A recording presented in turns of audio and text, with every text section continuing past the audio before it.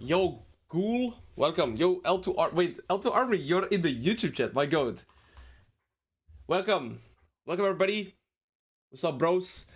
I had a little bit of a break. I needed a little bit of break because I was mainly working on my fundamentals course, and so as a result, I had a few days of being AFK. I see a Yasuo, so I'm going to ask for the swap here. And we have a Talon jungle. Depending on what my mid laner picks, I'm going to decide my pick as well. Today, we're going to be doing a full... Okay, so we have 80 mid, 80 jungle. We have a Fiddlesticks that have some AP damage for me. But I've selected a champion pool out of 4 champions. I have Nasus, Garen, Cho'Gath, and Mundo. So Cho'Gath is always the AP option that we have here. We're going to be laning most likely into Yasuo and Nocturne topside. If I were to say a champion that would be really good against Yasuo and Nocturne top lane here, be champion like... Actually, I see it in chat already. Somebody said Jax. Jax would be decent. Hi, today is my birthday. Yo, Seb32668. Happy birthday, brother. Welcome, everybody. Jax is good here, no? Yes, Obi-Wan Kenobi. Jax is decent. However, we do need some AP damage. And so, as a result, I'm going to be picking Cho'Gath here. And there's no real reason as to, you know... why anything else to pick. I think Cho'Gath will do fine against this melee topside oriented too. But again, we need AP damage over anything else. That's why we go Cho'Gath. And the setup that you take, it's still not nerfed. To me, it is insane that this setup has not been nerfed. It is ridiculously strong ever since the release. It was already relatively strong, but there's been so much extra things that has made this build even stronger. Halo Blades has been buffed. The introduction of Axiom Arcanist. Now, even, I haven't played it yet, the souls, the boots that we buy, the symbiotic souls, they have also been buffed. They give you more movement speed. So, oh, AP Jax. Interested chat. That was a good point. I never considered AP Jax. Never played that. Ramastop would go hard. Ramastop wouldn't go too hard there. Piglor, when is the tank line? Can't wait enough for the Cassandra tips. Happy I could make a stream. Only the second one I could make since it's always so late my time. I'm sorry, Drake. If it's late your time, what time zone are you? Is it like New Zealand for you, Drake? Regarding the tank climb, I think what I want to do is I want to play for a few more days on these champions, up until Masters. Then once I have Masters, I want to try and play Darius and Set, and maybe another early game topside champion. Yeah, okay, so it's New Zealand. So I want to play Darius and Set because that's a champion I pretty much haven't played at all. But I want to get to the Master MMR first because those are super strong early game champions. So I also want some tougher opponents. And yeah, that's my idea right now. And then I'll do a tank climb. And then before that, we're gonna go to Korea. I'm blue side here. I'm gonna have to blind pick with the champion pool that I have. These 4 champions. HBD said 32,668. Alois, what's your opinion on the lane swap changes? I have to pull it up for a second and have to read into it because I actually haven't read into it too deeply yet. 19 is crazy, by the way. That is crazy. Thank you, L2 Army or Balanced Diet or The Goat for 19 tier 3 subs. And I mean, you still gifted a shit ton of subs to Euros, the homie. Is date set for Korea or no? Yes, the date set is that I'll be flying there March 26th. They've banned Cho'Gath. 8 p.m. in Australia. Yeah, Australia and New Zealand is like the few time zones that are ahead of me, right? Yo, Quanta, good to see you, brother. Stayed up so late to cut a Alois stream. My man is the angelic schedule. Good to see you, bro. Is Mordekaiser a good champion to one-trick right now? Yes. I would say that Mordekaiser is one of the best top laners to one-trick if you're a beginner. Like, let's say you're a true beginner, it is way easier to play a champion like Mordekaiser than it would be to play a champion like Riven or Irelia, right? Because you need 20 games of Mordekaiser and you'll be able to play him pretty much to, say, 80% of his potential. So yes, I think it's really good to do that. Alois have been playing for about 2 years and I've only managed to climb out of Iron 4 into low bronze. I'm so shit, how do I climb? Poor man's flashlight. First goal for you to focus on is play one role only. Then, learn to focus on last hitting as your main goal and champion mastery. The smaller your champion pool, the better. One role, 1 to 3 champions. Again, the smaller the better. Work on champion mastery and then start working on your fundamentals. That would be my goal. Silly Gwyn. You can send me over to G, but I'm going to wait a little bit. Yo, XYZ. Morning, boss. Good to see you. Bro, can you play Jax? So many Jax. I might play a game of Jax later. I have to try the AP Jax. I'm not gonna blind pick him now. I've listed 4 champs. I'm gonna play Nasus, Garen, and Mundo. In this game, I have an 80 jungle, no setup through bot. We're playing against Skarner. I'm also gonna have to sideline against Sinja and Cho'Gath this band, right? I think the best blind pick out of these is probably Garen. That guy is good. Nasus is a terrible Bring blind back pick. the Mundo's range a little bit tops. harder too. Bring back the range tops. Yeah, you're getting permabanned. I'm actually interested, what's it called, in, you're saying time for Darius. XYZ, I'll be considering Darius once I'm about masters on this account. Then I want to play Darius and set for about 2 days. That's a bit my goal. No worries, a year break after our session, but we back. Alright, Silly Quinn, I'm gonna take a look at your opening G in a second. Alright, playing against Quinn here. Super tough matchup. I've been talking about this with my students. Into Quinn or ranged top lane champions. Oh yeah, my mid ended up picking Xayah. That's unfortunate. You can consider running teleport on Garen. I'm gonna explain my thought process into a second why. You should go phase source so that you get access to the resolve tree as well. I'm gonna actually go for overgrowth this game. And I'll explain my setup in a second. Quinn, I'll do your opening G after the game because I want to full focus on explaining my setup, because I have a lot of Garen players, say in the top lane academy right now, or just in my general students.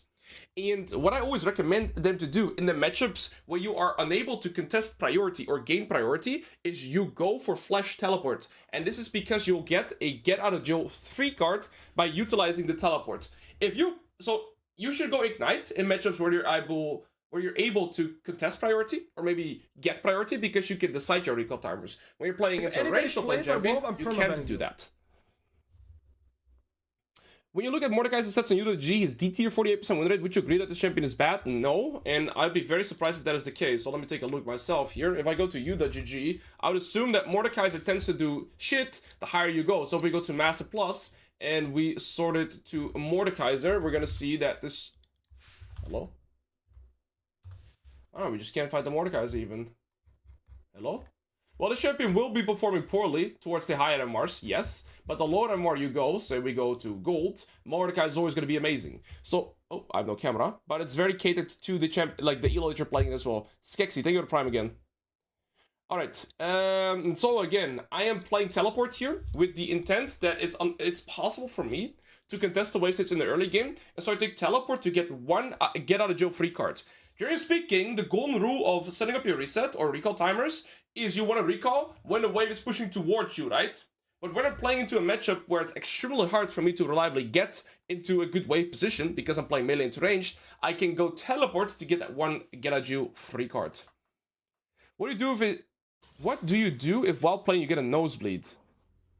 Just have a backup towel, bro. You do this. You cannot take a break here in League of Legends game. That's not an option. So be prepared, brother. Alright, we're gonna go D-shoot. And that is again with the intent that we can't really control the wave states. Empatron Pigalord. Thank you so much, Mr. Ogadra, for the prime. I appreciate you, brother. And Quante, my goat. Thank you as well. Thank you for the 2, brother. I hope you're doing amazing.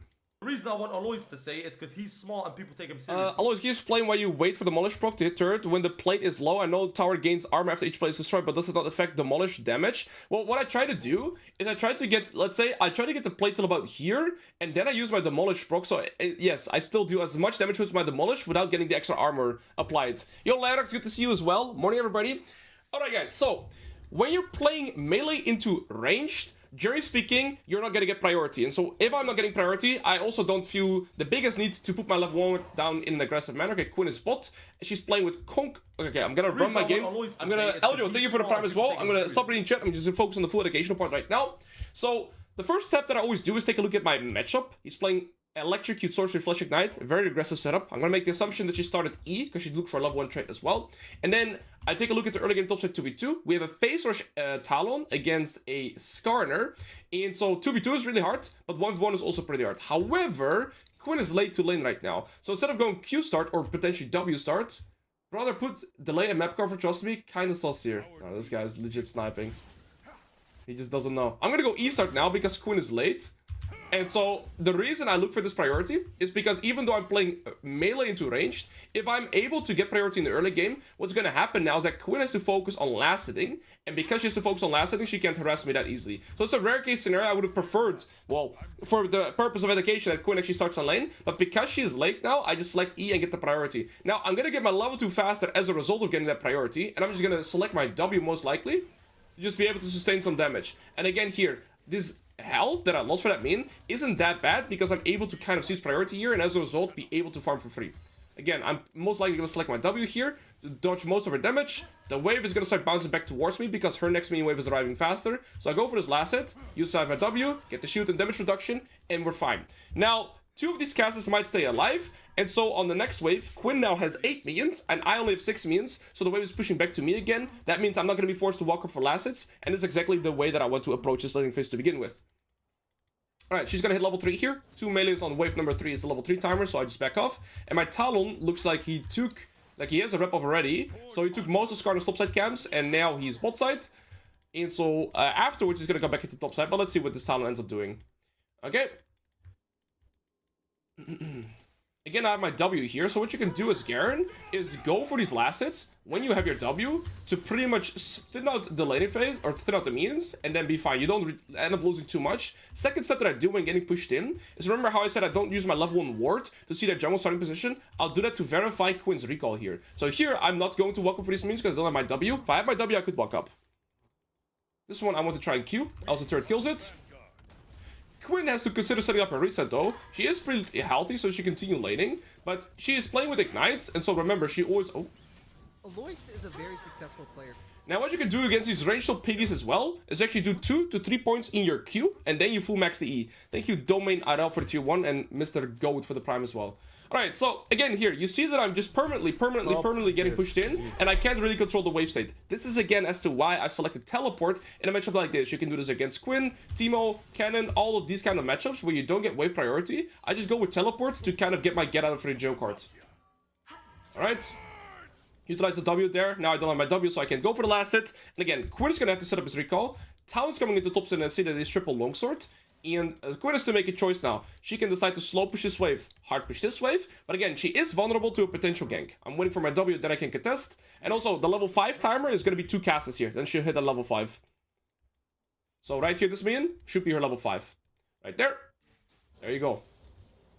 So memorize these timers. I'm just avoiding them. She's slow pushing to hard push. I have my W though, so I'm gonna... There we go. She did not do trading. And now she has to hard push this to collect, to pretty much get this wave to crash and set up her reset. Okay. I'm gonna max my E now. Same thing. I go for the last hit, but I press my W. Talon is looking to gank here, but it's pretty tricky for us to try and gank. We're gonna try and thin out the wave, reset this ward. I don't think we can really gank her. It's really good damage though, but I cannot utilize this damage to kill her. What I'm going to do instead now is try to hard push this wave.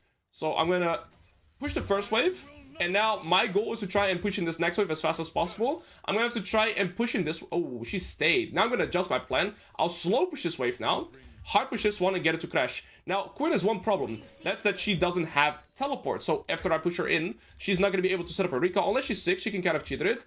And I'm going to start pushing the wave right now. So the first AE ability is right here, and then this one I'm going to push as fast as possible as well. Get my level 6, and she's stuck. Yo, Tank Toby. Tank Toby, what a base name. See if she wants to use her E into me. I'm going to try and push in this wave as fast as possible. Watch this upline now. That's pretty fucking impressive if I do say so myself. I don't have Demolish. She's level 5. I don't think it's worth staying for this play as well. I'm gonna set up my recall. The reason I was able to get my recall and without having to use my teleport is because of the Talon pressure. And I just utilized the Talon pressure to be able to set up my reset. She ended up being greedy, so we do flash Q ult. Very extensive. Very insane. High skill ceiling combo. But the idea is the same. Now I don't have to teleport back because I'm losing bare minimum. Let's say I wanted to aggressively contest this bounce. That's when I would be considering teleporting here, but I'm losing at maximum like 2 to 3 minions, and so it's not worth for me to use my teleport. Also, I go Boots of Swiftness paired with the Phase Rush. This is gonna make it so I can go for potential proxy, and that's also would be my goal right here. That's tilting. Okay. If I can get to a proxy position right here, I can neutralize the laning phase, which is gonna be able to farm even, but I do have to try and get into the tempo position first. Can you go Axiom Arcanist on Garen? Yes, I go Axiom Arcanist on Garen every single game. If I go Conqueror, I would go Sorcery with Axiom. If I go Phase Rush, I take it as well. You're all typing -1. That's fine. It's like I've never left. You guys are still pigs in game at all. Alright, when I go for last hit, I might have to use my W. Again, utilize that W for both the damage reduction and the shield as well. Gonna go full max my E right now. And there's a skirmish happening here. I gotta check items first to consider if we can fight this. I see that... Okay, I'm not gonna fight this. It's already bad. Their support is already there. My support is dead. And I see that Skarner has double Giant's Belt. I saw that Syndra had move priority over my Xayah. So the risk to reward there is simply too shit for me. What I'm gonna try and do instead now is hard push that. Ooh. I think we may have greeted here, chat. I think I'm being a pig. I got an auto phase rush. I canceled my auto too. I did not expect all of them. So what I was going to try to do there is proxy farm. And so my intent was that after I take the grubs, I assumed the Thresh would recall or go back to bot. And I didn't expect Skarner to circle back to top side as well. My assumption was poor. At least I still have my teleport though, and I died on my turn in regards to that was nothing. But ultimately, this is still a terrible outcome. Okay, now we can utilize our teleport though. Quinn has low mana. I am gonna try and just teleport here, make it hard for her to crush this wave, and try to see if I can keep her in lane and potentially get into a proxy position as well. It looks like Quinn is recalling. I don't know why I got pinged. So then I'll just freeze up. Do we get educational Urgot top? Well, there was a homie in the chat earlier. I don't know if he's still here. His name is Quante. He is the #1 Urgot player in the world. He's an NA Urgot main. I would recommend to follow him for Urgot content. Maybe I'll do one Urgot game later too. Okay, I'm gonna try and thin this out. Ultimately now, the first thing I do is when he gets speculated, check his items. He's got an extra pickaxe. I'm gonna match the level 8 here. My goal is still to play around farming properly. Use my W here as well. As long as I don't have my W, I'm not really allowed to walk up. Talon is bot side right now. Skarner is unknown, so I'll just be sitting under my turret until I could get a potential tempo position so I can proxy farm. And otherwise, we're just gonna be farming even. One type of mentality that I'm gonna ping here, if she gets the wave, she could always roam mid. One kind of mentality that I have when playing against these ranged top champions is if I manage to go even in CS in lane, it's kind of a win. Because after laning phase, I am going to have the opportunity to play for side waves and zone camps, and Quinn doesn't really have that, right? I'm just way faster around the map. Well, unless she's flying. But you get the point. I can farm side waves and zone camps relatively fast. It's hard to progress in this game right now. I don't have flash, right? She does. She has Thank you ignite, for your so just be content, cautious. Bossman. Thank you, Alex. Thank you for Deep Prime as well. Alright, yeah, we just have to let ourselves get pushed in. She just matched level 8. Every time she moves, I will ping, right? Also, in terms of communicating, I ping that she's missing here. But if she keeps being missing, I'm going to ping on the position of my mid laner as well, so she knows that the Quinn is coming. You see, every time I farm, I utilize my W. I just don't want to lose too much HP.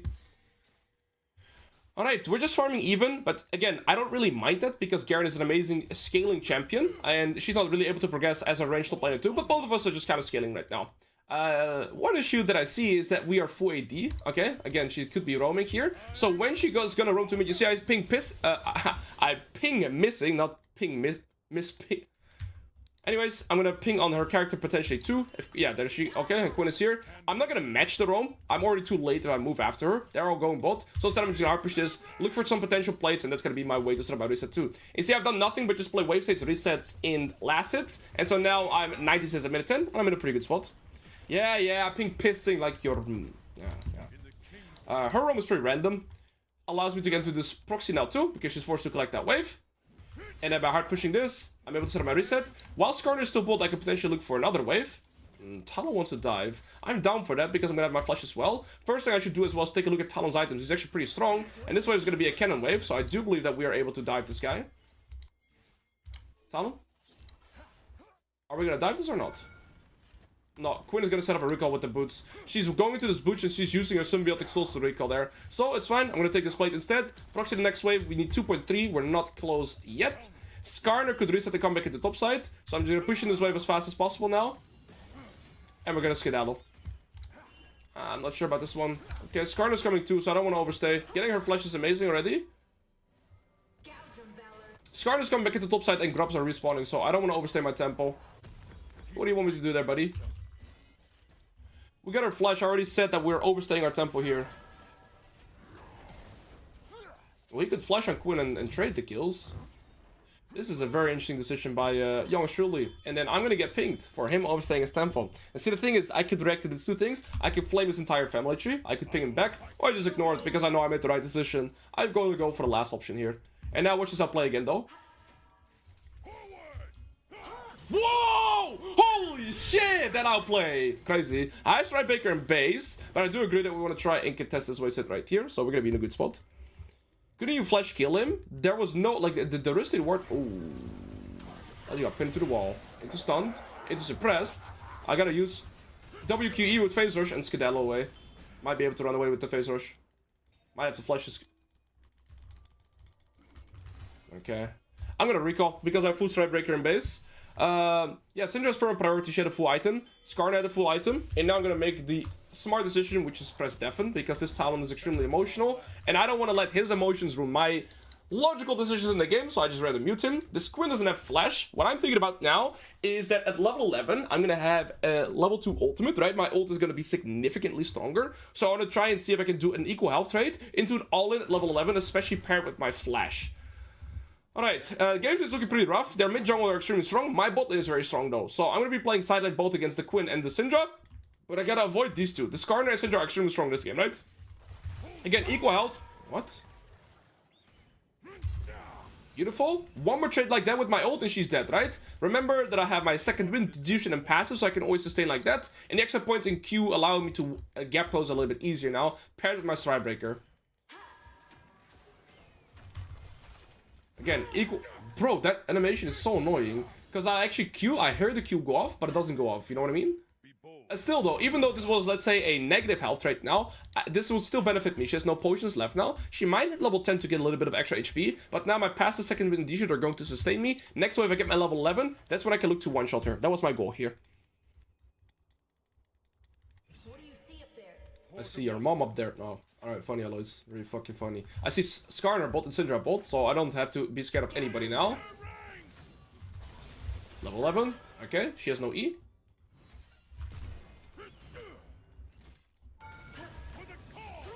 That was a crazy outplay again. What do you guys think of my outplay there? I flash Q'd, misclicked twice, had to gap close. It looked like, unironically, it looked like I just like misclicked 5 times, got the kill anyways. The plan was good.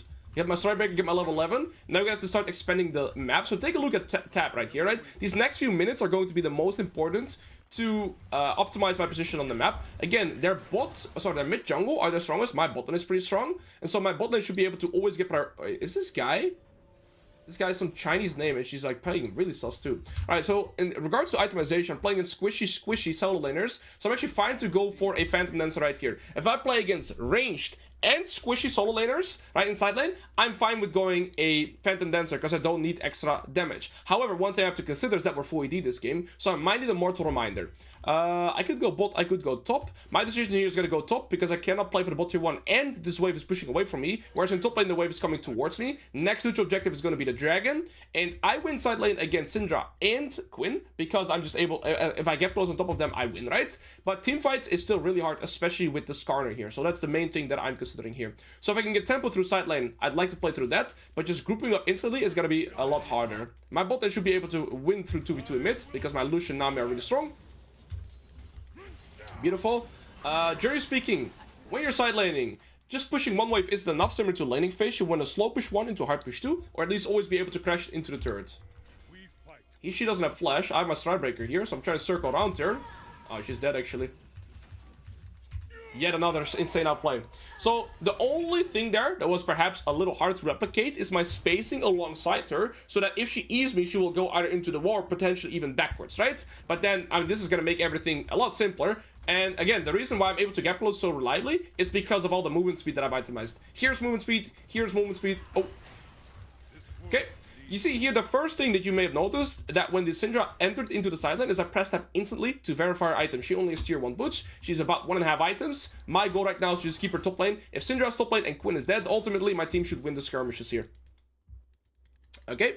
Remember how I said, generally speaking, you want to push 2 waves to get it to crash into the turret. Here, if I push this wave so far up, my wave is still not in time to go and push into the tier 2. So I still kind of want to try and see if I can push the second wave, and then I skedaddle, right? So push up both waves, make sure it gets to crash. and then we'll be running away. Now, I've gotten all the resources on the side lane. Nothing for me to gain here anymore, and get away.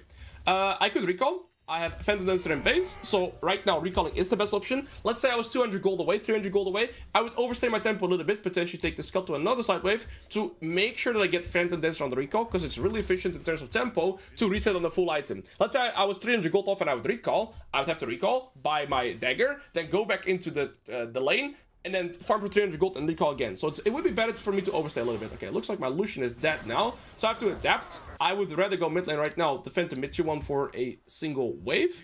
I don't want to look for a fight right now. That's because my Lucian is already dead. So if you look for a fight, I'm salvaging, right? I'm salvaging a play that's kind of already gone bad. So I just want to get the wave state, and I want to get away. Okay, looks like a fight is breaking out. I'm not sure how much I like this fight. Again, because the Lucian is already dead. So it's a 4v5 at best. And so that's why the risk to reward of this skirmish is just not there. Now, in terms of side waves, I see that this is up. So I definitely would want to try to get that. I see that this side wave is kind of pushing towards us. But Xayah is able to farm that as well. Okay, Xayah's mid. Okay, I'm gonna go top lane here, because in mid lane, 2 people are dead, Quinn, Thresh are dead, Syndra is mid, and I believe Syndra just TP'd. So the tempo of Quinn is of course dead, Quinn has no tempo, Syndra could move to top, Skarner could move to top, if neither of them do, I get a full tier 2 turret.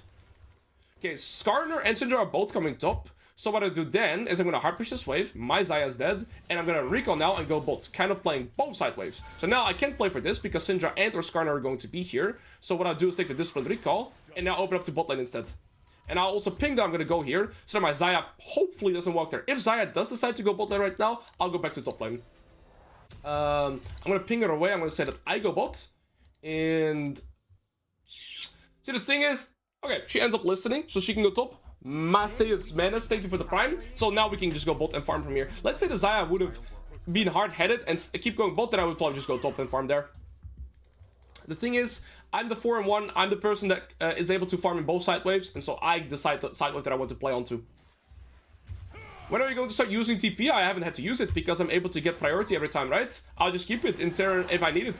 For example, what I could have done as well is push out top and TP bot, but I didn't really have to.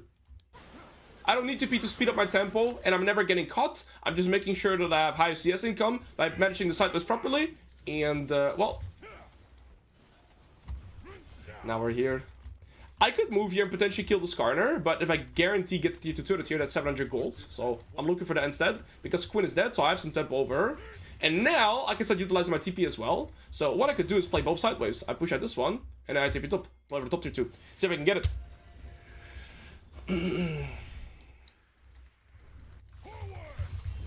Yeah, +1. There we go. Syndra's bot. Quinn is going to open up at the top. I just heard somebody... This guy is going forward into me, which also kind of makes me a little bit scared, because this guy is 2 and 6. So why is this guy walking up into me, right?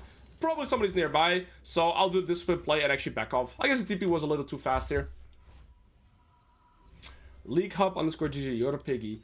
In terms of itemization, I could go for a more tanky route here too. So I could go damage, right? But I would say that if I get on top of Syndra or Quinn, I can already kill them. So I do believe it's actually smarter or better for me here to build a defensive option, even though I have the double longsword. I'm gonna go end up itemizing into this right now.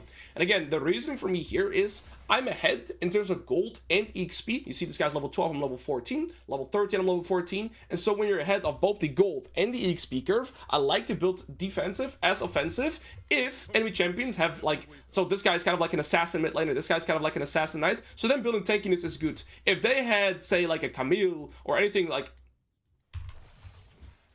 full true damage, then I would go for more damage as well. But here, going tankiness actually makes sense. Atakan is up, Dragon is about to come up. So I'm going to push out this side wave, see how the Quinn responds. If Quinn responds, I can move to Atakan. If they don't, I can just get the tier 2 turret. Let's see. There's 4 people bot. I still haven't spotted Quinn. There she is. Okay, what I could do here then, to speed up my tempo, is actually proxy the wave here. And then by proxying, I'm going to be able to move way faster than the Quinn. Beautiful. And now we can start moving.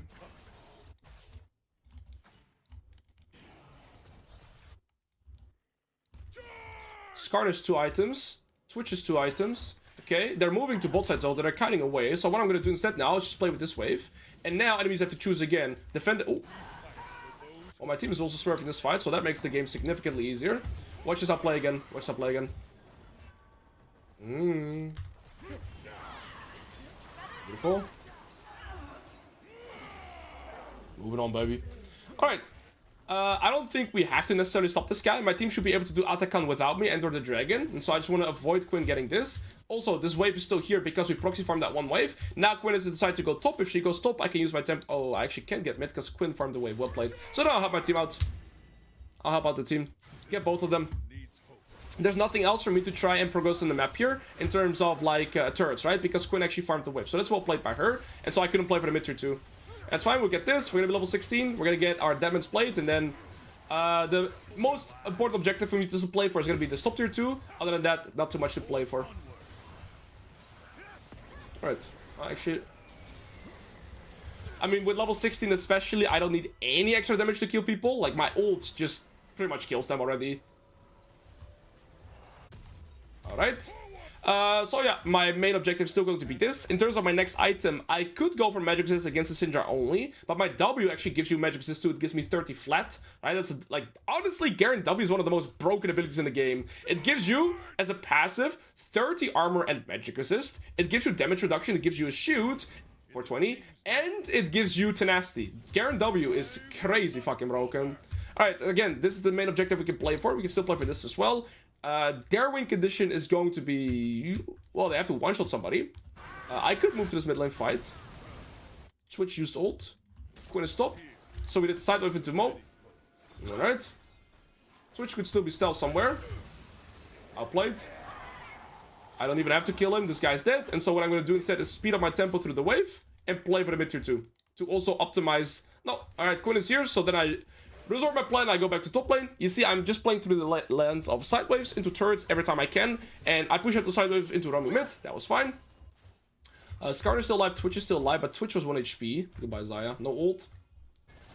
Yeah, she's dead. But there's 3 people here and 2 people dead. So I might have enough time now to take this. I saw Quinn is high HP, so she has to recon come top. And again, that gives me enough tempo to get this turret. So even though Zaya died and Quinn gets a kill, I get the full tier 2 turret, so it's still worth it for me. Now, I can always just utilize my phasers to get away. So as long as I'm here, I'm going to utilize my phasers. I should be good. W here. And then the way to proc it is auto Strikebreaker E. And this is why phasers is one of the best scaling runes in the game, because the movement speed is pretty useless in the early game. But the later on you go, you just become an... You're an immobile champion in Garen, and you become mobile through movement speed.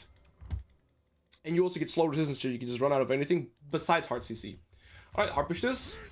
You can get one-shot by me, by the way. Careful, buddy. Alright, I'm not sure what to go for my next item.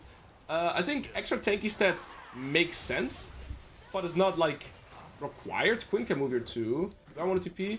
Garen is up at 40. Oh, yes, especially after that. I'll bite this. I'll sit on this. Syndra, pay attention, buddy. I think like I've gotten like 6 out of 7 kills with my ult this game.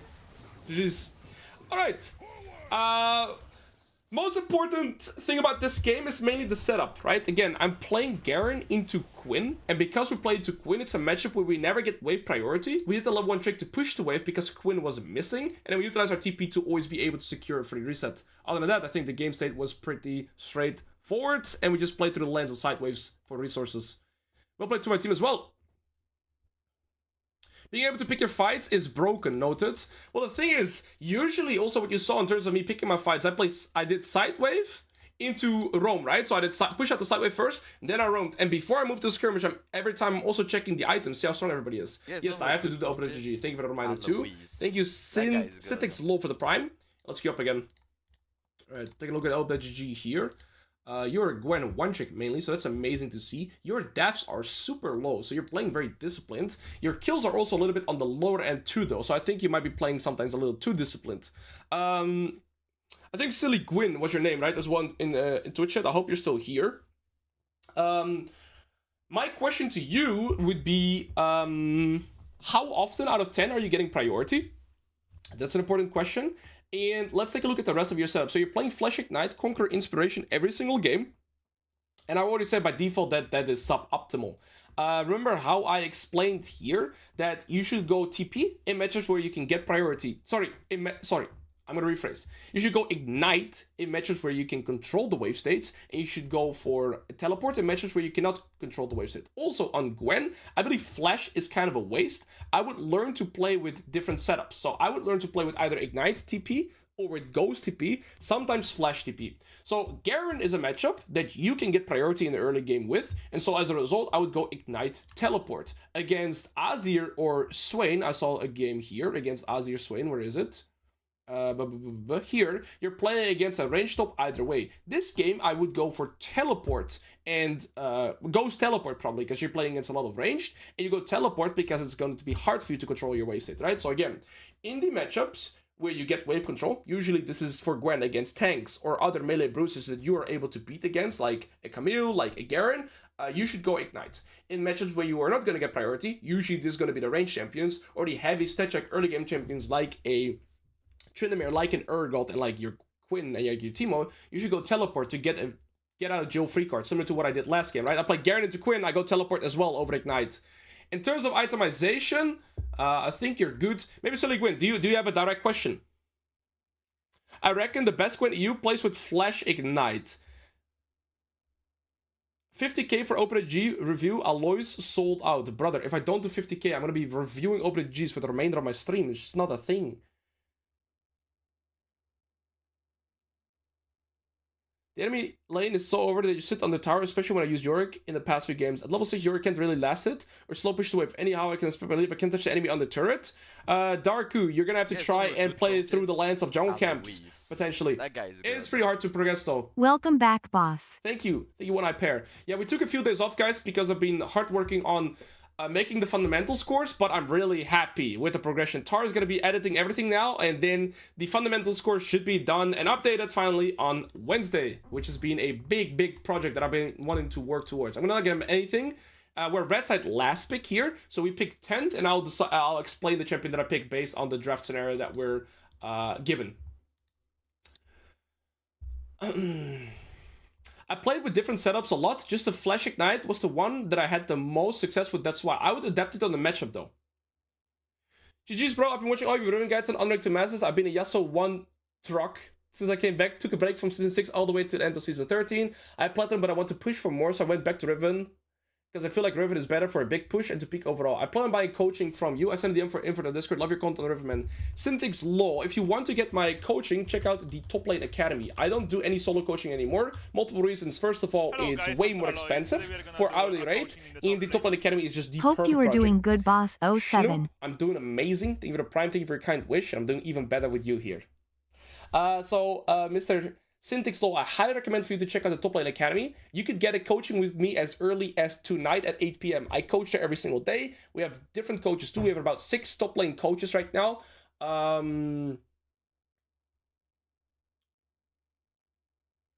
Really, Nades, is the Top Lane Academy link not in the description? I'm gonna have to find it. But the coaches we have there right now is Odawamne. You have Luca, Pabu, Flipper, Chippies, and me, and Zornus. So 7 coaches. And if you're willing to do solo coaching, I'll pay your price for your time, but I understand it. The thing is, what's it called? If you do, so when you join the Top Lane Academy, you still get solo coaching with me, but it's just through a different method. So you have a sign-up process, and I coach 1.5 hours, and in that 1.5 hours, I select 4 students. So I coach everybody, give or take, 25 minutes. It's usually between 20 and 30 minutes, depending on the votes and the goals that you have. And you can get a coaching session pretty much once every week, either with me or another coach. So that's why I just recommend everybody that wants coaching from either me or other good top lane coaches to join the Top Lane Academy. It's $30 a month, but this Wednesday, my fundamental scores will be there too. So you can just get everything through the subscription instead of buying everything individually. And for example, if we do a solo coaching syntax, I charge 150 euros for an hour because it is harder to combine otherwise. So yeah, if you get 150 an hour or you do $30 a month, you can pretty much join the Top Lane Academy for about 6 months and you get a coaching every week. So to me, right, with Explain That, it's a no-brainer to join the Top Lane Academy. Quan, I need a coach too to get my challenger. Check out the Top Lane Academy, bro. Alois, is Irelia a better top lane in mid lane or European? Matchup dependent. I would say it's harder to blind pick in top lane, but again, let's say you play Irelia against Kill in top, it's way better than top. But if you're gonna play Irelia against Darius in top, yeah, it's gonna be way harder than top. So it's matchup dependent. How long is the session? I coach 5 times a week, from 8 to about 9:30 to 10 p.m. So give or take 10 hours a week. How does coaching work? Like VOD reviews? Or, sorry, on you. Yes, it works kind of like VOD reviews.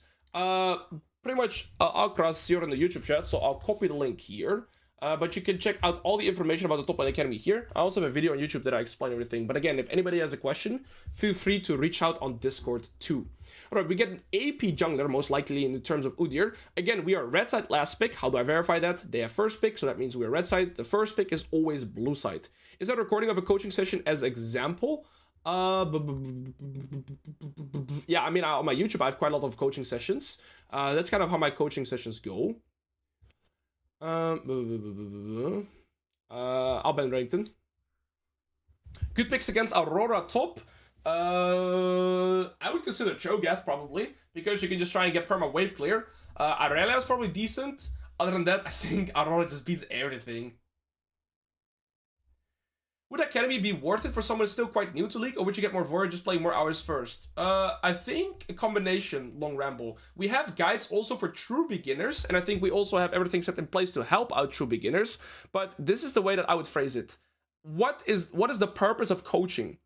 A coaching session or a coach should speed up your natural progression curve, right? So I'm going to utilize my knowledge and experience from playing League for, let's say, the past 12 years to speed up your progression, because I've gone through the same processes as you're going through right now. So, yes, you're going to learn the most probably by just playing right now, and a lot of direct feedback that I will give you is also going to be playing actively, but I can give you structure whilst playing, right? So, a coach's goal should be to speed up your natural progression curve. All right. Thank you, Down CL, for the Prime.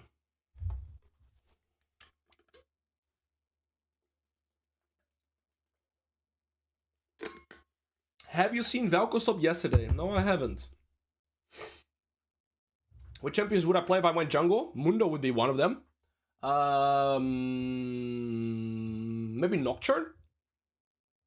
Not sure. How long are the sessions each week? Thaddeus Dinas. I can show you, for example, for today. Right. Hey, Alois. I don't even play League anymore. Still give you my Prime sub as you're simply the best. Aww. Love everything you do. You're Keep the best, on going man. strong. You're the Less best, than 3 man. from Netherlands. Oh, thank you so much, brother. Thank you for the Prime.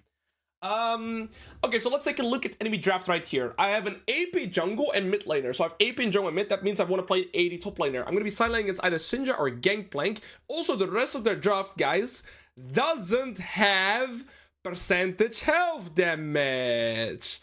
Uh-oh. Uh-oh. This is a perfect Mundo game.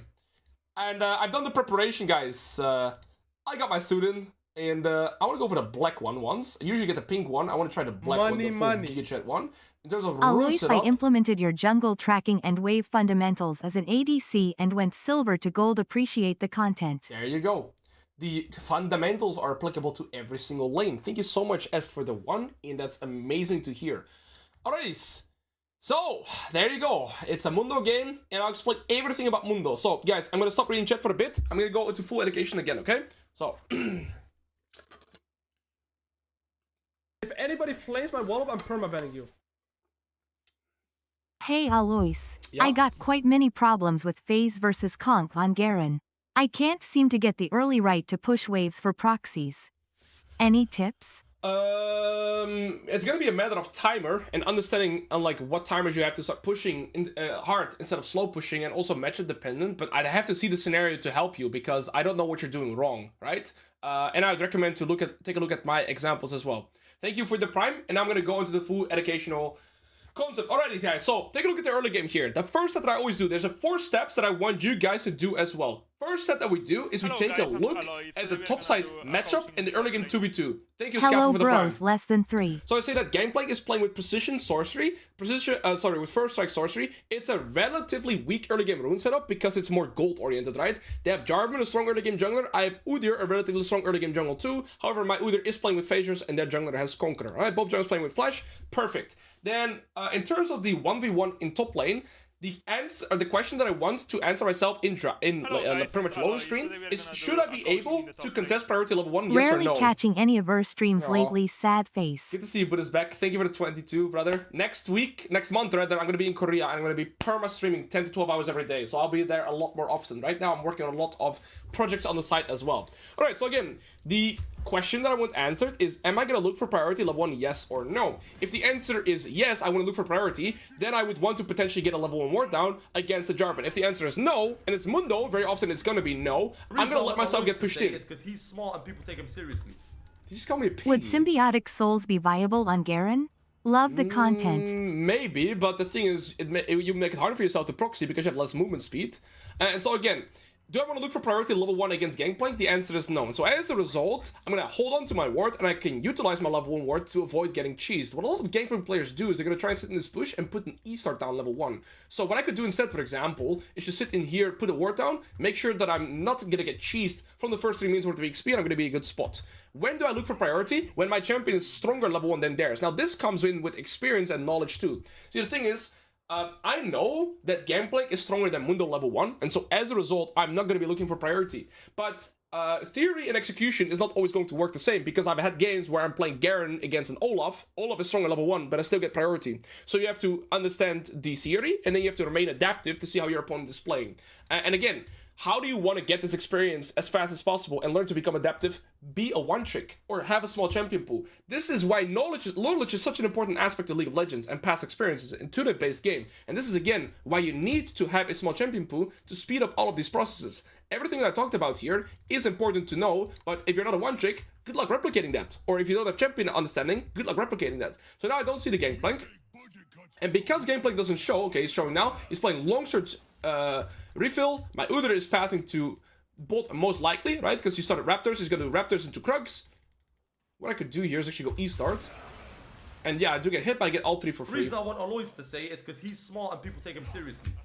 Okay, he's gonna get another barrel. Wait, I ghosted? Oh. Well, that's fine, I guess. Okay. Exodus, thank you for the tier 1, brother man. Apparently I ghosted, guys. I guess I didn't need it. I don't know when I ghosted, but I did.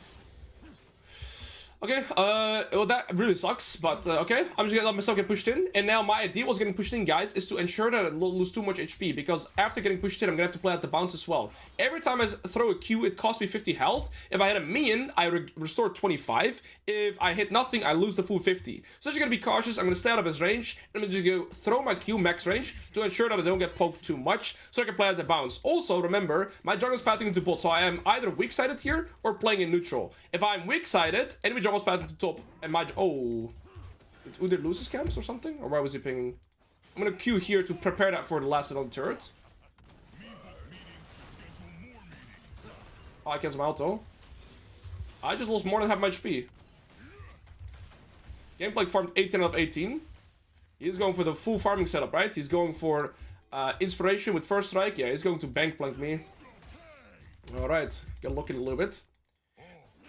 I'm gonna try and throw my Q as late as possible on every minion, so I don't make the wave push back towards the Gangplank, right? The later I throw the minion, the more I ensure that the wave potentially still pushes into me. Wow, this guy's gapping me. I gotta respect his flash auto as well. Okay, nice. I'm gonna try and eat this now. I'm gonna try and maximize the amount of minions I can get here and then set up my reset, because the wave is pushing to Gangplank, which is forcing me to walk up for last hits, but I can't play out this bounce perpetually, right? Look at his health compared to mine. I can't really play here, so I'm gonna try and do is maximize my pushing potential here and then base TP back. Alright. Jarvan is still bot. You see also how Jarvan is a red buff taken earlier than a blue buff. How is that? Oh, he invaded my jungler, that's why. Alright. I think it's really hard to play here, so as a result, I'm gonna be resetting and I'm gonna TP back. I'm gonna wait for 93 so I can get my second Ruby Crystal, and then I'm gonna be able to play the remainder of the bounce here. Again, I reset here because if I keep playing, it's gonna be significantly harder to try and get this bounce in. I actually end up losing 0 minions here, so that's really good. Looks like Gangplank matched my idea, but now we're at least able to crash the wave into third. He is a Shen, but the wave's gonna bounce back to me now, and so we're able to farm pretty much for free to level 6. Alright, so that's how you can get the bounce scenario out. If you're weak, or too weak in terms of HP, you can just base TP to verify your position. Alright, Jarvan is back into top side. He has a pickaxe. This guy only has a longsword, so the Jarvan is also significantly stronger than my jungler. This is every time when a jungler shows on the map, I press tab to collect or count his farm, but also check his items. I should be using W there, guys. When you're about to take the brute force of damage in a trade, that's the time where you select your where you use your W as Mundo. So there, when he's gonna barrel and Q me, I should always use my W.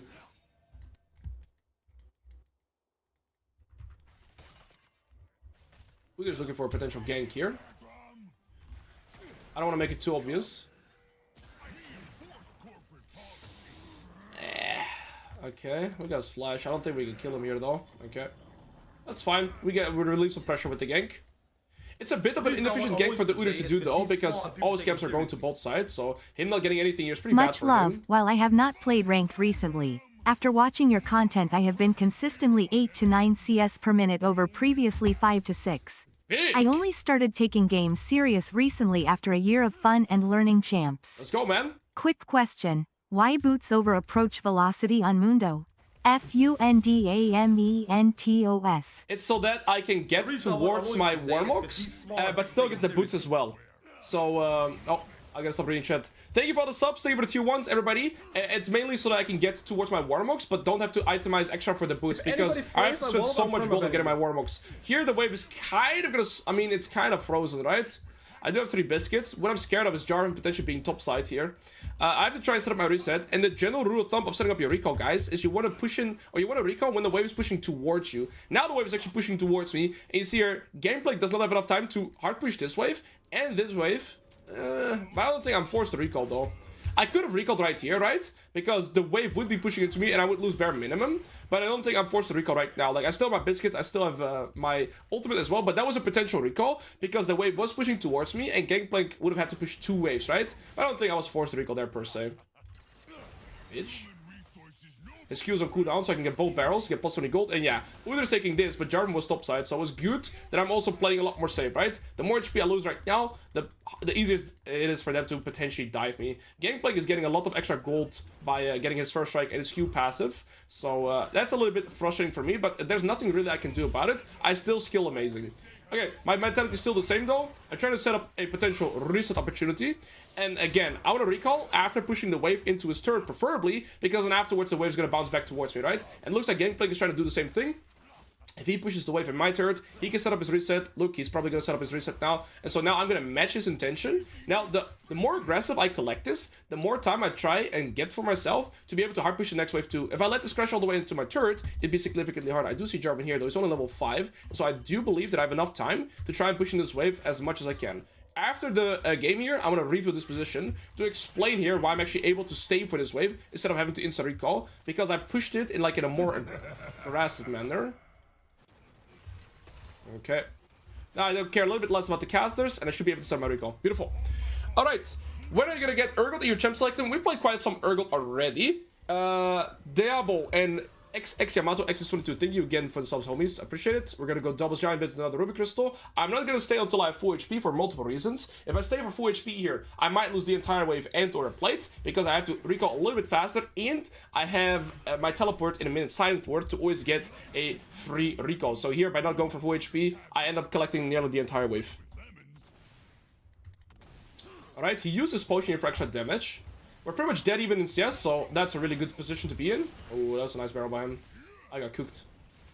Alright, again, I have my teleport coming up, so I always have that as like my get out of jail free card to secure 1 reset. We have an extremely scaling oriented draft, right? We have Smolder, Janna, Ryze, Mundo, like all of our champions are kind of scaling oriented, even Udyr too. So I really like that we got a dragon in the early game. Okay. My job is to just keep farming even, nothing really past that, right? It's all about just making sure you try and stay even in the laning phase, and then once I have Warmocks, I can switch around my game plan. There we go, wave's pushing into me. I'm not forced to walk for last hits, and we're pretty much, again, dead even in CS. In fact, if I farm this, I'm 1 CS up. But he's getting gold through this and his Q passive, right? So we're still behind in gold. Alois, how do you team fight with Mundo? I'll show you later. There we go. I can try and bait the Gangplank here to barrel me and the minions, so now the wave is pushing back into me again. He doesn't have flash, so if Udyr wants to gank, this could be a potential gank option. Wait till he goes for the last hits, that's where I land my Q. Ooh, that was a racist Q. No W, no flash. Oh, he has flash again. Really massive. I didn't expect him to flash again. I'm guessing it's because of his cosmic insight. And now I'm going to try and hard push this wave as much as possible to also get some plates to speed up my gold here. Also, I don't mind sharing this gold with the Udyr because I got the kill, right? So my general rule of thumb is if I get the kill with my jungler, but I get the kill, I don't mind him getting EXP and or potentially gold from the wave as well. But if he takes the kill, then I prefer to get everything myself. We get 2 plates, and now we're going to be able to spike. Ooh, I'm going to have to ult away here. The reason I ult is because this guy's a full Eclipse. I think I might still be dead. I do have a lot of HP. Oh, he just killed himself. Okay, I think he has to be careful. The Syndra was there faster. Unfortunate. Gangplank gets both. He got a lot of gold there. My Ryze can collect top and I can TP back to mid, I guess. I'm just gonna be short though. I need to finish this as a Ruby Crystal before I have my War Mugus. Gangplank getting double kill on the double buffs is really tough because it speeds up his gold progression super fast. Ryze is able to collect this and I can just TP to mid lane then. Yeah, game looking rough. He gets another kill. I'm gonna TP here. We need to get 500 gold ASAP so we can get towards our Giant's belt here. Our remainder Giant. Our last Giant's belt that we need. Oh. There's a Karma too. Thing is, they're not that strong, right? In terms of itemization here. I'll get my Grass proc. Alright, go Rico, buddy. We need a Giant's belt. We need 500 gold ASAP.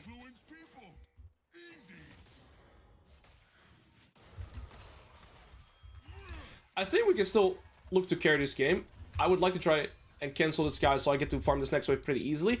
A normal wave grants you around 100 gold. Cannon wave grants you around 200 gold. So this wave will unfortunately only grant me about 100. So I'm not going to be there yet. But if I get to play 2, I'll be there. Gangplank no TP. Looks like he's recalling. I think we can actually fight this because, yeah, Jarvan is weak. Gangplank hasn't recalled yet and Syndra has no mana. Alright, we have this guaranteed. And so now I'm going to play for this. Take 2 plates again. Wait for this Demolish proc like so. Get 2 plates instead of just 1. And now we shouldn't be going too deep here. Oh, no flash. Consider the mana. This will be massive. I want to try and last at this.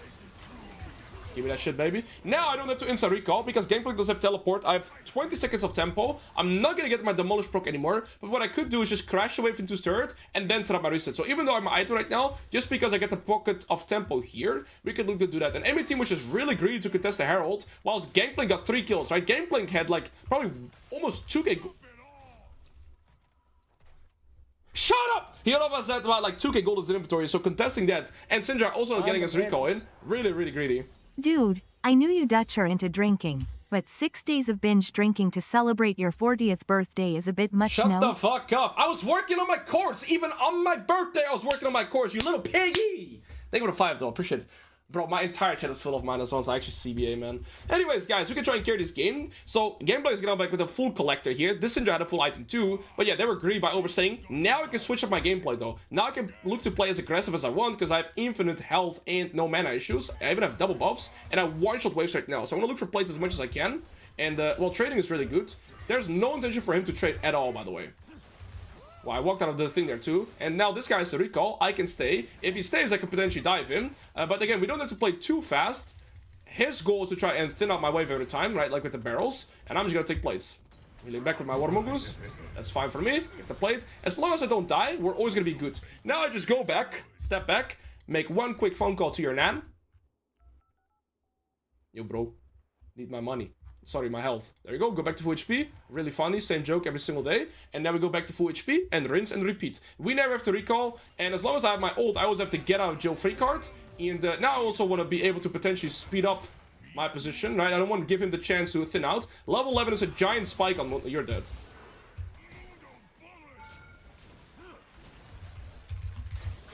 Alright, my double buff still. Level 11 is a Mundo's massive spike on Mundo. Because instead of my bonus health being 15%, I get 20%, I get 10% more movement speed, and I get 20% more max health too. So I mean, that was a beautiful all-in timer right there. And this is how you speed up your gameplay as Mundo. We just got his flash, right? And again, we pretty much hadn't been training with this guy for the past, well, let's say 12 minutes, right? The second I get my Warmlocks, my plan changes. Now we get the kill, we get the full turret. We're gonna get the nerfed Heartsteel. Doesn't matter, we're still Warmugus.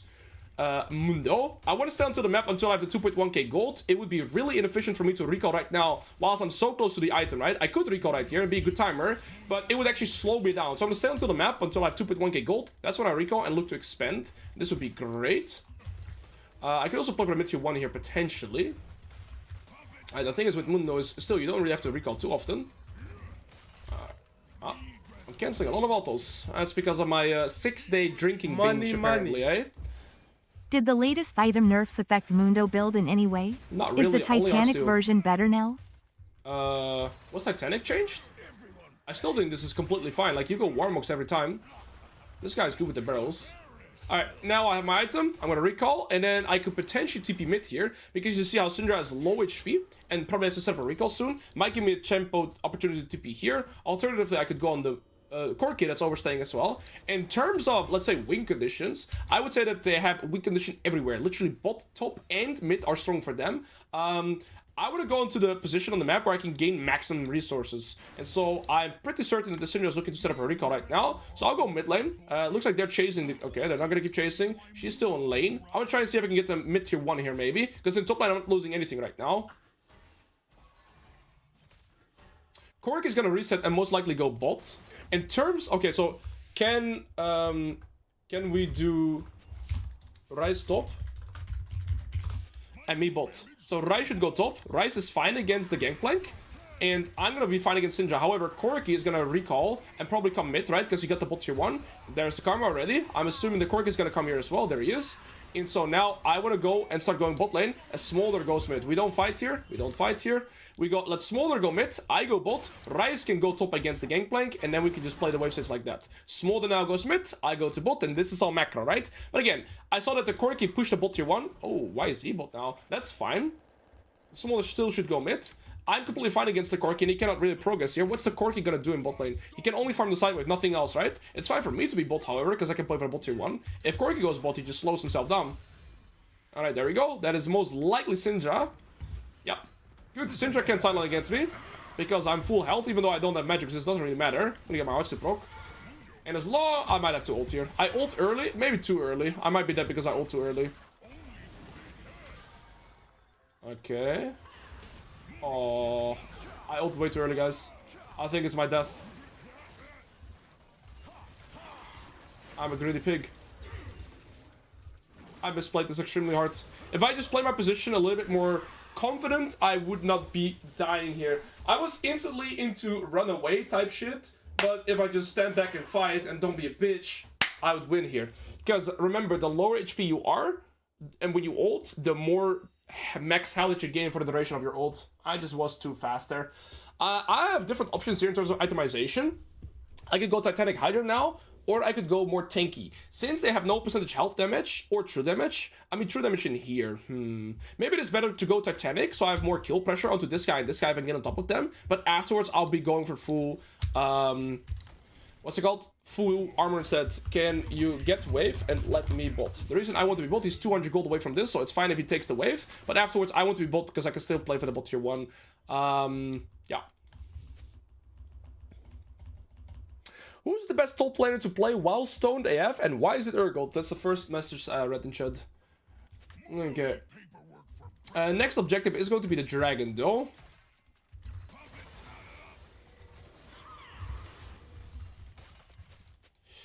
Ryze is gonna have 2 items. He's top lane. So I think we're gonna have to give this. Cork is also 2 items. Jarvis 2 items for 1 item here, 1 item here. Oh, this guy's gonna lose half his HP though. How do I still get stunned? It's such a bullshit ability. That's fine, we get half his HP. Right, so it's gonna be hard for them to contest the dragon. Ryze is gonna recall and come top. It's his 3rd dragon, by the way, so this is something important to note as well. The 3rd dragon in the game is always significantly tankier. You see this has 11,000 HP.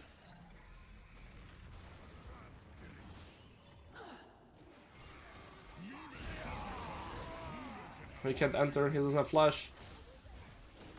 Nice, we get the dragon though, that's massive. Really good. Oh. Okay, now the fight is over. The second the fight is over, right? The second it's over, I'm gonna go and start moving to bot. Try to see if I can get the turret here. Gangplank, get the top lane turret. And we got the Jarvan kill, we got the Dragon, massive. Now that should allow me to spike to level 16 by playing Sidewave and not having to always group. But somebody has to go here. I think I'm too late. I mean, if I could TP, I might defend it. It's well played by the Gangplank, by the way. He just gets the top tier 1 and the top tier 2, right? So for us getting a potential Dragon, I really like the decision that the Gangplank made here. Well played by him. I think it's worth for me to still push my own position though, instead of TPing to defend him. Because, yeah, we get the bot tier 1 and I get half of the bot lane turret here. Because we still have tempo on the map. But Gangplank ended up not TPing in and got 2 turrets himself. So really good answer by the Gangplank too. That's Gangplank TP. That's fine. I'm still going to try and get as much of the turrets as I can. So the next time I'm there, I'm actually behind the goal to this guy now.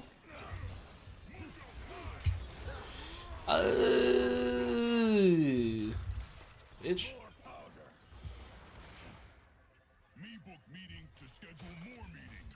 He's gonna have Infinity Edge relatively soon. Did I overgreed? Nah, we're chilling. Boots will swing this baby. Alright, I do think I want Titanic Hydra, because you see here, building more tankiness is not gonna help me too much against his Gangplank because of his true damage and damage in his kit already, right? So if I go Titanic, it's gonna just be easier for me to kill him. Getting out the count will be massive. Gangplank probably has to set up his reset. I don't, because I just have infinite sustain. Let's see. 10 cents per minute now. I just want to get to my level 16 ASAP. Getting this bot tier 2 would be massive, so I get my 3rd item. Moving to top lane right now is pretty much futile, because I have no ultimate, and so I am just about as useful as a sack of shit in a team fight without ult. So I'd rather try and push my position here. Okay, we get the Atacon. Let's not greed then. We try to Phantom Barrel me. Oh, piggy.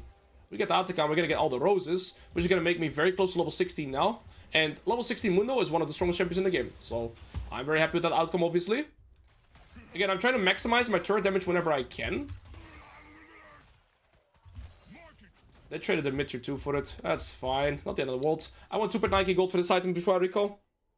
What happened to double shotgun Mundo? Well, that's where I'm trying to get my Titanic, brother. He has boots of swiftness now, so it's harder to kill this guy. Ooh, he lives. Nice. Alright, yeah, I mean, training waves on the side right now is always a little bit tricky against Gangplank, because ultimately he gets more gold from every wave that he farms, because it's Q passive. Smolder's gonna have his 2nd item soon. How many stacks does he have? 175 at minute 22, that's not a lot. He's gonna hard push this. No more grant you 100 gold, Cannon will grant you 200.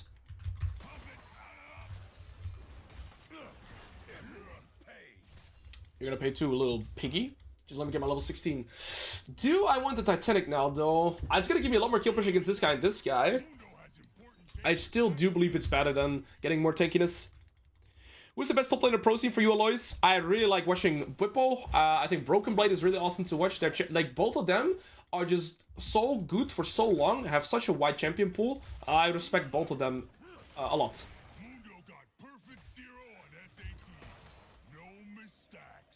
If we can get his flash, that'd be enough. Okay. I do have my twin base if I saw my D shoot. Karma flash though. Okay. If I can again look to potentially get his turret down here, that'd be good. The Bows clears them. The Bows is the goat, but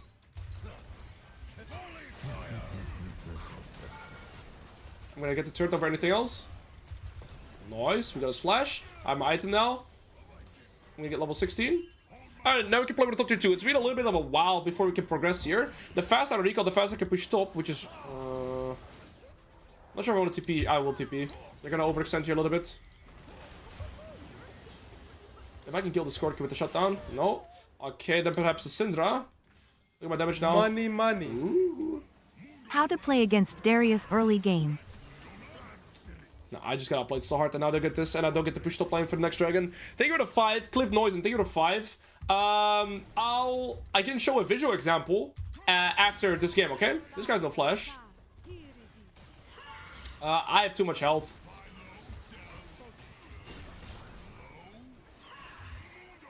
Auto. Titanic Hydra E.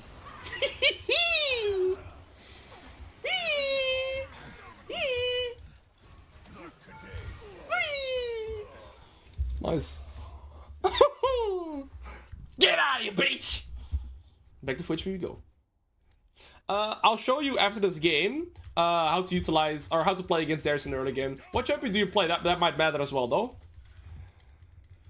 Sorry guys for my noises. I finally had some action after farming for the past, let's say, 25 minutes. The thing is with this Mundo setup, you're just kind of just a vegan for the entire game, right? You don't do anything but farm sideways, jungle camps, and turrets. And then once you finally get some action, it's actually really fun, you know what I mean?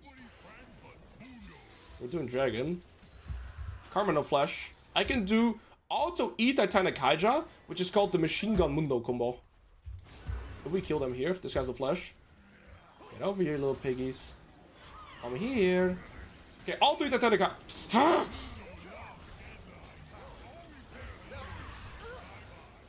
Bye bye. Oh, a little bit late there, guys. No flash. Come here, little piggy. On the mantles. Yone. Okay, we can get this. Yone, you're a Yone player. Okay, I don't have an example for Yone right now, but I can give you like some baseline concepts. We should be playing for this, guys. Come on. Smolda. Ryze. Hello. Where are we going? We should be able to get this. I could go for blood mail, to be fair. I don't think I need necessarily any extra tanky stats. Like, they just all have to run away from me when I run into them. I have a lot of HP.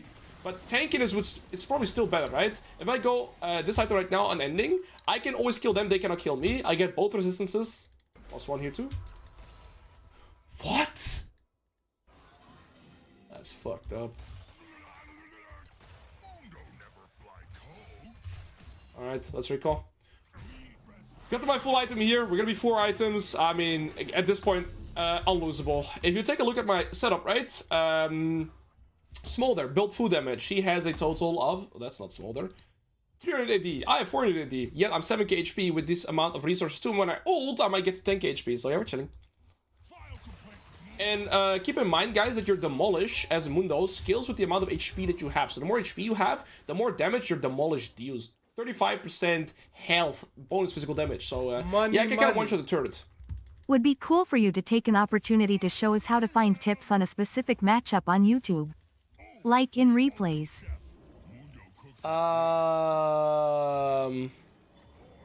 Thank you, sneaky folks. I mean, it really depends on what you're looking for as well, right? This guy's perma-inting. I'm just gonna keep pushing here, though. Even if I move, I'm gonna be too late already. Nice try, streamer. Thank you, bro. Thank you. Alright, you can use E and Titanic Hydra to do this, so you can auto E Titanic Hydra, and you just one-shot things. Remember how I kept my Demolish there? Yep. I still have my Demolish, guys. They don't know. +1 as well. Auto. I need movement speed. Let me move! Let me move! Alright, my turn. My turn. Look at my HP, I have 9k HP.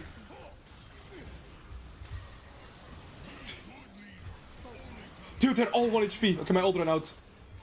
Hey! That was the most Mundo-based teamfight. I think I tanked unironically close to 20k damage there. They were all 5 hitting me, but remember how I said, guys, that level 60 Mundo is one of the strongest champions in the game? See, the thing is, at rank 3, you read this, both healing effects are increased by an additional 5% per nearby enemy champion. So, I ulted there on pretty low HP, I got 60% extra health, I get a shit ton of extra healing, and basically, in other words, I am fucking unkillable. Yeah. Can you explain why Mundo's win rate is so low? Is he? I think it's really catered to the elo. In higher elo, it's going to be harder to make use of him. In lower elo, it's better, right? Because it's way easier to get to the laning phase. Do I always go phase rush with Garen? It's never wrong to go phase rush, but there are matchups where Conqueror can be better, like Camille, like Urgot, like Riven, for example. But I've also seen Challenger Garen still go phase rush into me, right? So it's a combination of playstyle preference and matchup.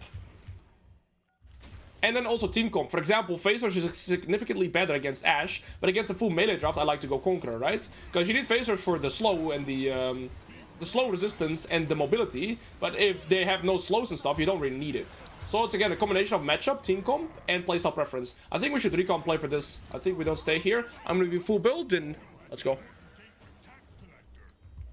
My last item here would be to switch my Warmox into Overlord's Blood Mill. At that point, I'll be 600 AD. We probably won't reach that stage, but if we do, yeah, good luck to enemy team. I'm gonna be one-shotting literally everybody. This guy's 4 items, this guy's 3 items, 4 items.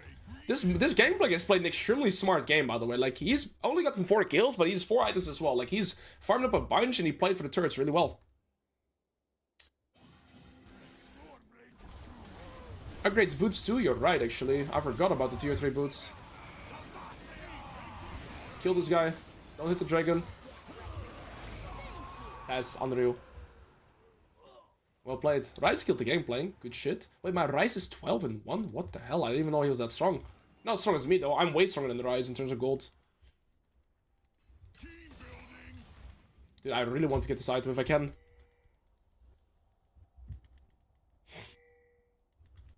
I mean, I don't think it matters. I just one-shot their base. Their only wave clear now is Corki.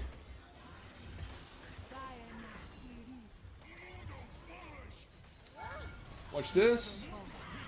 Goodbye.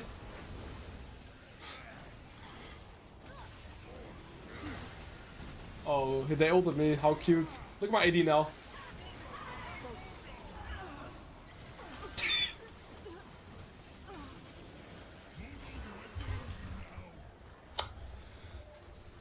Money. What rank are you? This rank is around Diamond right now. We're playing around the Diamond Amar here. Thank you, Craig Zix. Okay, so what was the question again earlier? Would be cool for you to take an opportunity to show us how to find tips in a specific matchup, like in replays. I think this comes with experience too. I don't think I can really tell you, like, this is what you're supposed to do in this matchup. You need to build intuitive, like, you need to build intuitive experience too. That's the hardest part. And then the second step to that is now that I want to go over how to play against Darius level 1, right? So there was somebody that asked how you play against Darius level 1. Ultimately, if you were to wraith champions in the early game, currently Bronze is Aatrox a good champ to climb? He's fine. Yeah, Aatrox is a fine champion to climb. He's good for laning phase. Also, in the next 3 weeks, we should have a very extensive, big Aatrox guides in the top lane academy. So there's that. Okay, but I wanted to talk about the idea of playing against Darius, right? So the thing is, the trickiest part when laning against Darius is getting zone potential by the first 3 minions worth of EXP. So what I do when I'm laning against Darius, but again, it's going to be a matter of the champion you're playing into, is you want to try and not get zoned from the first 3 minions worth of EXP. I'm playing this game in around Diamond Elo, kill into Darius. So, when I know that I cannot contest the wave as easily level 1, what I'm going to do is try and circumvent getting cheesed or losing my lane level 1, right? Again, the biggest thing that he could do is try to zone me from the EXP. So what I do here is before approaching with the wave, I ward here. Now, kill is still relatively strong level 1. If you're playing Yone with lethal tempo, you could for sure still like push him away. And the idea would be that you walk with the wave if he's in the bush. If he's in the bush, you use your wave to kind of push him out. If he's not, then you can walk like here. And here in this instance, Darius ended up not contesting me, right? So I just go Q, I'll let myself get pushed in, and as a result, I'm kind of able to farm even. He does a third wave crash, my Diana path stop, and so here on the bounce is the first time where I would potentially be in trouble, because ultimately now he can force trades because I'm forced to walk up for last hits, right? So I'm avoiding trading too hard, playing close to my turret. Also, the Darius place is extremely clean, because if you take a look at the detail here, he is out, like, hitting me, but now he's kiting his Q away from the wave. A lot of Darius players would use this Q in the wave as well. But yeah, and now as a result, my jungler ends up coming topside, helps me get this crash in, and then I'm able to skill. So it's more so just making sure that level 1, you don't lose super hard. Kill game next game, I could potentially play a kill game, but I still want to play Cho'Gath and Nasus too. We haven't gotten into those champions yet.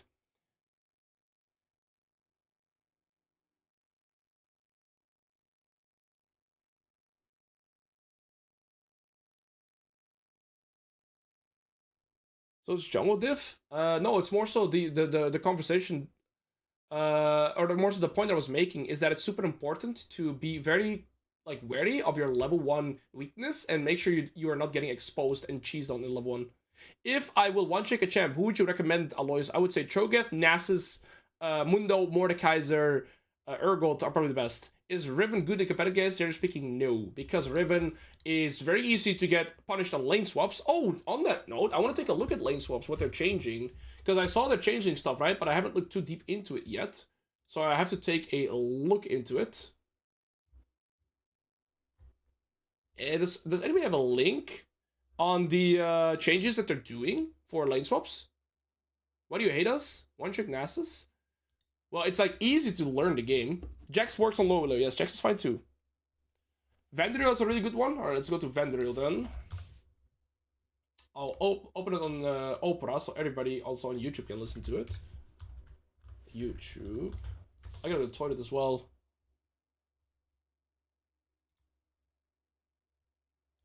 Let's take a look at this one.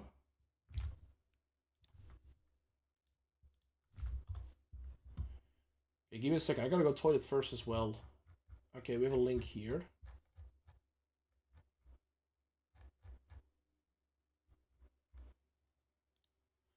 Okay, I gotta pick my champion.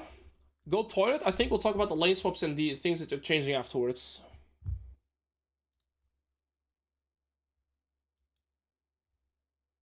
Are you ready for Giga inting teammates? What do you mean? We have a... Okay, so this draft is a little bit interesting. I'm not sure if it's going to be a Volibear top or not. Money. Thank you for the one. How to farm safely and get a lot of CS with Nasus early game. Alright, let's play a game with Nasus. Let's go through that. Nasus is fine here, because I bought the skin, by the way. And let's go through that then. I think it's better to show a visual example. Okay, we're gonna play against Ryze or Victor. Both AP solo lanes, both ranged. I'm gonna go phase rush. You can go for a more sustaining setup like this, right? With fleet. And you would take something like this. Right, this is an opportunity.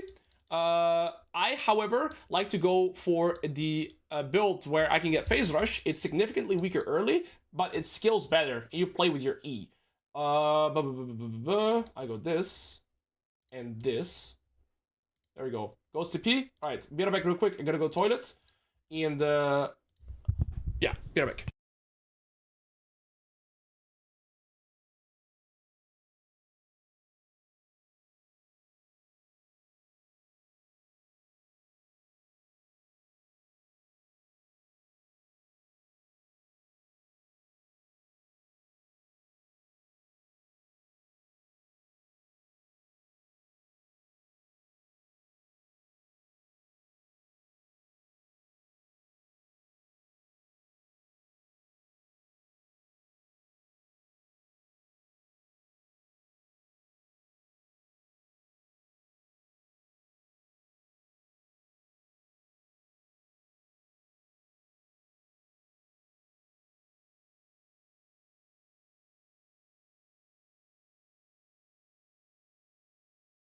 I need a second to hydrate again, and then I'll start my yapping session. So let's go.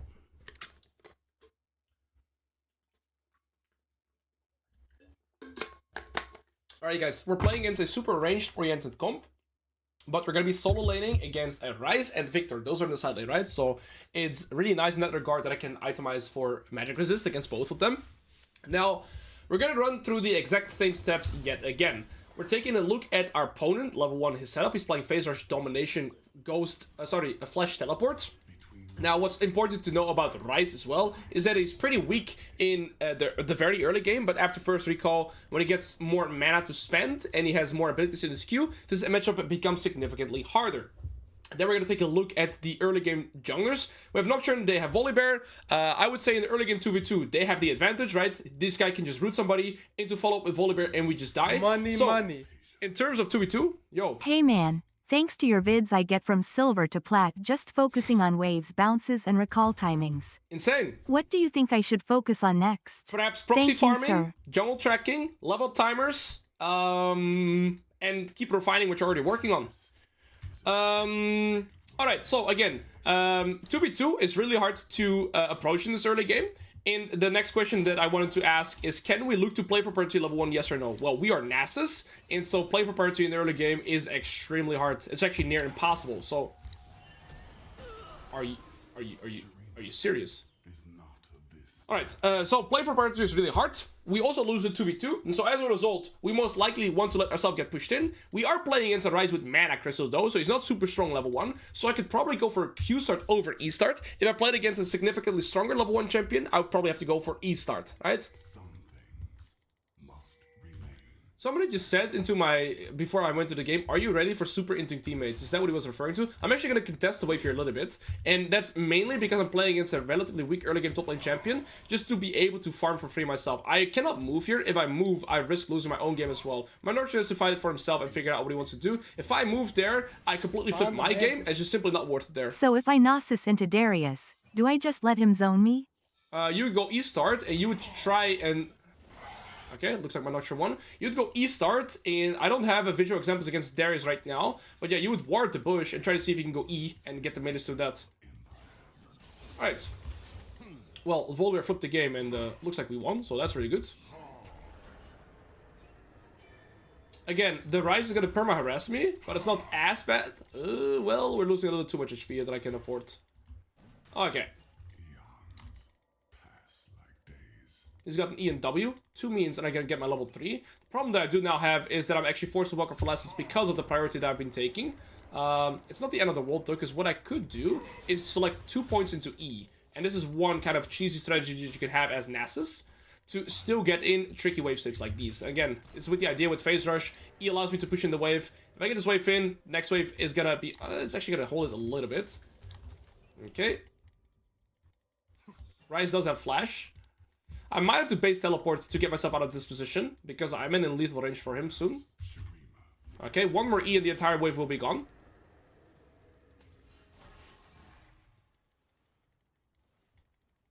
I'm gonna hit level 4 here. So because of level 4, I'll be fine. You see here, when I level up, I got extra 80 HP. And so as a result, I'm actually fine here. He's gonna hit level 4 too. What, wait, is he dead? Oh! He doesn't know I'm here. Mama! 9! Oh! E! Ah! Bitch. They are fuming. Like, this guy is really mad. Holy shit, he's mad. He tried to hit me with the fadeaway. I respect that. He tried to hit me with a drive-by Volibear combo. What the fuck? Alright, I'm gonna stay now and greed and get my Shen. 900 gold, Shen is significantly better recall than anything else I could potentially get.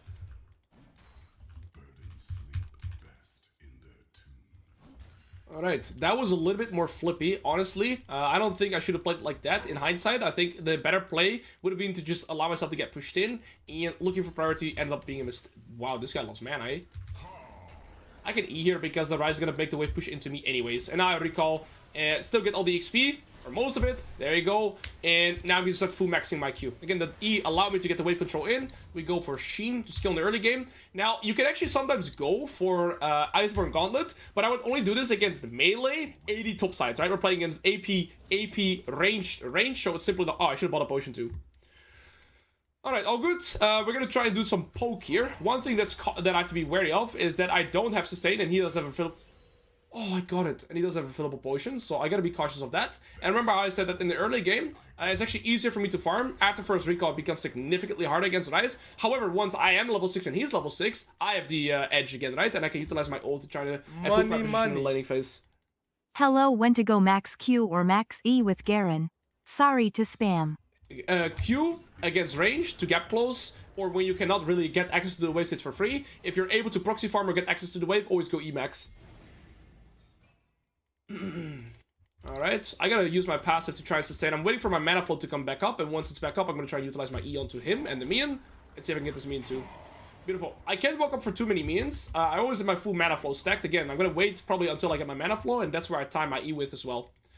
Again, this setup is significantly weaker in the early game, because I don't get Fleet, Second Wind, and D-Shoot, but I do get better scaling with my runes. So I sacrifice my early lane to get a little bit better. This guy doesn't have flash, but he does have ult. I don't think we can kill him. Okay, there's a ward 2. My last E is going to be my last mana flow stacks as well. Beautiful. My mana flow stack now, so I get more mana sustain. What you can always do as Nasus, guys, is sometimes, well, always, and then I say sometimes, is use your ult as a means of getting the wave state in. Here it's a little bit tricky, though. Just looking to all in me. I'm going to set up my reset now, though. When you ult, you get extra resistance and health. I can play here, so I'm going to start my reset instead. Oh, dude, I should be dead. I should be dead for sure. If this guy was a little bit faster there with his reaction, I was dead. I just lucked out. Or maybe I gave him PayPal. You guys will never know. Volibear Flush, that's good to memorize as well. So it's going to be 1140 mid, or 1140 volley. Alright, Ryze knows to set up his recall, so him overstaying for the plate here is actually a mistake, because now as a result, he ends up not getting his recall in. I got my reset in, and now it's going to be significant. Never mind, my entire HP is gone, alright. I'm not talking about anything, this guy just controls the wave state. My champion is just so weak in the early game. Later on, I'm going to be able to abuse this guy, but yeah, that's later on, guys. For now, we just suffer. Might actually should, probably should get Mercs as well. Mercs is really good against their entire draft. Usually you kind of want something like Boots of Swiftness. It's really good against Ashe, and I love their slows as well. I just think Mercs is better. It's going to give me magic assist, and yeah, it's going to allow me to play. Nasus ult is relatively low cooldown, so you see I already have it in 25 seconds. The next ult, I probably want to utilize it to all-in him, and not necessarily to kill him, but to push him out of the lane. He might look to set up his own reset as well, though. Right, if I'm Ryze, I'm looking to set up my reset because he's getting low mana. I'm gonna give up that minion, so I stay relatively healthy, so that if he goes for the plate in the position here, I could look to all-in him. Yo King, what was the best rank you peaked? I peaked top, I think, rank 6 in EU with a 64% win rate. I think that was my best. He has no face rush right now. Where is that? Where is that? I didn't even see his ult. No, he was behind somewhere. Yeah, he can do that as well. I guess I shouldn't ghost. Well played by the Ryze. He can just push his position as much as he wants and then ult away. He still hasn't gotten his reset in though. There could be a plant on for this one. I'd love to play for that. But to be fair, he needs to set up his reset too. And I got rank 12 in Korea. I rank 12 in Korea. I got rank 6 in EU. Alright, I always have teleport soon to get a get out free jail card kind of. I'm going to hit that once for a passive healing. We get a dragon, so that's massive. I can decide to slow push or hard push this. Okay, I can just play now. This Ryze still hasn't set up his reset, so now I'm finally, for the first time, able to continue lasting without getting punished too heavily, because this guy hasn't set up his reset yet. I'm fine with this. I'm going to max my Q, and then I'm going to full max W.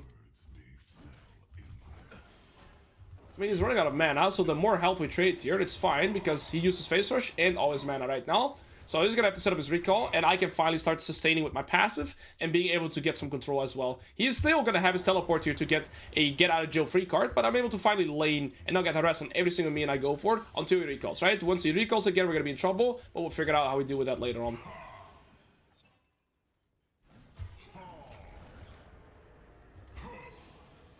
Okay. He's not gonna hit level 9 on this wave yet, so he's just out of mana. The faster I push this, the faster I can set up my reset again too, because he's going to be basing teleporting. And if I can recall here without having to use my teleport, that is going to be massive, so I can just keep scaling into the game. I have to TP. He will TP for sure here.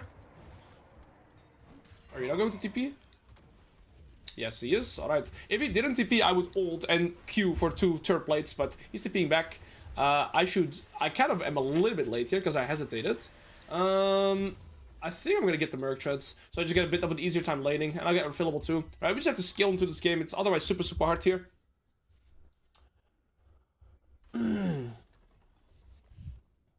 know what else is massive? Your forehead. My left toe. Top lane gap. Yeah, what else?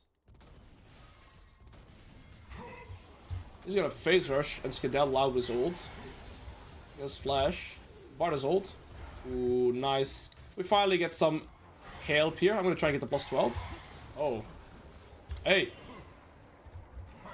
See, again, how I said earlier, if I get the kill, I'm fine with my teammates pushing. If I don't get the kill, I'm gonna push myself. Here, however, I don't think my team... Oh, I'm gonna have to move here, eh? Their enemy mid lane could be there too. Yeah, I'm gonna lose the plates here. I would have loved to ult and just get the plates. I still think we can fight this. This guy has no flash. Why the ads in Korean? I don't know why the ads are in Korean. This is a little bit depressing. I actually really said that we went for this. What I should have done instead is just ult and go for the top lane plates, and I would have gotten 4 to 5 plates there. And now I end up getting nothing. Sucks. Lesson learned. Next time in similar scenarios, I shouldn't move here. I should just keep playing top lane. They were 1. Why did I Korean? I don't know, brother. This guy's still on this though. I'm gonna try and stop him. This guy doesn't have flash. Oh, he's about to get it though. No, he's gonna be out. Okay, unfortunate. We do get the Ryze flash from earlier. It just would have been super nice if we got them the plate stand instead. All good though, not the end of the world. And now we just keep on stacking. I think Volibear is recalling based on his items that he has. Yeah, we're just gonna keep stacking up. We're gonna be winning the silent against Ryze and Victor later on, but it's still not super easy to play right now. Yeah, I just get a barrage under my turret, and that barely cost him any mana. That's the thing, he's 2.3k mana, so... Which, oh, I mean, this guy is still relatively weak because of his items, but I don't have ult, so I do have to concede this. And they have 4 grubs. I can't really defend against this. He is super weak, so if I get my ultimate here, I think I can defend. But before I get my ult, I should be respecting. I'm sitting in EXP range. Wait. Phase rush, I should be fine. Yeah. Okay.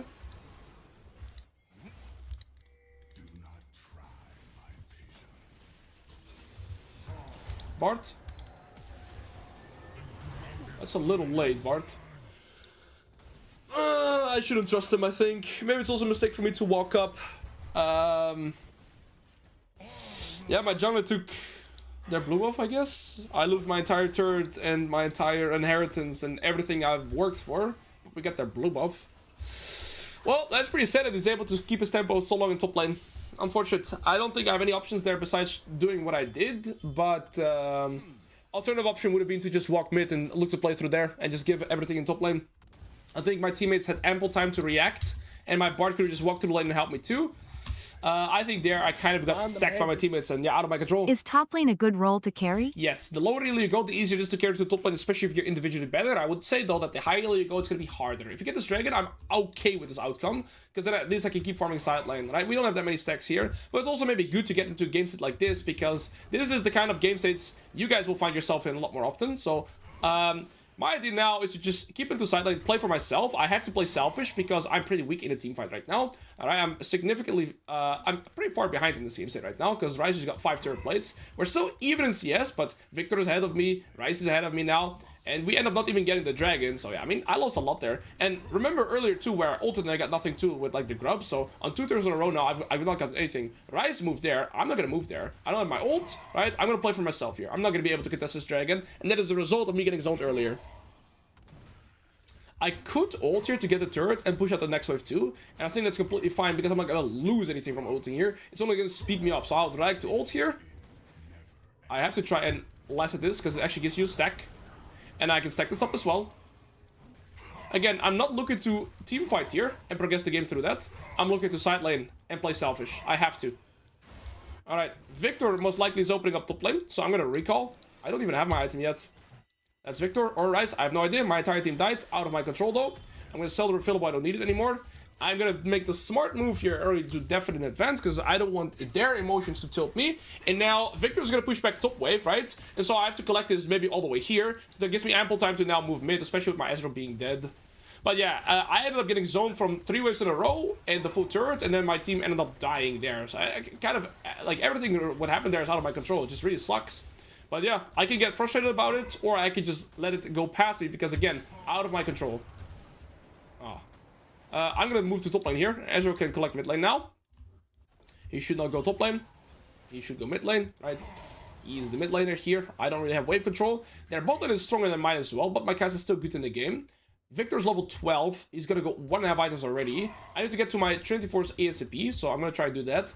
I think I'll be able to side lane against this Victor way easier than against the Ryze, and that is because this Victor is playing with Aerie, so he can't escape my W. Ryze is playing with Phase Rush, so if I W the Ryze, but he procs Phase Rush, my W slow is gone. So, yeah, it's easier for me to side lane into Victor than it is into Ryze. I think Ezreal loses against both. Victor's level 12 though, and he's a lot more gold, but Nasus is just like a stat check demon in side lane. So my goal would be to probably just set up my recall right now. I don't want to play for this Herald.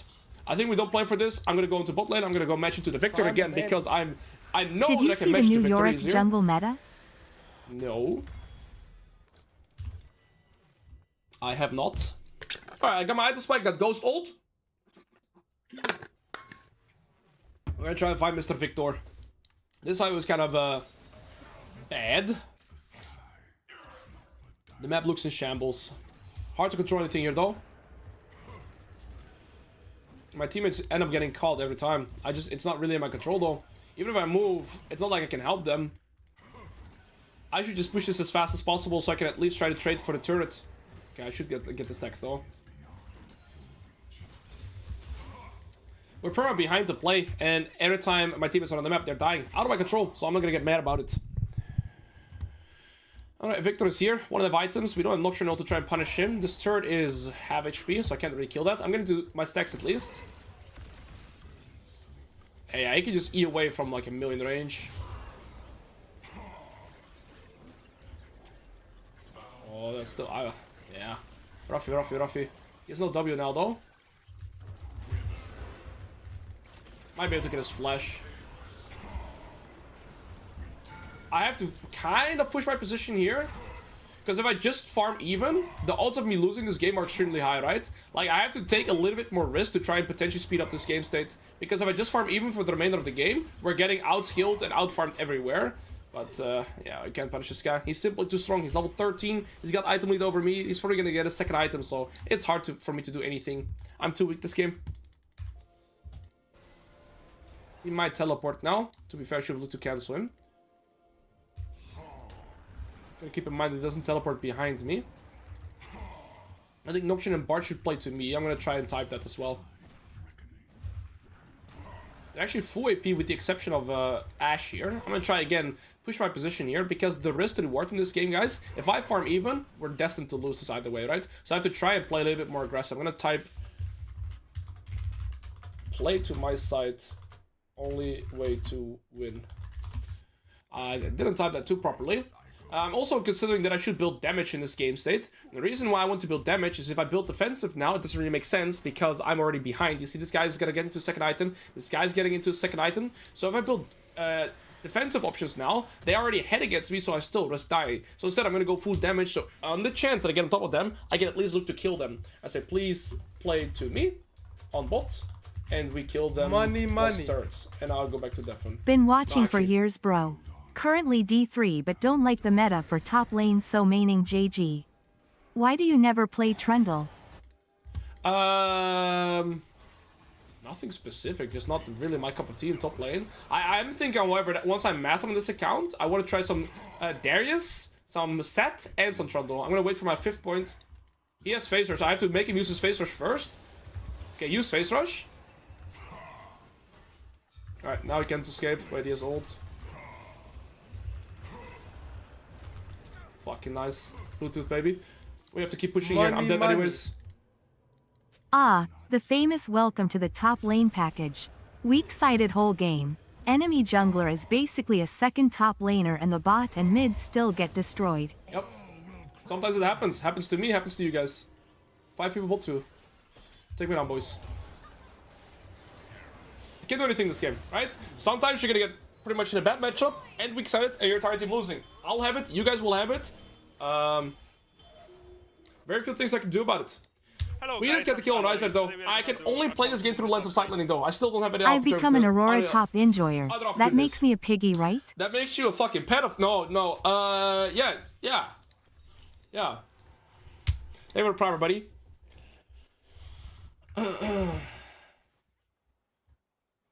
I'm probably going to TP to bot lane here. Yes, I want to play Darius, Set, and Trundle, most likely tomorrow. Well, once we're around Masses on Mar. Alright, we're going to TP bot here. Try to see if we can play for this potentially. They're playing for the Atakan. The temple's already gone anyways. Okay, my Kaiser's 2 items now. Ryze no flash, so we can play for this. But he does have Seraphs, and we're instantly getting ganked here. I have my phasers though, so I think I'm fine.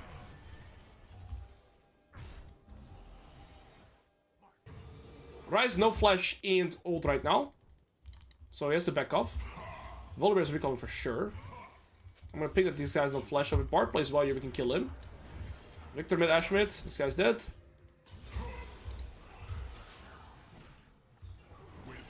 I have to proc his Phase Rush. There's his Phase Rush. He still has Saros too though. We're actually trading kills. Good shit, team. Nice. I won't scream. I won't scream. I won't scream. The reason I want Alois to say is because he's small and people take him seriously. My ass. My bad. Thanks for being a great streamer, boss man. Thank you for the prime, my brother. I appreciate it. I got gapped. Are you playing Losers Trinimir game today? No, we played Trinimir the other day. Not in the mood for Trinimir. Thank you for the 75 as well. Alois, how to get out of low master? I sent you a hug. Refining your gameplay on all the topics that I talk about in Champion Mastery still, right? Champion Mastery is one of the most important things, but I don't think I can say like, oh, if you do this thing, you'll get like out of low masters. So yeah. Any Mundo guide soon? There's a Mundo guide on Top Lane Academy, and I just played a game of Mundo earlier. By the way, there's nothing for me to do besides still playing through the lens of side laning, right? I just can't really do anything else. We don't win 5v5s because stronger, equal. So there's no point in 5v5. I still should play through side lane. I would prefer to play against Victor, but they're putting Ryze against me. Volibear's hovering a lot in now. Earlier just got killed as well. Very few options for me. This game state, unfortunately. The reason I want Alois to say And is we're because permadead on he's mid small lane. and people take him seriously. Papi Vitae, take your prime. If we can get numbers here, it could be good, but Kaiser's already dead, so it's probably not a good fight. Oh, Victor's late. This can be good. No, never mind, I'm dead as fuck. What am I doing?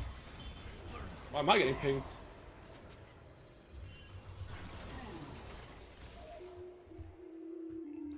I shouldn't go in there. I got the kill. I should go back to bot or back to top. That was it. I can't go further. I thought the Ezreal killed the Lulu, but actually Ezreal died, and so we were outnumbered. I just didn't register it fast enough in the fight. That's my bad. I'm talking so much that my throat already hurts. It's crazy. I'm only streaming for 2 hours.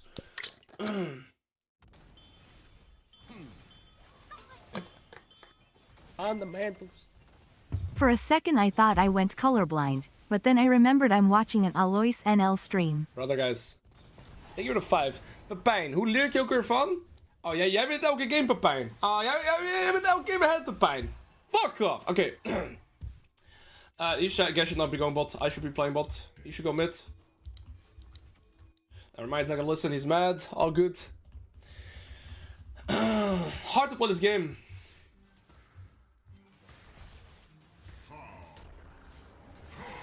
Guys, I need farm. I need to be able to stack up. I can't play this game. Yeah, we were weak sided for most of the game. We got shut down a lot, and then my entire team is losing too. Some games are gonna just be like that, man. Get some honey? I should actually, because my throat is already hurting. I also think I'm getting a little sick. He's gonna slow me. I have to ghost out.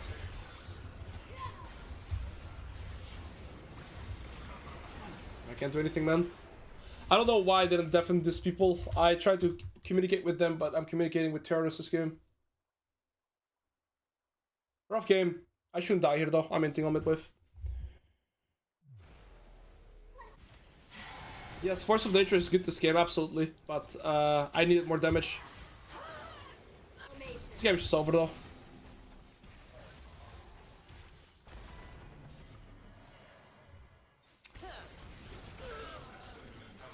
It's been an interesting game.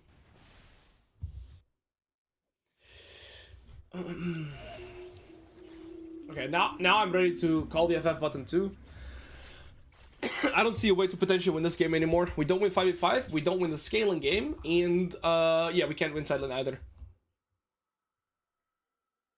Do you have any tips for not being able to win games after win lane? I play Irelia and tend to win lane, but I can't actually close out the game. A lot of Irelia players struggle with this. It's because Irelia is pretty tedious to solo carry games with, because you're very easy to get caught on in the side lane. But yeah, I can tell you this is what you have to do, right? It's best to teach you that through a coaching session, and like I said, I have some students in the Top Lane Academy as well that have the same issues, so but it's not an Irelia only thing. You see it with a lot of top laners.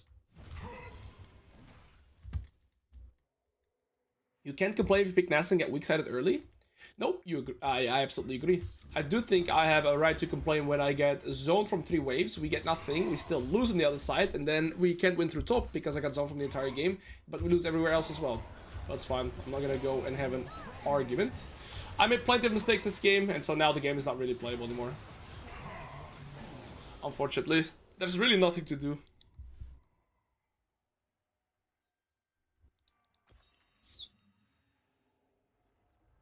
I'm gonna open my window, get some fresh air.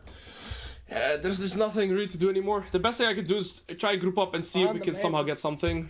Thoughts on Los Ratones? Any plans to start Los Piggies? No.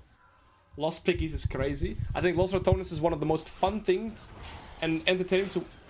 That's a win condition. The Victor going AFK. That's an actual win condition. What just happened? They got Baron and they ran it down. Dude, if they all die, we can actually win this game.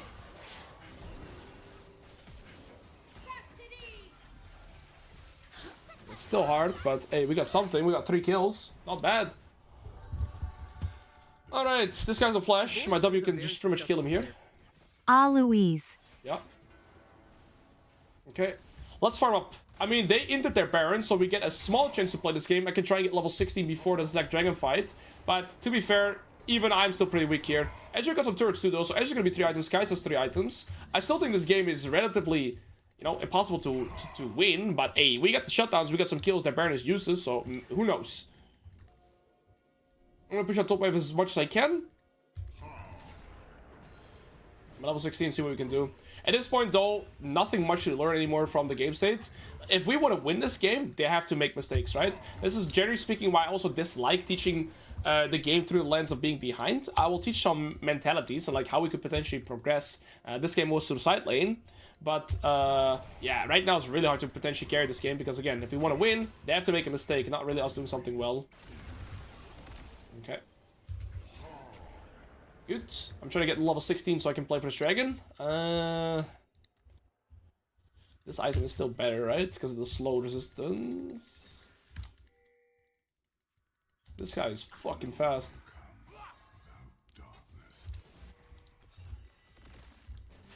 They have Baron for 1 minute left on Ryze. What?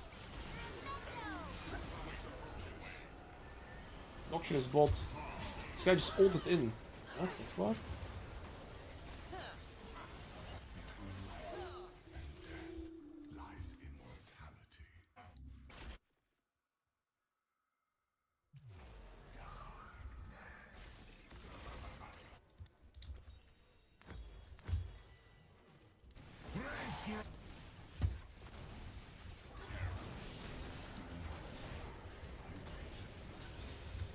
I can use W on Ashe so she can't hit.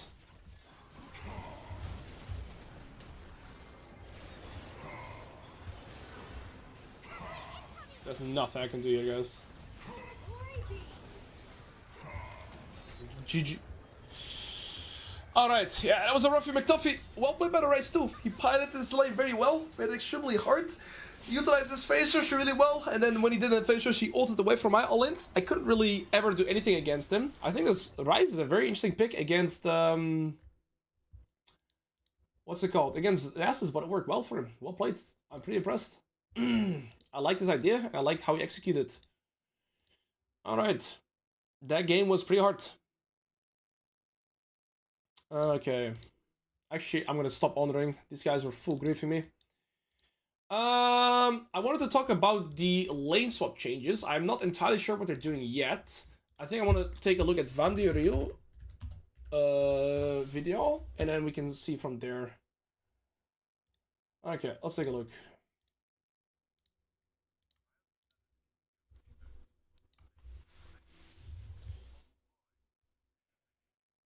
So I will preface with this. Lane swap has been one of the most boring and annoying things to play against. Me personally, I think it takes away skill expression from top lane entirely, especially in pro play, when all 10 players, of course, are in communication. There's barely any counter matchups in top lane anymore. So I'm personally really happy that they have finally addressed the issue, that they're fixing lane swaps, because it also translates into solo queue.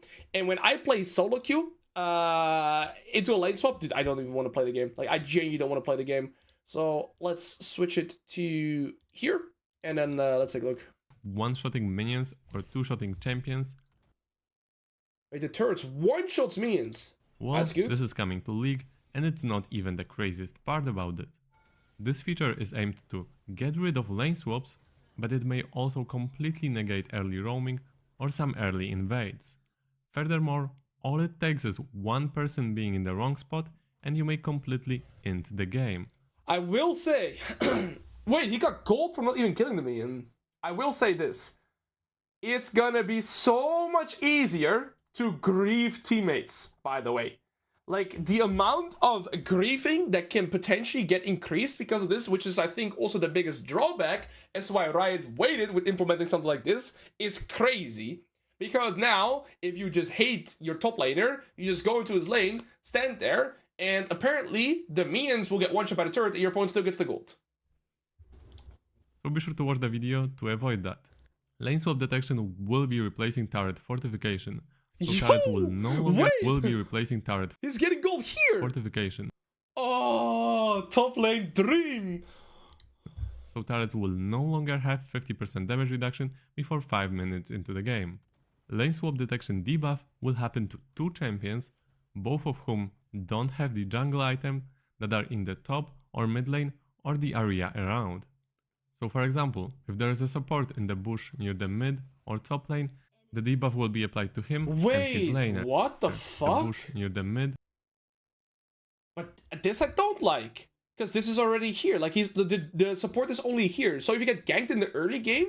The area around. What? This completely So for removes example, early ganks. Wait, this is terrible. Or is it because it's the support? If it's the jungler, is it the same thing? If let's say Sejuani would stand... Wait, I gotta watch this first. I gotta watch. Near the mid or top lane, the debuff will be applied to him and his lane. Did he say support? The top or mid lane or the area around. So for example, if there is a support in the bush support. near the mid or top lane, Jungle's the excluded. debuff will be applied to him and his laner. Good. And the debuff range is insane, but more on that soon. Okay. As Riot Frogzone is saying, this debuff can happen between 130 and 330 in the top lane. Okay, so it's only the first 4 waves here, by the way, that get impacted.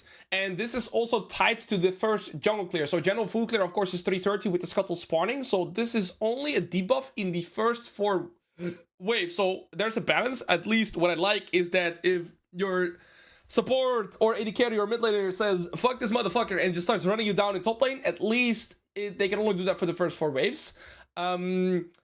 I think this is a good change to fix lane swaps. Ultimately, for the first 4 waves in top lane, we're going to be safe. There's not going to be any lane swaps anymore possible, unless they somehow switch the AD carry and the top laner goes bot. But that also seems counterintuitive. So, this is good. Between 130 and 215 in the mid lane. But what does this debuff do exactly? Defending turret has 95% damage reduction, so it is pretty much untouchable. Defending turret does 300% damage to minions, so it just one-shots them. Not gonna lie, it looks pretty hilarious. So how can enemy even CS in this case? Don't worry, because turret killing minions will provide gold and XP to the nearest ally. Dude, that's so nice, bro.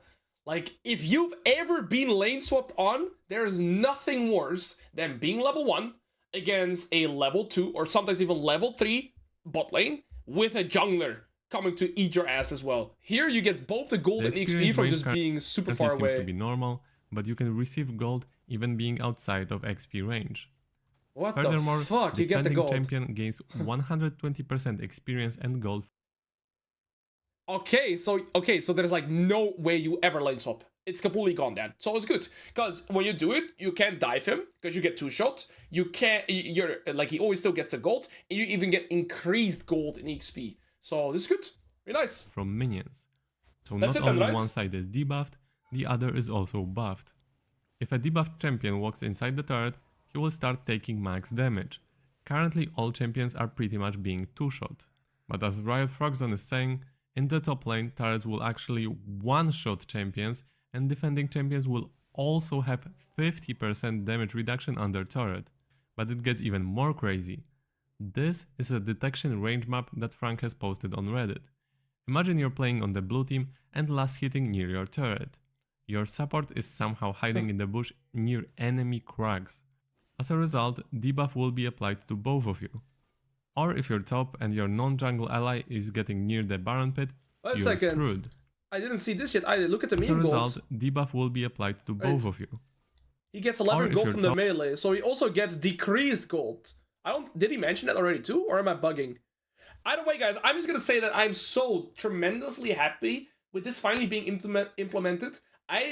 To be fair, I stopped watching pro play only roles I really wanted to keep watching, but I was so bored with watching pro play, and every lane swap, especially through the lens of a top laner, right? I'm a top laner, I see an exciting top lane matchup, like, I don't know, Jace Jax, or something like this, and they just both lane swap. And it's a matter of, like, also, when you get lane swapped upon as a top laner, right? Nothing is in your control. You just hope that your team fists your opponent harder than you get fisted. Literally. It's like survival of whoever gets fisted. You get the point, right? So I really am happy that this is finally getting adjusted. I think it's one of the most unhealthy things to happen in the game. I hope this fixes it. And I'm not going to see the solo queue anymore, thankfully. Top and your non-jungle ally is getting near the Baron pit, you're screwed. So any super early roams from mid to top lane are also essentially denied. Yeah. And what is really important is, as Frogzone is noting, this effect will linger for 25 seconds in the top lane. So if your mid laner or support got near the enemy Krugs or near the Baron pit and left the zone immediately, you will still be debuffed for 25. What? That's fucked. That's really weird. Okay, so top lane is basically now getting natural barriers where if a support, AD carry, or mid lane comes top lane in the early game, they are fucking griefing you. 25 seconds is so long, by the way. That's like an entire wave that you get cooked on. So as a jungler, support, as a mid support or AD carry, you are not allowed to go anywhere near topside in the early game. But keep this in mind, that could also be early game invades, right? If you do an early game invade as a support or a mid laner, get the fuck away from top lane, because else your top laner doesn't get golden EXP from the first wave, literally. So top lane just turned into an actual island. I guess we're actually playing on an island now, bro. Nobody's allowed to get near top lane. This sounds insane, and I can already see new level of inting done in League. Bro, this is gonna be so disturbing. If you have the debuff, they should make it so if somebody leaves the range, it's actually hard though, because if somebody leaves the range and you get they should have it make it have a lingering effect as well. Only junglers can get on top lane. Because the thing is, I don't know. This is literally a wet dream for whoever wants to troll the game. True! It is. Like, it is, by the way. If you want to fuck up your teammates or you hate somebody, you just The mid destroy lane, them. your ally can be standing past either of the bushes, and you will also be screwed. Trying an early gank mid is pretty much going to be a tragedy. I like this. No more Twitch random people on my lane or something like this. In the mid lane, the lingering time will be 6 seconds instead of 25, but it's still a long time considering how big the range is. Forget about any sneaky early ganks and be extremely careful when invading with the jungler. Exactly, this is what I talked about as well. Like, as a support, man, right? You've got to be so cautious where you're positioning yourself in the early game, because if you screw up and give your mid laner or the top laner the debuff from doing level 1 stuff, like, you are inting more than doing anything well. It's worth noting that both the debuff and buff will also be visible on the champion's status bar, so it can help you out detecting enemies that are, for example, trying a super early gank in the mid lane. Considering how big the range is, that the timer starts at 1:30, which in mid, it's pretty much when minions are already there, I can already see many games being lost by someone accidentally being too close to either of the lanes. Yeah, exactly, this is what I'm scared of as well. In pro play, it will be even more impactful. And imagine if someone is trying to just drop a ward. One more note is that this debuff won't be applied if a team has no jungler, then this rule is just disabled. Bro, look, you cannot be around top lane, by the way. At this point, can't we just make like an early game fortress where like we just make like a physical barriers here and just nobody comes and interact with top lane, we just all fist fight? That'd be good. This system will also detect if you have 2 junglers, so this is not a way to bypass this. One thing is certain, lane swaps are gone. Thank you. I really love this, but I'm telling you, if you have somebody that is out to hurt you, you're gonna get cooked. There's nothing you can do about that. If somebody doesn't want you to play the game, they can enforce you to not be able to play the game. And given the League community, I don't know how to feel about that. But I love that we're actually gonna play on an island. I think it's gonna make competitive more fun to watch. I like it. Oh, this is gonna suck for Bows? Why? Bows can finally lane normally again. Read Froxon's tweet about it? I mean, we just kind of looked at everything, right? What else is there to read about it?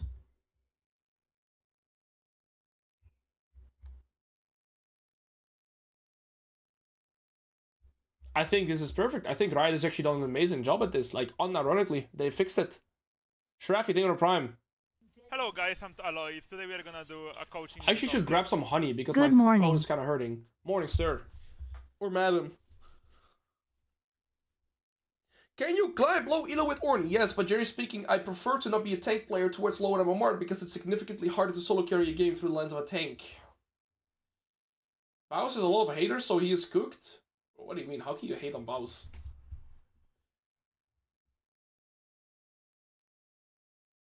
I'd have preferred they did something like add a neutral objective for ADCs in the bot lane. Are you free with that? Give them another neutral objective to play for. Yeah, bro. Let's just add another neutral objective to bot lane. They can play for Dragon, get another neutral objective, and then meanwhile top lane. Guys, I have 10 CS leads, guys. I have 10 CS leads. Sorry. Sorry, bro. Don't give AD carries some more to play for the bot lane. Fuck that. Just get the hell out of the top lane. Sorry, brother. I'm joking, though. Well, my AD carry doesn't want to swap. Because why would we swap with a top laner? Alright, let's not swap with the top laner. Mel, can we please swap your ADC? Or do you need counterpick? Let's try it again. Okay. If she's free. What do you mean if she's free, bro? I'll ban Imbessa. Ban her champ. No. Give top laners a Subway Surface minigame so that they get bored for farming. Alright, they blind pick Yone here. They banned Rankton, so I think it's very safe to assume that Yone is going to be top lane. So I can already pick my champion too. In terms of the champions that I have, Nasus, Garen, Mundo, they all kind of lose to him. Okay, so we can play 2-1-2 top laners at the beginning of the game, or No. we all build JGL item, so we can only invade via bot lane and leave via bot lane. Crazy. Bro, you cannot play top lane anymore. That's the entire idea. Yorick for 20. Somebody on YouTube just donated too and said $20 for Yorick. Fast thinking there. Fast thinking right there. Alrighties. We play this. Yeah. I was gonna play Garen. But yeah, there you go.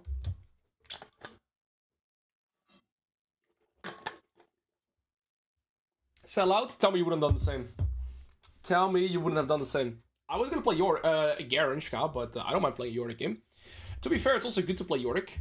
Demolish, I don't think I can get wave priority easily, so I'm gonna go with this. Also, they're full squishy for now. Hey, Dancing Kirby with the 20. Hell yeah, my goat. Man, that was a word. Let's go. Alright, let's get some music. Guys, do you guys reckon that this would be a good playlist to play Yorick with? It's the ultra masculine white girl playlist. Yes or no? What do you think, chat? I think it's the angle. Oh, yeah. Oh, they're full squishy, by the way. I think I can go for a full lethality game here. Alright, I'm gonna go for ability haste here. I could also go alacrity. I think ability haste just allows me to set check a little bit more. I go Tori real quick because I'm drinking so much water. And then let's go for a full educational game here again. Be right back really quick. 1 second.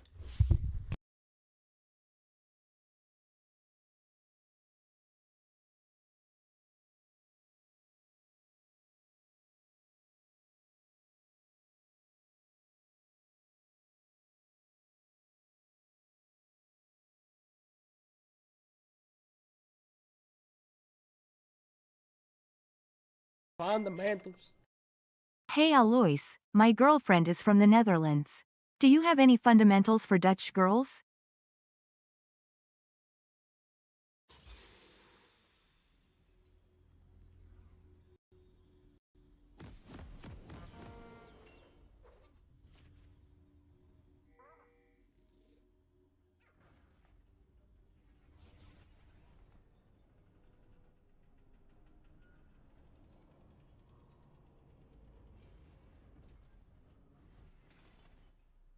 Alright, we're back. I quickly do this, and I'm gonna go with a D-Blade. I'll explain in a second as to why. Thank you for the 5. Hey, Alois, my girlfriend is from the Netherlands. Do you have any fundamentals for Dutch girls? You're asking a League of Legends streamer how to... Bro, wrong stream. Also, hell no, bro.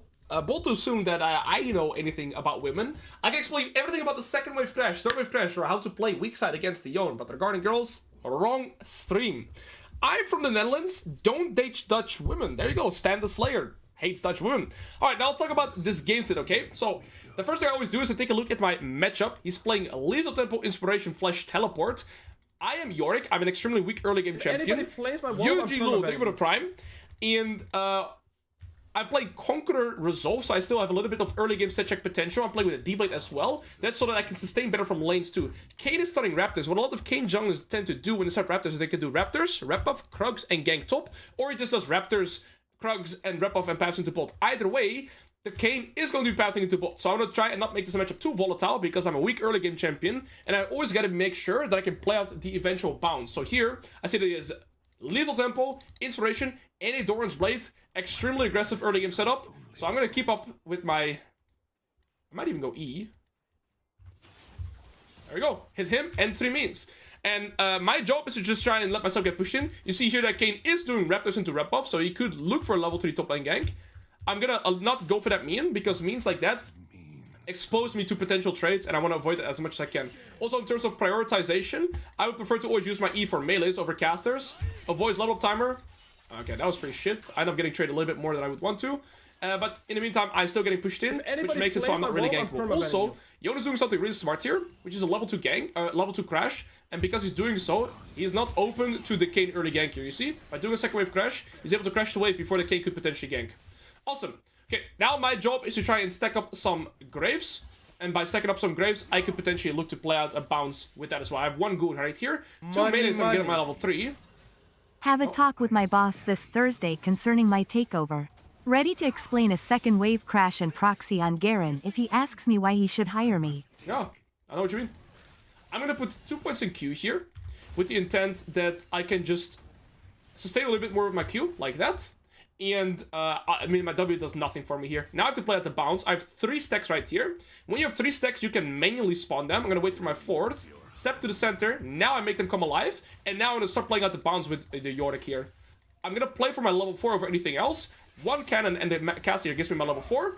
And so now, boom, I'm gonna get my level 4. Land the E. And with the level 4 timer, I'm now able to play out the bounce, right? So as Yorick, you stack up your ghouls, you stack up the Graves, and then you try to play out the bounce with those ghouls. Meliua. Table Prime. Alright, we get 1 stack right here. If you land your E, you instantly spawn the ghouls. That's the 2nd stack. Right? If I land my E, they would both spawn right now, but I can't spawn them manually. I need a 3rd stack. Because I've Conqueror, I can actually somewhat stat check him here. And so now when I get my 3rd stack, take a look at my Q icon. Look, now when I stand here, I could actually spawn all 3 of these ghouls. I'm gonna wait with it though, because the way he's pushing towards me right now, he's gonna get his Q3, so I back off. Oh. I'm gonna W like this, so they can't get through it, right?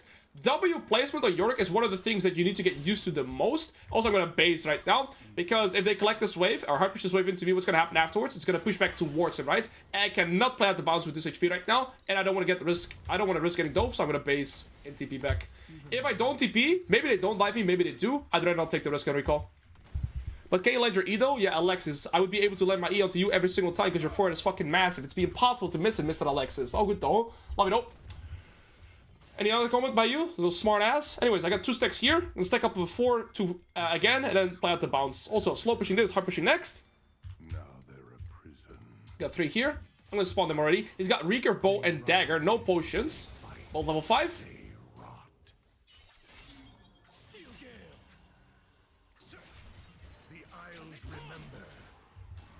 Nice, waited for him to Q3. I think I can stat check here with the Conqueror.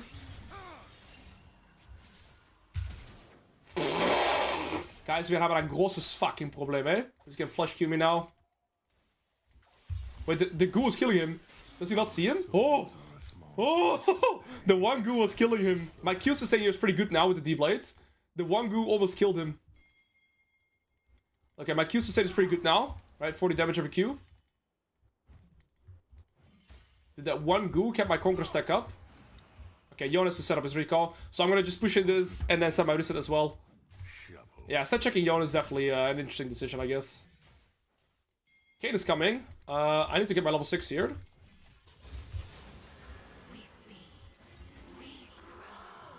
Oh, she used E. Good luck jumping now, bitch. I missed my E. How? Massive! One more meal. Big. GG. Alright, this game should be over now. Yorick made a giant... Yone made a giant blunder staying in lane there, because the thing is, the wave was pushing towards him, which gave him ample time to set up his recall. He decided to stay on 1 HP instead. I got my level 6. I have D-Blade and Q sustain, right? And Yorick actually has a significant amount of sustain, and so now we're in a good spot. I'm trying to get my maximum gold income here, and I set my recall. Please. Yes!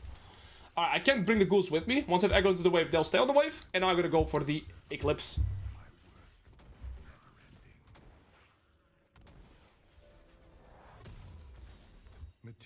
Okay, I'm gonna go for this. I just want to get to Eclipse ASAP. Hello? My large pick. My math teacher says hello too. Alright. Dug them a new asshole. Yep. Alright guys, so my goal now when heading back into laning phase is I want to try and farm even for the next 700 gold. If I get 700 extra gold, I get my full Eclipse. He's only get maybe Berserker's Greaves, and then we just keep playing and progressing the game from that position. Right? So, as Yorick right now, what's beautiful is that my gameplay is extremely linear. Like, I can't slow push, I always just have to hard push. Because every time a minion dies, when the mate is next to it, it'll spawn a ghoul. You see? Every time a minion dies, ghoul. Minion die, ghoul. You want to eat into me, buddy? Eat this. You have to ult, or you're dead. I'm level 7.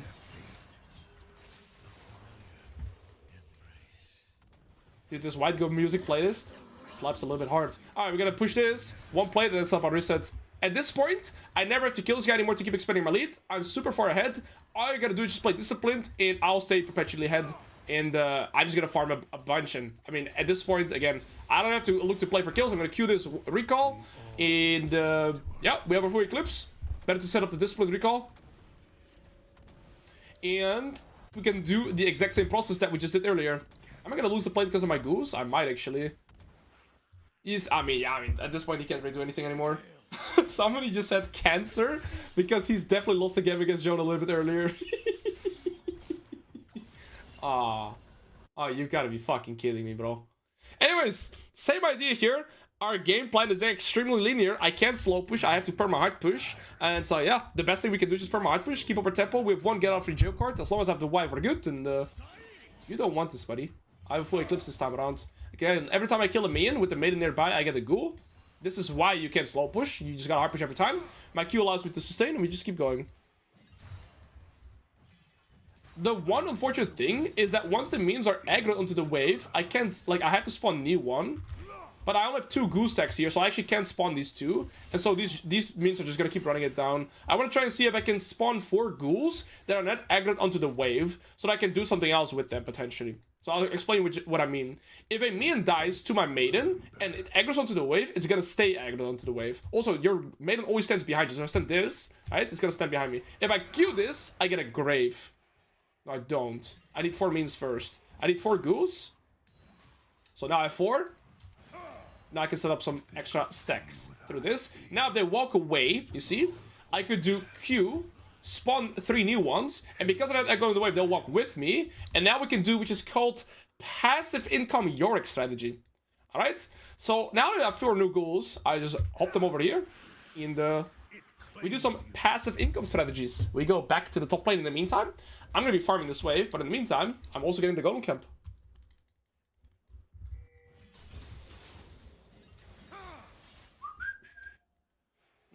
You know what's really sad?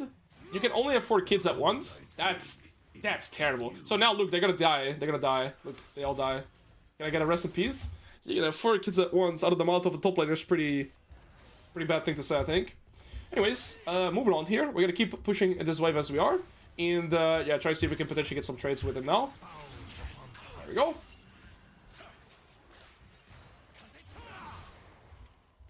I'll try and see if I can spawn 4 new ones and do the same thing on grubs. Oh, there's a Gwen, not full item yet, so she's not that strong.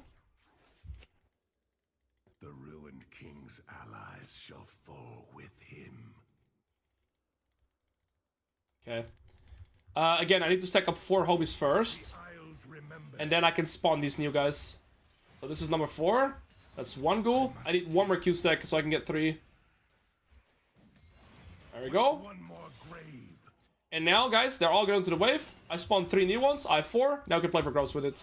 Right? It's really important to learn to manage the ghouls like this. I hope I've explained it properly like this. Somehow I hit that one. That was not the one I was going for. Beautiful. Right. And, well, I'm gonna go for Titanic Hydra afterwards. Not Titanic. Profane Hydra. And I'm just gonna go for full resource maxing Yorick. He doesn't have boots. Should be pretty easy for me to try and land them, if I'm not an idiot. We should go 10 cents per minute, keep getting plates. Great, expand my lead. No, wife. Also, one thing about the wife is if you hit level 11, it will actually... He's gonna go for it, isn't he? All 7. Well, she served me well.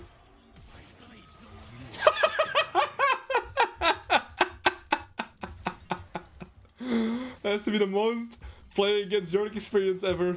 I thank you for your service. Come on, get him, guys. Alright, pretty good job. On the mantle. What does the Thank you, ghoul everyone. scale with? What? What does the ghoul skill? I think AD, right? Yeah, physical. Like, they skill. Like, you can go lethality, and the ghouls will scale with that. They skill with AD. Okay, I have 4 homies here. I'm gonna do a spawning session. No, they're going to Yone. Shit, I didn't actually want that. I want them to go and do the rep-up for me. Now that Yone is stronger than me, I have to set up my recall too. I want to try and see if I can get some minions and perhaps get them to do the rep-up for me. If I'm Quinn, I'm not gonna be happy, but I always like doing it, so... I do still have my Eclipse and level 10 here, so I'm still strong. I wait for him to Q3, then I can land the guaranteed. I still do lose the extended fight. My Q sustain is good, but it's not enough here. He has too many items. Yeah, it's not a good coach. I'm just gonna go Tiamat, get a more wave player too. And yeah, take your Prime. 4 months of being a piggy, Alois, and cheer. Sounds like it's natural, eh? Alright, perfect. Like I said, I gotta go Profane Hydra. They are full squishy draft here, so it doesn't really matter if I go for the lethality-oriented build. If I land E and then kill minions, it will spawn the goose instantly, right? Because they had an aggro to go for. That's another trick to spawn ghouls. So if you land your E, every minion you kill afterwards is gonna instantly spawn a ghoul as well. Because every time you land E and it has that debuff, every kill is a minion, right? You see how Kane is bot side? Okay, let's do the strategy now. Let's get 4 stacks, and then we're gonna do the drone camps. That's 1. The reason I want Alois to say is because he's small and people take him seriously. I could play for plates instead as well, though. Maybe Yorick is, or maybe the Yone is recalling. Yeah, let's just play for the wave instead. Oh. Yeah. Just gonna get poked. I could have played for all these for all these camps, which I think is fine, but this is fine too. I kind of want to take all those waves, but I don't want this guy to hate me. You know what I mean? So many souls to liberate. Alright, it's 2, 3, I must dig. 4. Alright, let's let them walk with me now. Oh my days, they were aggroed onto the Yone. I'm an idiot. I'm gonna try and ult to eat this maybe then. Let's see if there's any camps. Yee. This is mine. Yorick is one of the best junk camps farmers in the game. That's a wave. And then we're gonna take this as well. Homies. Alright, we go back to top lane. This is what we call passive income strategy. Lovely. We've lost nothing in the meantime, but we got 2 camps. Alright, you're good. I'm gonna go with the wave. We're gonna keep expanding our lead through that. Look at this. Stay your focus, stay your T1, sir. Alright, we get new homies. I'm gonna try... Wait, they came from the blue buff and cancelled his base. They came all the way from blue buff downtown. He's like, huh? How's he here? I was surprised too. Oh, you're dead. Oh, sir, you are dead as fuck. I gotta prioritize the cannon though. Wait, I killed my wife with landing that E, but I almost killed him too. If you land E, the wife is aggroed. I'm gonna wait for the W to wear off. Never mind. Like I said, I'm not playing for kills. I'm just gonna gradually expand my lead by playing for resources. And we're gonna get super strong through this. Beautiful. Get 3 new homies. Is there any camp to play for? Maybe the wolves? Ooh. I have... shit. I can't win. She's stuck though. I'm stacking Conqueror from the Goose, by the way. I have 12 Conqueror stacks. Yeah. See, there was a buff recently on Yorick where your Goose are actually able to stack Conqueror. In the past, they wouldn't. And so there, just by landing my E, I end up getting 12 Conqueror stacks because I had 3... I think I had 4 Goose there. And so that's why I actually got my full Conqueror. And as a result, I'm able to just one-shot the Quinn there. Spawn new homies. Oh, they got aggro to the Yone. That's fine then. He's Blade of the King, so I gotta get the hell out. If I had homies here, they could actually do the Herald for me, but I don't have them. So I'll just recall, and then we're gonna do it ourselves. We're gonna back off. How do you beat Yorick? How do you play against him? Yorick is very similar to Mundo, where he's extremely weak in the early game, and that's where you're able to completely progress against him. However, if he gets to the early game unscathed, in this instance I actually got pretty far ahead, then yeah, you're gonna be a problem. I'm gonna go for this. I'll actually walk. I don't think it's worth TPing. I mean, I can't really go bot because this bot wave is all the way pushed in. So I'm going to go get back to top, collect this. Potentially play for the Herald. 4 homies kill the Herald. Yes, they can even do Dragon as well.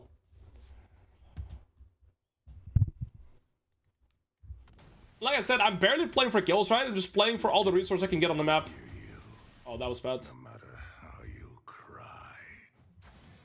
There's 2 stacks there. So I'm just going to clear the... Oh, they took Herald. Fuck. Alright, we got 3 homies, 4 actually. I'm gonna just try and play for this. What you can do as well as a trick is land E. All the homies jump. There we go. I'm just getting the Gromp in the meantime, guys. Again, the passive income strategy. What's one more grave? Wait, he sees it. No! Oh. I shall perform your rites. Mad?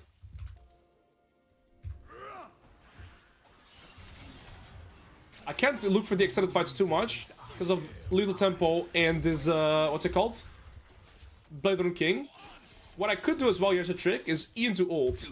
E, ult, spawn new homies, kill these minions, they're also gonna jump on them as well. Right? So I just do a shit ton of damage there for all the homies spawning. He might die. Suck him! Suck him!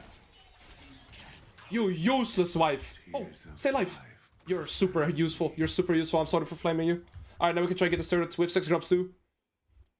I'm surprised without tanking. The wife was there. I'm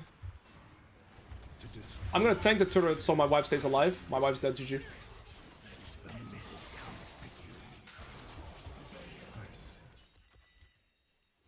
Alright. Yeah, we just got greedy. Don't If take the anybody prime. flames my wall up, I'm permabanning you. That was just greedy. Well, still worth to play the Yorick game. I should play it just for, again, I should just play sideways, jungle camps, try to get tempo, and then play for the turrets. That's really it. I don't have to do anything else, but just keep playing sidewave. That looked interactive. What is the funeral? I create the funeral. Alright, we TP top. We gotta play for these camps. We gotta play for the turrets. That's all we pretty much do. I have no wife right now, though. In-game at all. So we're chilling. Alright, we're gonna do dragon. I just play top. Gwen is coming top side too, though, so she might look for my camps. And they have a herald. Okay, that's 1. You guys know who a good coach is? Alois. Actually, I can get enough here. That guy is good. Get 4. Make them come with me. Solid golden pants. Take your prime. Who took this? Who took this? Oh, it's coming. I'm gonna take the red buff and this at the same time. Okay, I'll just wait for the red buff first. I got my 4 homies. You guys do this for me. Thank you. I'm gonna do this in the meantime. I do get the buff as well, by the way. I don't have to pick it up. The goose get it for me. I just can't eat this right now. Beautiful. Efficiency. I am losing a wave in the meantime, though. Maybe it's too much. Well, anyway, we got the red buff. Sehr good. And we're gonna keep that up, right? Yorick can get one of the highest CS tournaments in the game. And that's the beauty of League of Legends. Every champion have their own strengths and weaknesses. At this point, though, it's really hard to try and shut me down. Because I do so much damage in the side lane. And I have so much wave clear. Alright, give me that. Beautiful. I think I just got 20 CS, or maybe even 25 in the last minute, by the way. There's the Yone. He's got the extra item. There we go. Take me this too. I think in the past minute, guys, I just actually farmed like 30 CS unironically. Scheiße.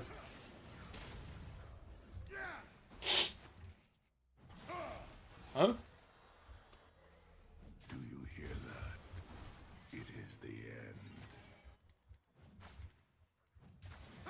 end. Dragon and Atakan potentially. What the fuck?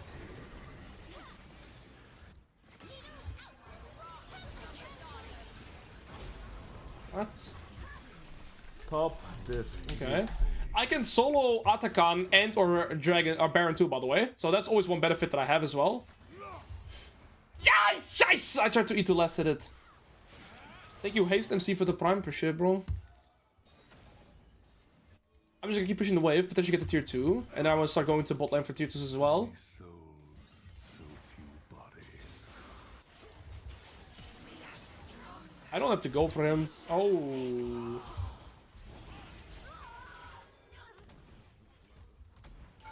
Wait. The goose are getting my turret aggro. You're dying to my goose, bitch. This goose did 1600 damage to him. I had to get the tier 2 turret there though, honestly. I'm really sad I didn't get it.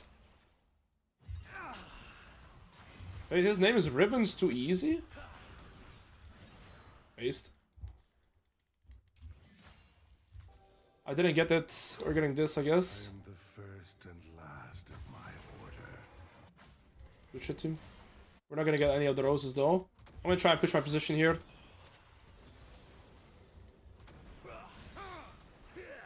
We finally get it. I have a lot of sustain here. Alright, now we play bot lane. We're 260 CS again because of the AFK farming strategy that we have been applying. We go full damage. And now I'm gonna go for the Edge of Night to get a little bit of safety. I could have gotten tier 3 boots as well. To be fair, I got tier 3 boots here just because I can. But otherwise I wouldn't. Just because I have like 800, 700 gold, I go for that. But my next time is gonna be Edge of Night, so I can just keep applying this kind of strategy. Okay, little no ult. I gotta be cautious here. Oh. Easy grave to dig, small one. At it with your shit. Let me go bot, please. I want to play bot. Yorick is dead. Sorry, Yone is dead. Quinn is dead. Vladimir is dead. So I have enough tempo to try and play for this now. I should have used my W. I'm an idiot. All good though. And this Quinn has gotten shot down the whole game.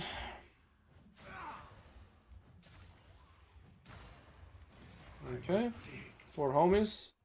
Take this with me, homies. The problem with Golem is that once they kill this, they have to de-aggro, because it's a new thing, right? You prefer to put it on the one camp, like a rep-up, like a Gromp. How do I? I only have 2 homies, I need more. I need more because I want to do Dragon here in a second. So, I have 2 graves there. Shit. They reach for you. Yeah, my wife is dead, isn't she? You useless little hag. I'm kidding, bro. Trust me, guys, I'm not that abusive. Alright, I have to stack 4 homies here. That's 1. 2. 3 from the passive. 4. Alright, watch this.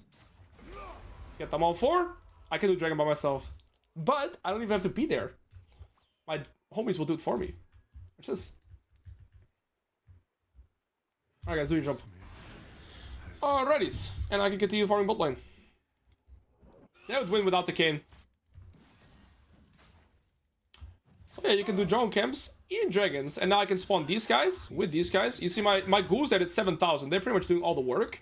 I could even do the Baron here. If they're not paying attention. I have a TP here. I think I'm going to play for the tier 2. But otherwise, I could do the Baron as well. Yone is one of the... Or sorry, Yorick is one of the few champions in the game that can actually solo Baron. Scheiße. Take shape. Okay, they will not expect this. I think I have enough what it takes. Oh.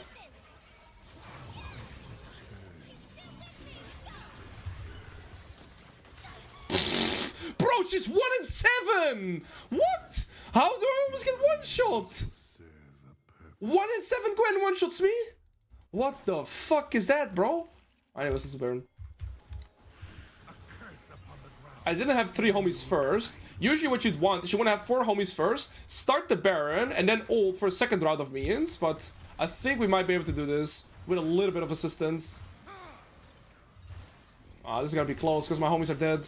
I can't de-aggro the Baron, by the way. We have to commit here. I hope Mel's not baiting it to me. I will still just get it. Alright, beautiful. Just casually doing Baron by myself here. Good shit, Mel. Only champion again that can do this, I think. With, like, Nunu Zyra. That's not the only champion, is it? How did this guy almost one-shot me? I mean, I've gone for the full damage build, right? So, they can one-shot me, I can one-shot them, but what the fuck was that, bro? I shall perform your rites. What's one more? Come here, you creature. I took it. The ghoul took it, actually. Oh, she is tilted as fuck. I'd be tilted too. I never played Butter 2. I want to get Average Knight. Yorick is just different type of gameplay, man. It's so chill and laid back. I just farm everything on the map. Having my fun time. I was on the map until I have Edge of Night, I think.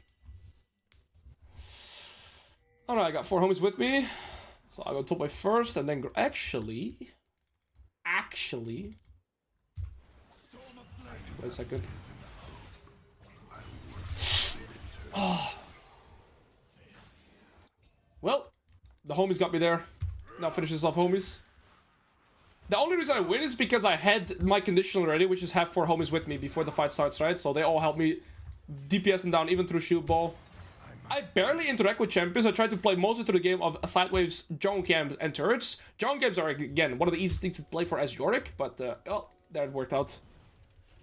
What's my easy go-to move if I have to make it myself? Just any form of tortillas with chicken and vegetables. Come, wife.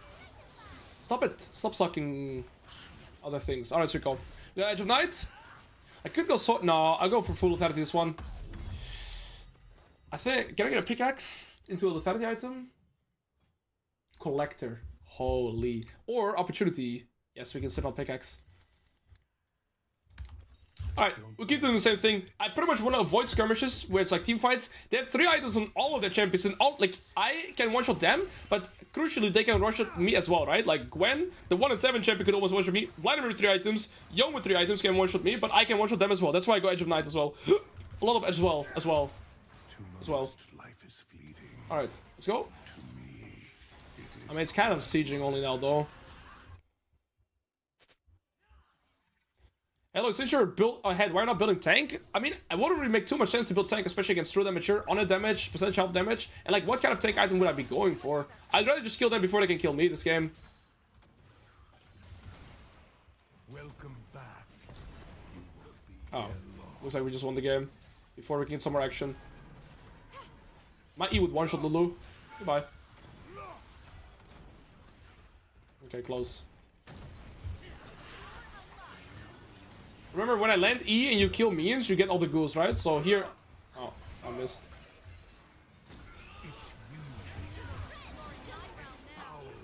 Plus 50?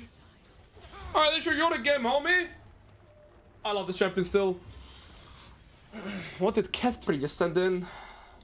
Wasn't on the list to play today, but somebody said $20 to play game Yorick. Well, don't mind me. Don't mind me. I happily play game Yorick. Hope it made sense though regarding the early game, right? Yorick plays very similar to Mundo or, say, Nasus, where you just have to let yourself get pushed in, stack up the goose, and play the bounce.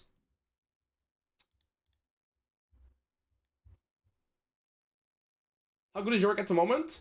I'd say champions like Yorick. Okay, so Yorick, Ilaoi, Trundle.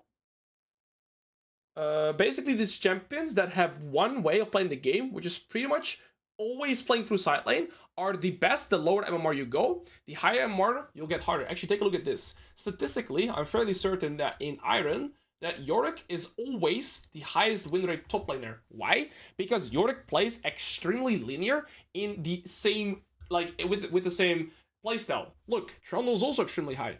Nasus is also a good split pusher, and Alois is also really high. So these champions that are just stat check heavy and are like allowed to go through the laning phase and just perma split push tend to do the best the lower you go, because you're gonna meet less resistance and less play, like, let's say, macro understanding too.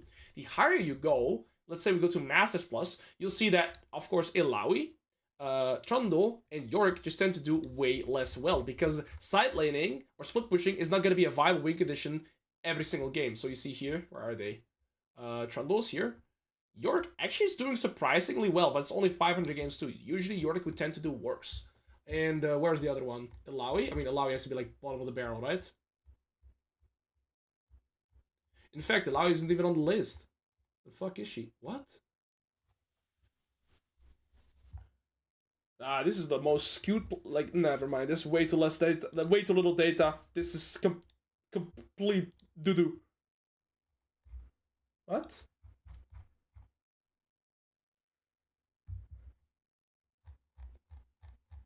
What? Alois is shit, no? Is Yorick playable versus ranged champs? Yes, but it's also hard because yes, he is playable against ranged champions, especially when they don't have dashes. In fact, Yorick is one of the best champions against ranged champions, but early game is super hard. But yeah. Yeah, check last patch, you're right. You guys are right, we should check last patch. Where do we do that? Here. There we go, Alois low. Where is it? Yorick is low, right? And then maybe Trundle tends to do a little bit better because you actually have early game presence, but you see here, yeah, they're gonna be bottom of the barrel. Because you can't really play it as a win condition through side lane. Actually doesn't matter which one we get here. I'll ban Ambessa. The reason it doesn't matter if we're here or here, it's because we're blue side, we have first pick. So we pick one, they pick two, we pick two, they pick two, and then we pick two, they get the last pick. Renekton mate, Prime. I'm sorry, I'm probably not going to play Renekton here. Main account, I'm going to do main account. So very soon, I'm going to be climbing the main account to Challenger and beyond. And then we're going to go to Korea for a bit longer than a month and play high elo Challenger only. And so that's why I still want to put emphasis on playing different top lane champions, focusing on educational content right now as much as I can, because very soon I'm going to be playing Riven, Mundo, and some other champions mainly in Korea and high Challenger, and I'm not really going to be doing anything else. Another Yorick, I actually really enjoyed Yorick too. And to be fair, when's the last time I've done a Yorick video on YouTube? I think a very long time ago. We could, if the draft opportunity presents itself, we could do another Yorick game, because I also believe he's one of the best beginner top lane champions to play. I will say playing Yorick this game is going to be pretty tricky already, because playing side lane against a Nocturne, nicht gut. We play some Ranked in Korea. I learned a lot from you as a Ranked 1 chick. I hope you play him more. The problem with my champion pool and Ranked is that I am forced to ban Ranked, especially as a Riven player. So I would love to play Ranked, but I don't want to play into Ranked, and that's why I perma-ban him.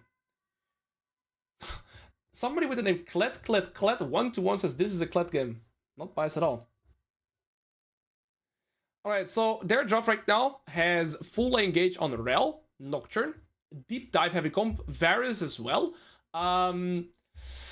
Pretty tricky. We're gonna have to side lane against a Katarina too. I think Mundo doesn't work too well because I'm blind picking, and the Varus has percentage health damage, and Katarina could potentially go Blade King as well, so I don't like Mundo. Garen, decent blind. I'm gonna try it one more time. Let's try it then. It was fun to play. Any plans for Riven Guide on TLA? Or you don't want to compete with your own old guide? Laughing face. Johnny, think about it one. Yes, the thing is, so last week I wasn't streaming, and that's mostly because I spent all the time working on updating my fund. Guys, we have a großes Problem. I'm gonna go Ignite. I think Flash is not gonna save me too much. Ignite is gonna allow me to stat check this champion. Bro, this is a hard dodge. But Mama didn't raise no bitch. But this would be a hard dodge. Okay, I'm gonna go Ignite and try to stat check. This matchup is one of the worst to play for sure. I forgot.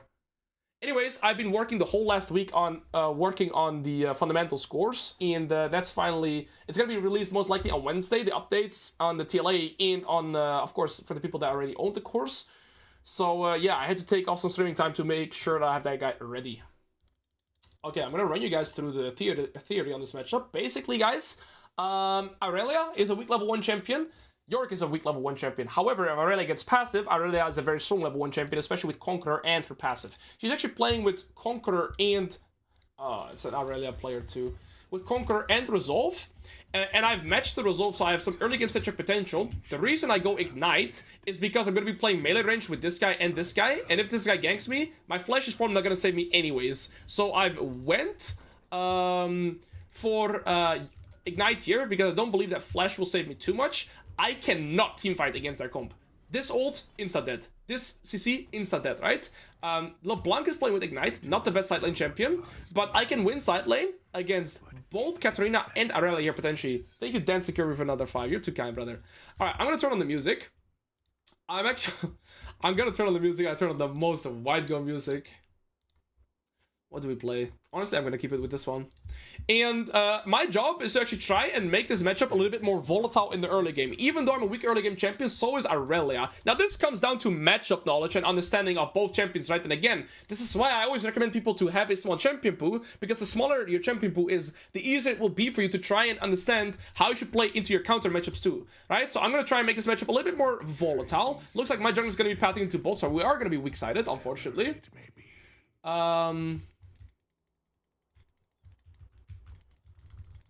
Yeah, I want to try and zone her off.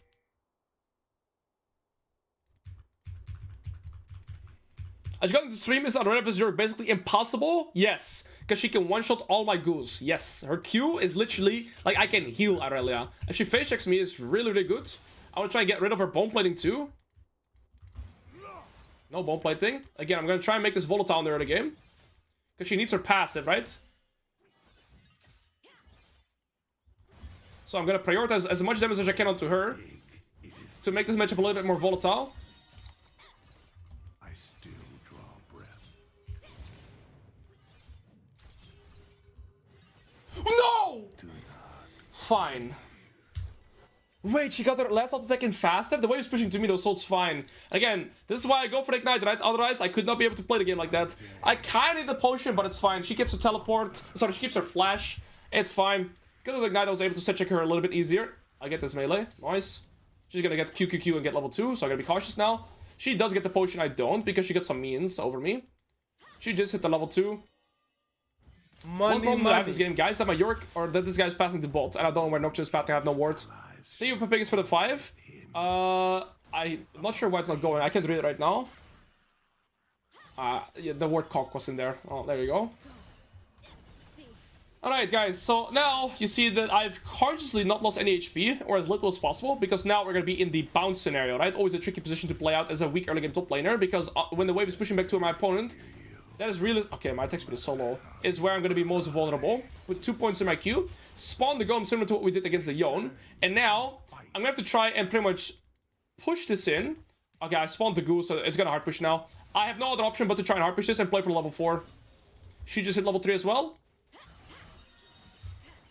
I think I'm dead, guys. I don't think I can escape this. I had to dodge her E. I didn't. I die. My bad. At least I die somewhat on my turn, so I'm not going to lose too much here.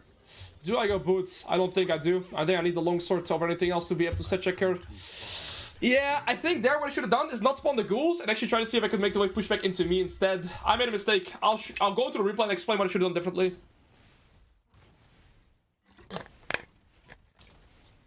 I did get the cannon. If you had Q'd her and not the cannon, I think I still die though, no? Maybe you're right actually. But then you guys would have an opportunity to type -1, so... I thought I was already dead after getting hit by the E, so I Q'd the cannon. Alright, now I have to try and slow push again. We see Nocturne here, he has a rep buff, no blue buff, so that means he pathed bot to top, so he's gonna reset and go back into bot side now, right? So Yorick goes back into bot side. This is gonna be gone already, buddy. The Nocturne has 28, so this is gone. I'm gonna have Ignite here. I'm stacking up the ghouls. First I have to do when Irelia comes back is check her items. And I might have to try and set check her with my Ignite. We're still gonna be level 4 at the same time. I actually have more AD than her right now, because she's gone for Vamp Scepter. You guys know who a good coach is? Alois. Yeah, guys, she has a passive. And, oh wow, that E. Hello Chief. I bought your courses last year and I improved from an Emerald player to 80 LP Master player. Tie for the great content.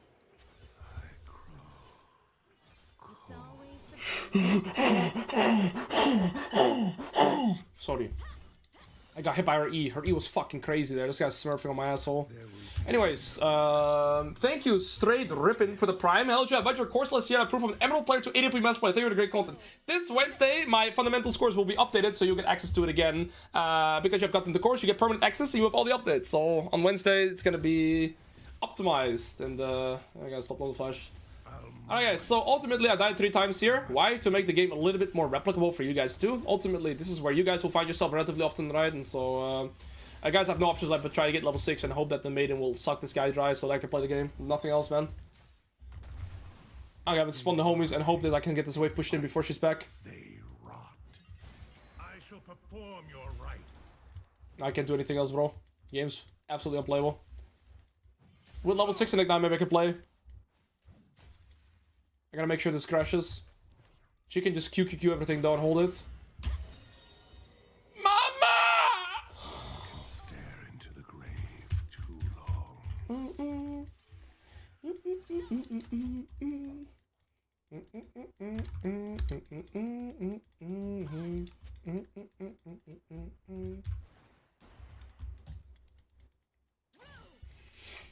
It is to the grave we go.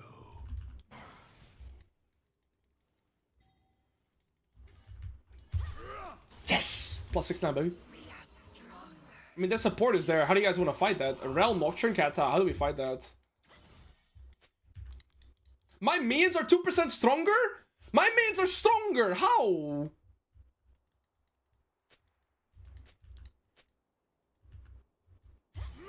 Wir kan spelen, man! I am the first and last of my order.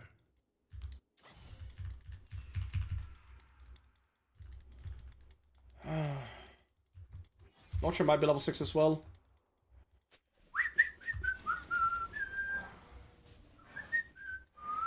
Okay, the wave's finally gonna bounce, I think. Wailing of souls in torment. Somewhat. Now I gotta make sure I don't walk up, guys. Okay. Hey!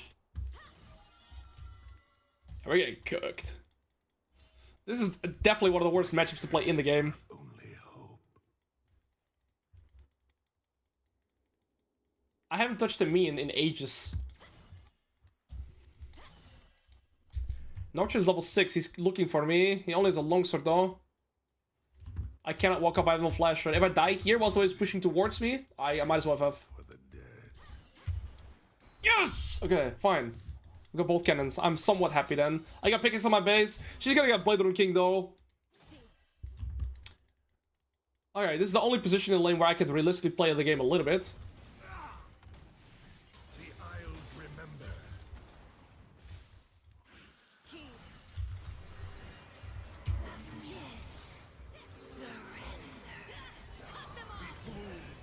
Bitch. I had all my Conqueror stacks, Ignite to True Mage and Deny her healing. And, well, yeah. That's massive. If I play around my turn, it's way harder for her to try and go for an extended fight.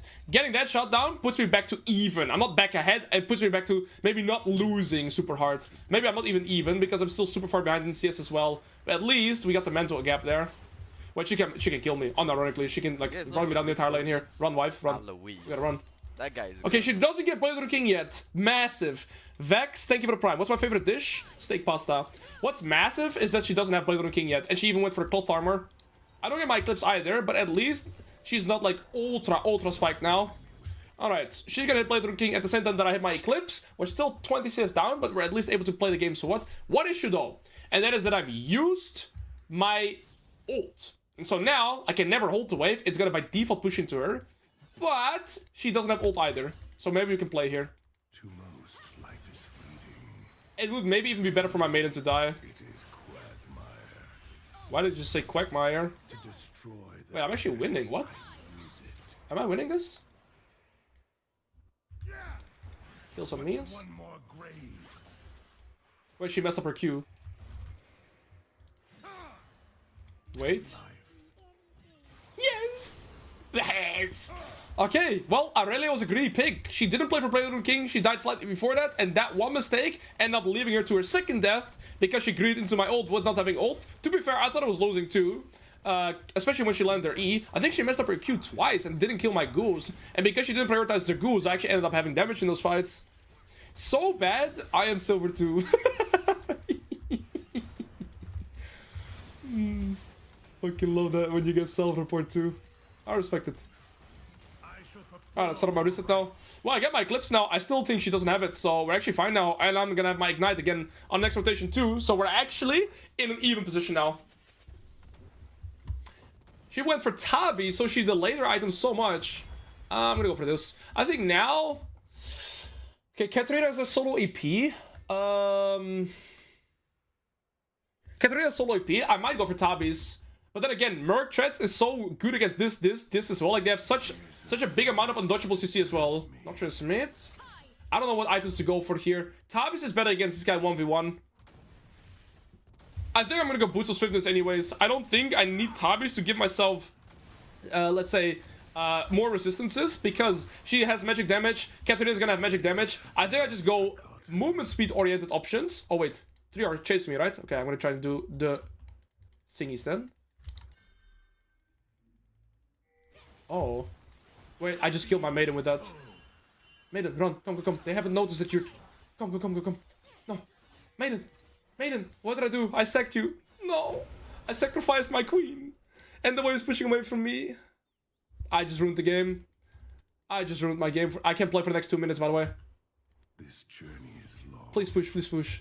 But I will. Yes. Yes. Okay. We can play somewhat. I should have never thrown my E there. She has no mana. Dude, has this guy missed an E? No way. 420. Because I have Eclipse, I'm actually still kind of strong here. She wants to set up a reset and get her Blade Runner King ASAP, right? On her spike right now, she's not as strong. Once she gets Blade Runner King, she's gonna be unironically twice as strong as she is right now. And she's going for the all-in again without Blade Runner King. You're such a greedy bastard.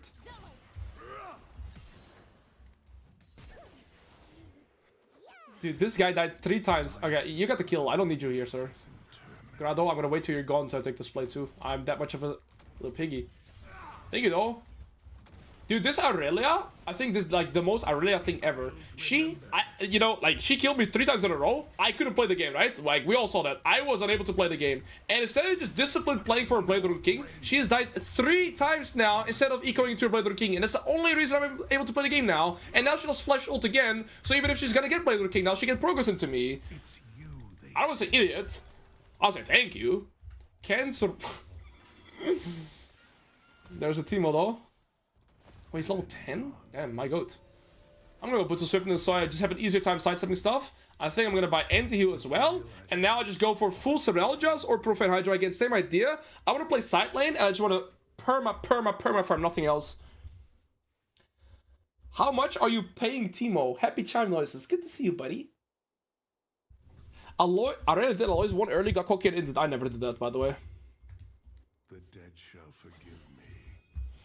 Alright, now it's just Blade Runner King, so I lose super hard now, right? Now I can go for a single skirmish. I have to play all the way back like I was doing previously. If we're farming in this area, I might have a potential play onto her, but anywhere into middle or close to her, I always just lose. X-Vin fights your Tamer Prime. X-Axiom Arcan is better on Yorick. I think Sorcerer's Tree is better on Yorick, so I'm assuming yes. I'm gonna try and hold the wave here. If the wave is here, she can't really look to all at me. She has no passive. She has passive. Run! The ruins of these isles. This guy doesn't miss her E's. Okay. To delay the end. Okay, I missed the E. One more step toward the Eclipse. Kill her, please. Thank you. Actually, that all-in was super clean. It's just because it was close to my turret that she can't extend the fight, right? Extended fight, she always beats me there. But because I'm close enough to my turret, she can't hit me. And then I landed the first E, did the ult, didn't give her the second ult damage, wait for my Eclipse to auto-Q her instantly on the shield. And, well, this guy unironically died 5 times in, yeah. We can go and replay and show a little bit more clearly why she entered the game. Shit, Timo.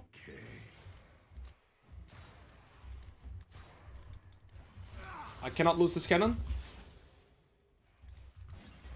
Beautiful. I don't really have any homies to help me with this, because all the homies are aggroed onto the turret. But if we kill this, and I get some homies, I can use that for the Herald too here. Okay, nice. Look, we have homies. We have fresh homies here. And we can utilize these on the Herald. I can pretty much do it by myself. Wait, the Herald isn't up there. I'm yapping for nothing. Let's recall then. I don't think going for this rep buff is good, because it's gonna make I have to walk all the way and then maybe back to recall, and I'm gonna lose this wave and give her access to this. I'll think about this. And I'll go for this against the Nocturne. Dude, we play listen to Kesha in 2025. Big. Our souls are a small price to pay. I have 4 homies with me, guys, so I'm gonna start off the Herald here by myself. My Teemo is gonna go into bot side for sure. I also can de-aggro it. Maybe, worst case, I'm leashing them. Best case, I just get it here. Depending on what the Nocturne is gonna do. Okay, there we go. Starting that off. I'm collecting in the meantime. These guys are just gonna do it without me. I hope they have no vision. I'm gonna assume they don't. You see, they're just doing it. Gotta keep my tabs on this. I shall perform your rites. Okay, Nocturne's bot. Okay. Oh, they're gonna need some help here. Looks like they're not strong enough. The AoE of the Herald is too strong. Oh, we did it halfway. And I'm just gonna push this. Top wave is neutral. And I think Katarina might be bot. So what I can do then is take this and take 2 mid lane turrets. That's the Herald. Yorick strategy, baby. Katarina's here. She's going bot. Oh, she's staying mid. Fuck! I mean, it doesn't matter. I think I can still push here. Wait, how did she get Eclipse? Oh. I got 4 Conqueror stacks because there was some goo somehow top lane. Look at all the shit here, though. Beautiful. Right, you don't need kills on Yorick. You just play the map. And I'm gonna TP top. I don't want to give her access to this. We get the Herald, 200 gold. We get the mid tier 1. We get the mid waves. We're gonna get the mid tier 2. And then we're back at top lane as well. Yeah, she... Bro. Whatever, man. I legit heal her by hitting her with my E. That's crazy. Wait, she's gonna hit the... She's gonna walk the shroom as well. Yes! I missed my E, though. So many souls, so few bodies. That shroom is crazy. There's just a random shroom that's about to disappear. Oh, it's so lucky, bro. Yeah. Is this up? You had to eat that, buddy. You're stuck. Oh. He's going full magic resist options too. Makes sense against my draft, though. I have the Herald recall. Wait till he hits. The E is guaranteed when it's super close to me, right? Like, you can do it insta. Because that's like a cast time on your E. But look, when you throw it next to you like this, look how fast it is. Right? It's super fast like that. Okay, I might win base.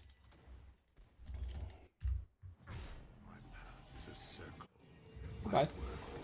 I'm gonna sell this in a longsword. I think we just go for Profane Hydra. What's an alternative option? I think my team is gonna move to Dragon. I'm gonna move top lane first. Get some ghouls. The thing is, guys, I actually cannot do anything top lane here because there's no top tier 2 to play for. So I do believe I have to group up for this. And we're strong enough to 5v5. But what I will say is that Yorick is one of the weakest 5v5 champions in the game. Like, you just want to play to the side lane, right? So it's pretty shit for me to be top lane here. Like, I prefer to split push. But if I'm top lane here, I can't really do anything. And... look, my team is actually strong around the board, so we could potentially look to 5v5. So I do believe in this instance, it is better for me to group up with my team. It's pretty rare to group up with your team as a Yorick or like a Alois type champion. But here, it's their 3rd dragon. We're stronger mid, stronger jungle, stronger top, and bot lane's kind of even. So as a result, we can group up here. Dirty Paul, they were prime. I'm gonna ping that they maybe kite to me. Oh, they're winning without me. Katarina flashed. Nice E, Alois. Shut up. She's gonna E onto something. The damned resist. Oh, you just spat on that kill. Okay, so we have tempo on the map right now. There's no mid wave, so I'm not gonna go mid. Instead, 30 seconds on Katarina, 20 on this, 20 on this. I could help with the dragon, but I don't have to. I could also utilize my tempo, potentially get this bot tier 2, right? Because again, Teemo has this without me. I could have chucked my E on there though, to help him out. But again, I'm gonna utilize my tempo to play for the turret instead of going for anything else. Speed up my own gameplay as well. Sounds good, Cylon. This guy's lying. This guy's for sure lying. The Isles remember. That guy's a Katarina, man. You already know he's a criminal. I shall perform your rites. Alright. Ryze is here. I have 4 new homies here with me.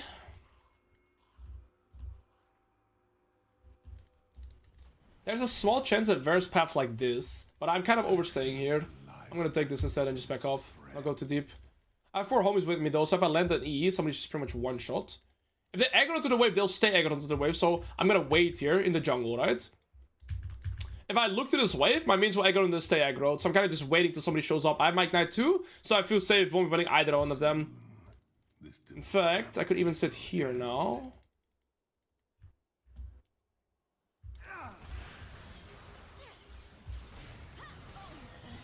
Similar to like prepping Fury on Rankton, that's exactly what it feels like to have 4 ghouls as a Yorick. You can set up and set up a trap. Beautiful. Yep. I mean, with 4 ghouls, you get 1 shot. Don't care what champion you are dead. This guy went from 3-1 to 3-7, making that with some mistakes. And then we get this. I have no ghouls to chase with me. I have to set up some new ghouls, see if I can do the blue buff as well. So, I'm trying to get this Q stack. I got 2. Okay, I have 3 homies with me. That's enough. Alright, stack up. Let's take a look at how much farm I can get this minute. Alright. I don't even have my Profile and Hydra, but I'm gonna farm everything so ridiculously fast. It's crazy. Alright, that's gone. Take this instead. Alright, beautiful. Give me that shit too. Kill last one. Beautiful. I need 2 parades, so let's take a rep of 2. Then we reset. Why do demolish? Because it's a matchup where I realistically never have wave control. Like, I was never able to hit the turret once. So I don't think the demolish does anything for me in the game set. Like, did I? Skill issue, I think.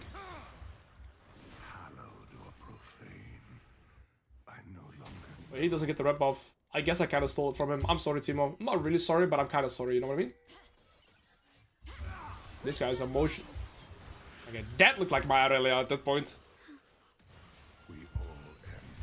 That looks like my Irelia. That looks a little bit more like it though. This is the thing. This guy is a diamond, I think diamond 3, maybe diamond 2 top laner, and you see that in terms of laning phase, he destroyed me, right? He had good mechanics, but his discipline and general understanding of this game, like playing to item spikes, like avoiding drone ganks, wasn't there. So even though this Irelia is a good mechanical player, besides that last play she just did, she hit every single E, and she had a pretty good understanding of how to approach the early game, right? She was very little discipline, and that's what caught her.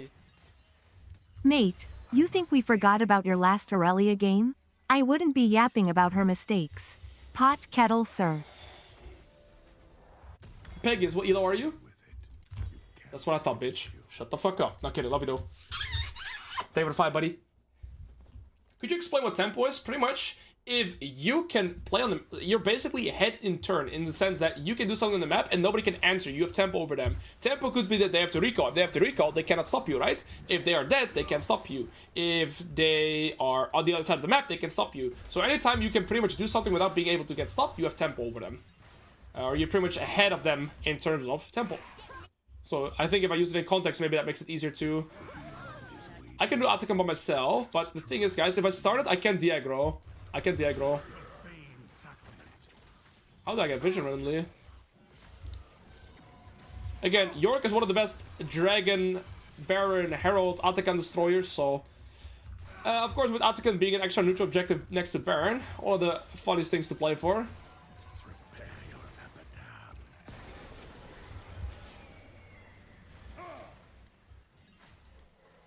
Wait a second. Can't catch me. Bro, this takes so long.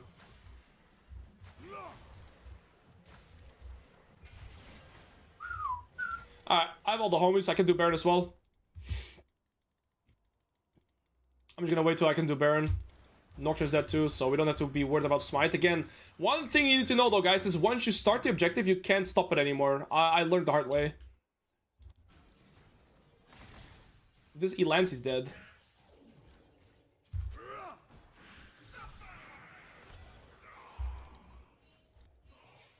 No, they aggroed to the wave. I need new homies. I need no homies now. Necessary. He just XD'd in our chat as well. My god.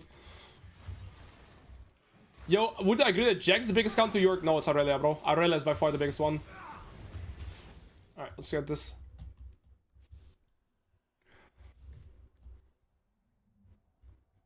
Tell me of the beyond. I remember that Underdeck to Master on Yorick is still one of the most fun climbs I've done. Yorick is alive. I can't stop this again though. Once you start, guys, you can't stop. So if they come here, well, I might be ending the game. Guys, I can't stop. I think they're gonna ward. I think I should stop. Do I continue? They warded. Teemo isn't here. We gotta back off. I'll stop. I had it, right? I had it easily, but I can't do that when my Teemo's there. The thing is, you can't manually stop your ghouls. Once they're gone, like, they go full rage mode, so you can't stop them anymore. So keep that in mind. Again, I've learned the hard way. Alright. I want to try and do that again, though. Ours is a fate. Is Yorick viable in jungle? Well, somebody told me earlier that Yorick jungle is a thing. I haven't seen it much myself, but I'm gonna try this again. We have 4 homies. Usually you'd want to have 4 homies, then spawn the maid, and then get 4 new ones. When you're level 16, you get 4 ghouls by pressing ult, but all good. I can do this extremely fast now. There's a lot of flesh to raise. Alright, where's this Nocturne? I haven't even used my blue trinket, I think. Oh, we just get it. Energy go bot. Beautiful. I can go Edge of Night. I think I like Edge of Night still better against like Varus Ult Rel, something like this. His ganks are not very good, I imagine. No, Yorick jungle is not a ganking jungle, that's for sure. Why are we overstaying here? Also, why am I able to see? The beyond awaits you. Wait, why was I able to see? Edge of Night, that's why. Edge of Night, that's why. Edge of Night works on Yorick ult or on Nocturne ult. I had to think for a second. Like, what the fuck? Why can I see? Ah.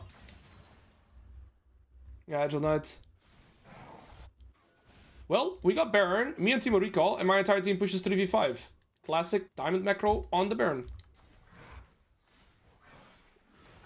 Respects to the dying. What? Flesh in the shroom. Goodbye, bitch. Alright, now the game has gotten a little bit rough again. We can't progress, my entire team is dead. We just pushed up instead of just playing disciplined. Unfortunately. I shouldn't buff up the minions, because then Katarina knows I'm here. She used E.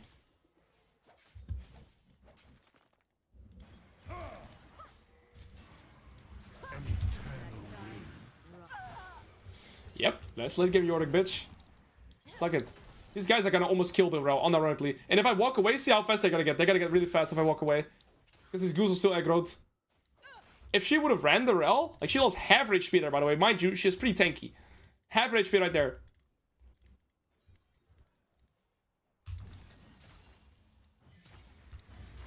Alright, got 4 homies again. It's good to see you.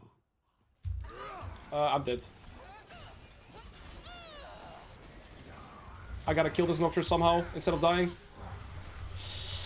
Let me hit! I can't auto-attack. I'm CC'd for fucking ever there, bro. Okay, maybe work still. Decent. I can't buy this. I have to go for this. Probably not worth it though. Okay. Sorry. Wait, why is the Seraphine just being able to do this? Why are they not killing her? TSM Morty. Pop off.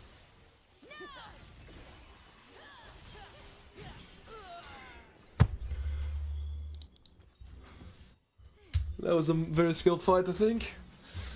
I could also go for opportunity, right? It's 2.7.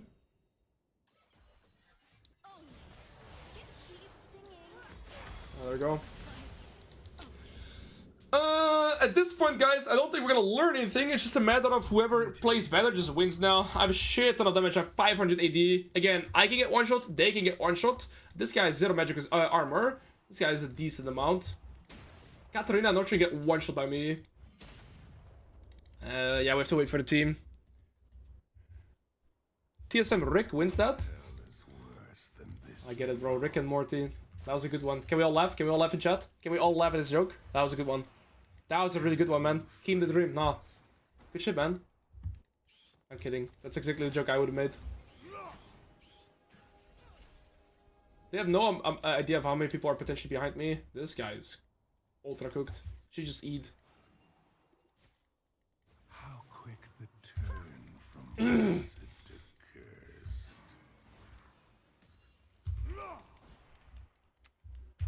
I spawned 4 ghouls to jump onto her. Hello. Jump onto her, guys. Run. There's... You useless pigs!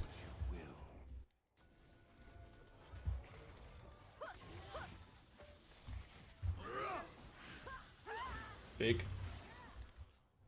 You guys know the meme when the guy jumps on the phone type like with his ass? That's my goose jumping on the Katarina's face there. If you know, you know. If you don't know, I'm not gonna explain it again. I'm not gonna report myself anymore. Alright, we're getting the dragon, so I should be cautious. Again, I have 4 homies here though. Goodbye.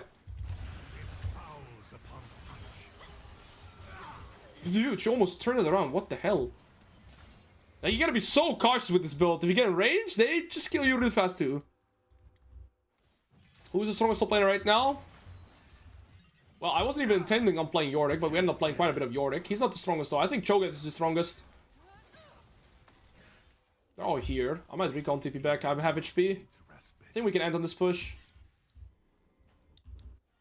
Yeah, I think we should be able to end on this push because Irelia is still dead. I can't get any stronger. I have 500 DD. Holy. Holy. If we get the soul, I have like 600 DD.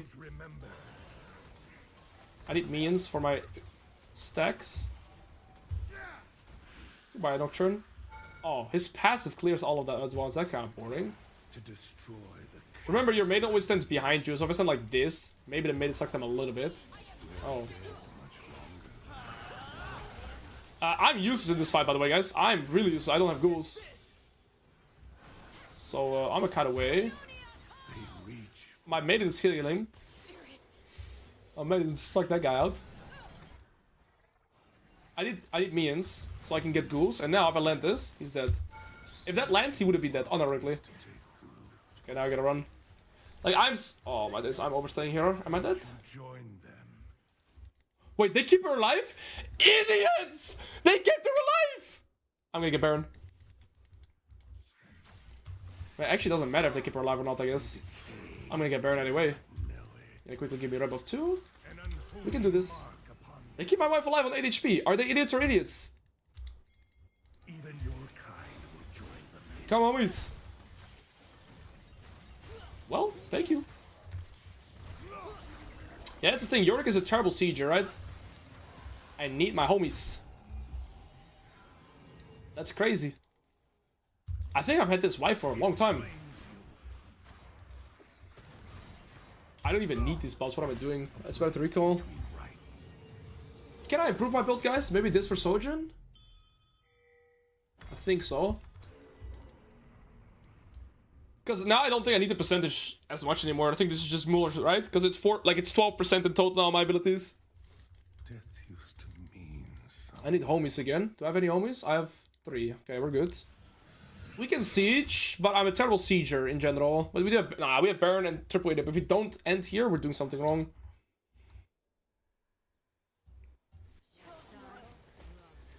Where does your wife suck other people? Well, me and the maiden have decided to go for a polygamous. Oh. Ooh. Wait, we're not ending.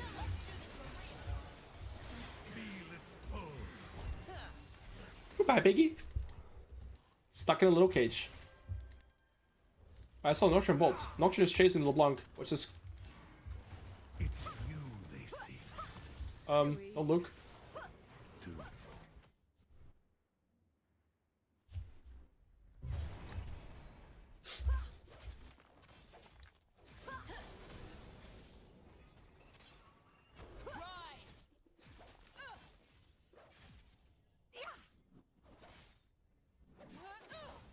Yeah, all I had to do was play slow and we just end the game, by the way. Money, money. Hello, when and why Yorick lethality? I taught it's Trinity, Serelda, Hullbreaker. You can go for this, what's it called? Bruiser type build against, say, champions that you would outskill in side lane. Say like a Garen, I would like this. Because you also get some more health options, right? Into this comps, I would get, like, if I go Bruiser build, maybe I'd have an easier time against Katarina, but I for sure lose against this Blade Root King, this Blade Root King. So I think this is just better to also one-shot them, instead of them being able to one-shot me. It also makes you way faster on the map. Right? I've been able to one-shot them inside instead of them being able to fight me. Just here, yeah, we got hinted. Well, I guess we're gonna get the soul, but at this point, I don't even know if we win anymore. Right now, it's anybody's game. We have such a terrible siege, and their turret respawned. Have you ever thought of streaming later to increase the viewership? Yes, but I coach every evening right now at 8 p.m. to, let's say, 10 p.m. And so I gotta prioritize working on Top Lane Academy too. We might be losing the game here. I should not also int.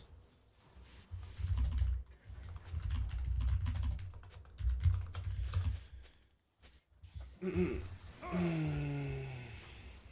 beyond saving. Wait, Timo just copied exactly what I said. Fundamentals. Rightful place. Ride wife greater than life good. Wife fight back greater than kill wife. Wife Maybe gone. maybe my goose Think get it about somehow. wife. Regret sad face. I will return. Yeah. Thank you, Mushi Mike, for the 7. Yeah. Fouls upon top. E ult. They're all gonna jump her. And they're all gone. The ruins I of forgot. desire. Alright. Oh my days, I'm dead as fuck. I just won the game.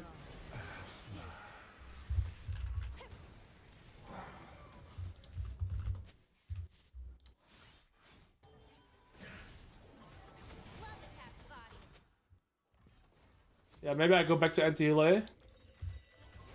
To be fair, Starfish is getting on me. Oh shit, this game's hurt now. Katarina one-shots everything. We have like no RCC. Is Jason at the Academy thing, or is it only recommended ones? You mean like in terms of like champion guide? There's no Jace guide yet, but if you want to get for a Jace coaching, you can always get coaching on Jace. Do I play Mundo or Shen this season? Both are good. I personally prefer Mundo in a solo queue environment.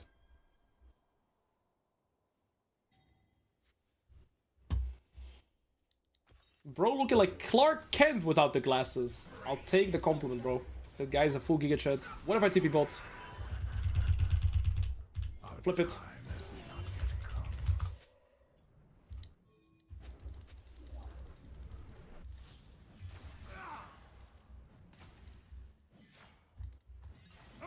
I actually don't think I beat her. Take shape. An unholy mark upon you. Alright, flip it, guys. Dude, winning this is so important, else we instant lost the game, I think.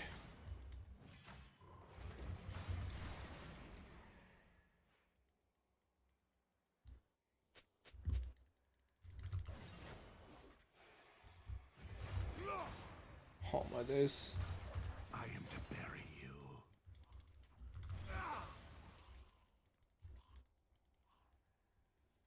I guess at this point, it's every of his game. Like, we just keep dying.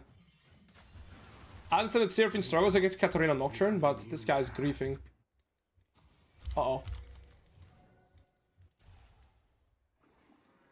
I feel like I can move on the Kata, but she's Banshee Zhonya's, by the way. Yeah, good luck killing that. Banshee Zhonya's. Pig. I can't deal with Banshee Zhonya's. Oh. Oh. 1 for 1 is fine. I do not live in hope. I gotta push outside. Wait, I don't have Ignite now, though. Without Ignite, I don't think I beat Akali. Irelia. Same thing. Money, money. Thank you. Have you considered subscribing to TLA and getting coaching from Chippy? This VOD might be a good one to bring Shut to the review, fuck so up, that he sneaky can point folks. out all of the major mistakes you did. Remember my name. For one Your mom is a major pig. What am I doing? Sneaky fox! Not your fault.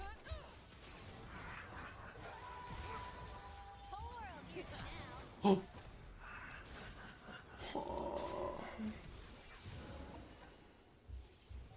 Oh. He's alive! Wait, how's he here? What happened?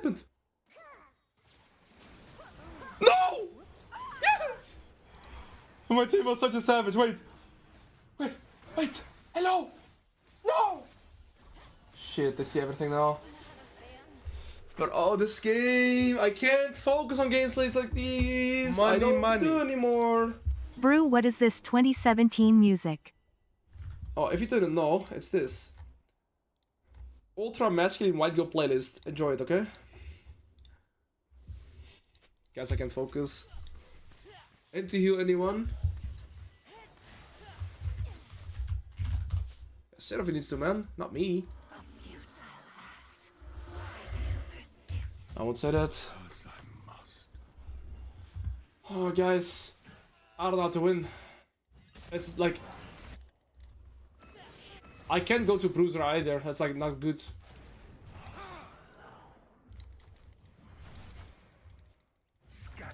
And we're dead again randomly.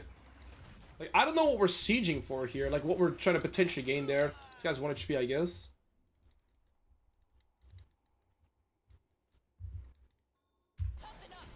It claims you.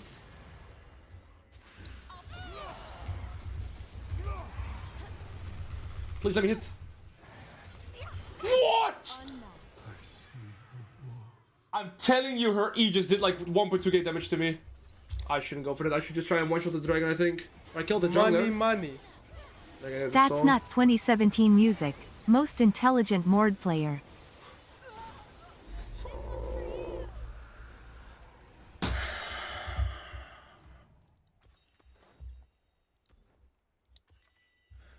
Yeah, true. It's like 2010 music, right? My champion sucks late game. I can't split push, I can't team fight, like I can't do anything. They're all too tanky, and this guy one-shots my ass, this guy one-shots my ass cheeks. I don't know how to play. They get the soul now. The game was so good, but we just kept dying so often. To be fair, this guy has 17 deaths. And because we kept dying here, we couldn't group up, and now, yeah, my champion just can't siege. I can't close out the game by myself. By MR? Yeah, but guys, I'd rather want to try and look to see if I can kill her before she kills me, right? Buying magic assist, she's still gonna kill me super fast. So buying magic assist isn't the solution here. We do not die. I just need to try and kill her faster before she kills me. That's the plan. Unironically. I think I TP here. Just make myself a little bit stronger. Faster. Faster, stronger. We killed Irelia, I don't know how. It's like the 5th Baron that we're doing this game. Nice. That TP was absolutely horrendous. I can't focus. Alright.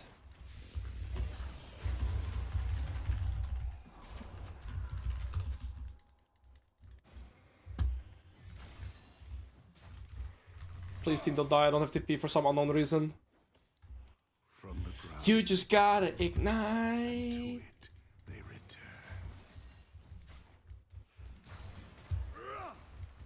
+1. We're all recalling. We're all recalling. For what? Well, I guess we wait again. I guess we don't want Baron. I guess we don't want to do anything with the Baron. They scream. Irelia's gonna walk here, or Nocturne. Maybe I can one-shot the Nocturne. They don't see the Baron minions being buffed here. So I'm completely hidden here. They have... Well, guys, I wasn't that hidden anymore towards the end there, I think. Fuck! I had to be there like a second faster. If I had to be a little bit faster, I probably could have killed him. This Nocturne was like, oh shit. A curse upon the ground. Look at that damage. Watch them squirm. She's dead. Yes! Please! No! Okay, so I did a trick there where I eat the Irelia and then I auto Q Titanic Hydra the minions, so my goose spawned and all jumped her.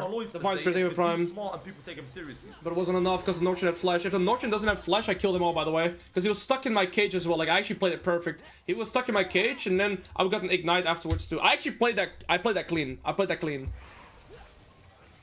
But again, we lost the fight somehow. Whilst I retreat top. Why would you ult?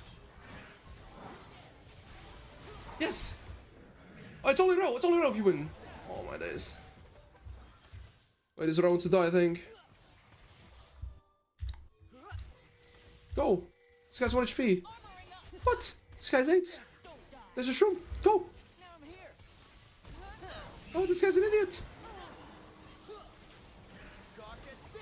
Oh, Irelia's up in 2.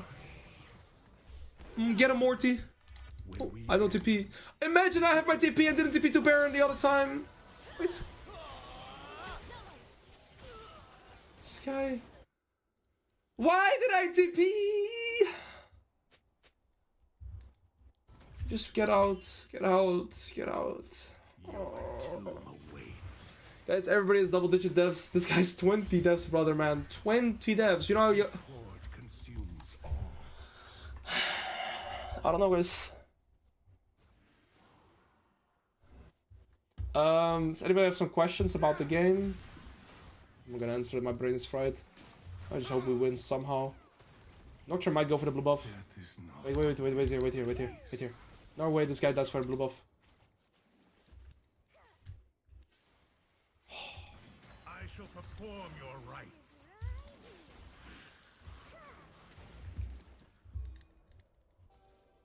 Well, we're just gonna have to play around all the team mushrooms and play for the elder, guys. I think that's the plan now. I'm gonna take rep off in the meantime for us. Really good pings by the Teemo.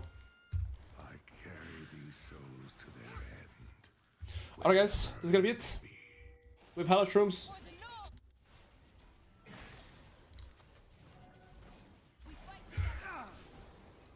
I have no homies, they weren't in range. Else he would lose half his HP there. Okay, we gotta back off. We gotta play with the team mushrooms. Seraphine, you have no flash. Please don't walk up. We gotta play with all the shrooms here. That's the way we win. Oh, they hit by. This guy got hit by a shroom.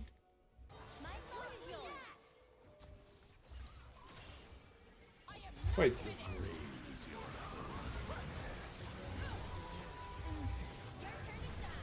Penta! Penta! I missed! I W'd them both though, they're chicken in the cage. We lost this fight still? Money, money. Alois, What a are you horror. able to make it clap without the use of your hands? I'm able to make your mom's cheeks clap without the use of my hands, yeah? Oh! Stop the elder. I'm taking this and dipping. Run!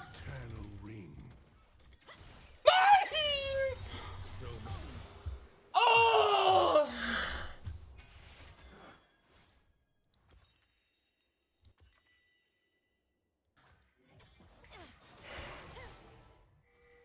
I don't want to be here anymore, guys. I don't want to be here anymore.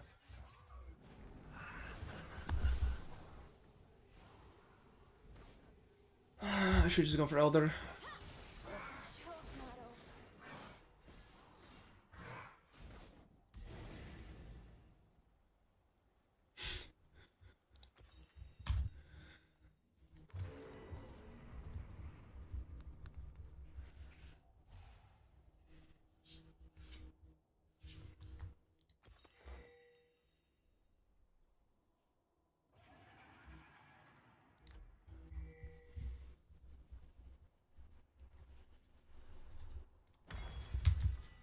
We still have anti-heal. I need it. Send maiden to another lane. Oh. Actually, what if we do maiden release, guys? What if we do a maiden release angle? Do we do maiden release on bot lane? Is that the way to win this one? Dude, I'm like, my nan walks faster than this. Bro.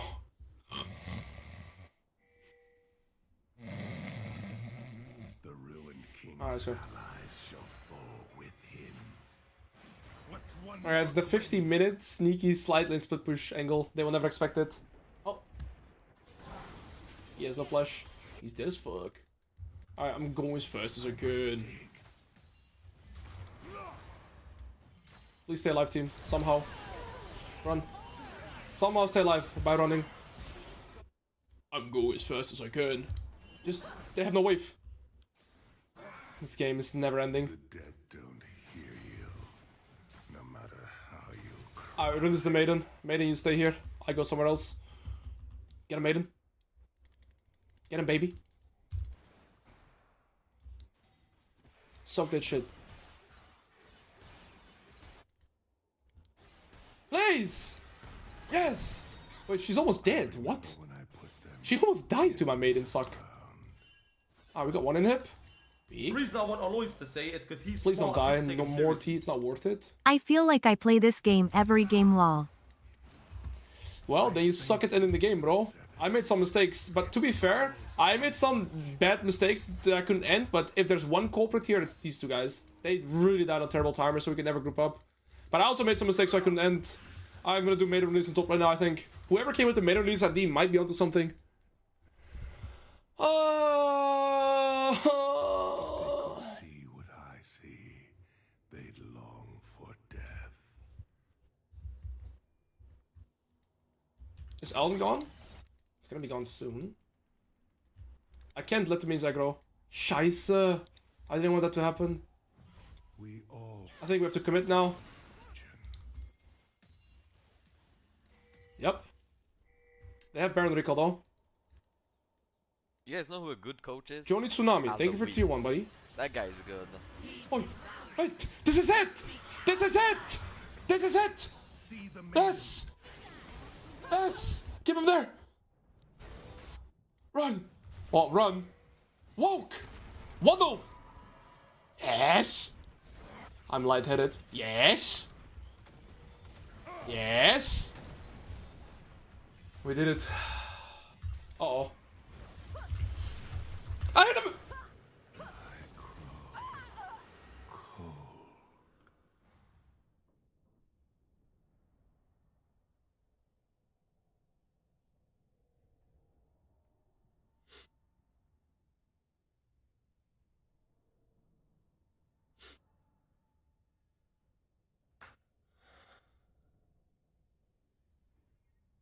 Dude, I thought that was it. I think I hit a mean. I probably still don't end, but what the fuck? Do they end now? Bro.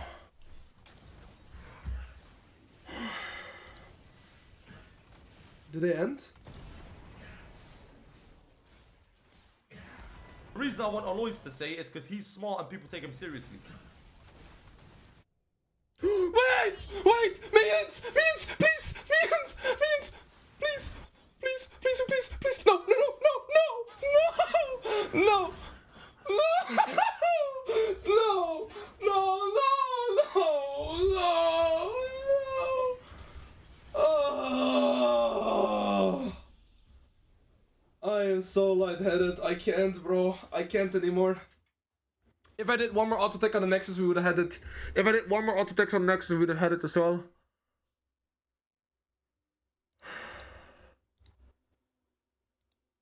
Oh, I'm so tilted actually.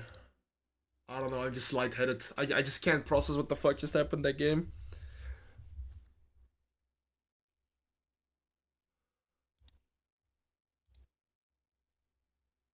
Alright guys, moving on to the next game, nothing happened.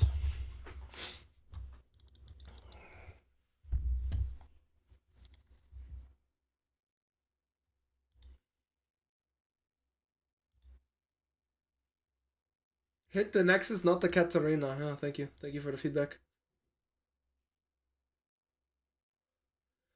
At the Alois now, I'm new to League and I observe that your screen is gray a lot. Do you use a filter?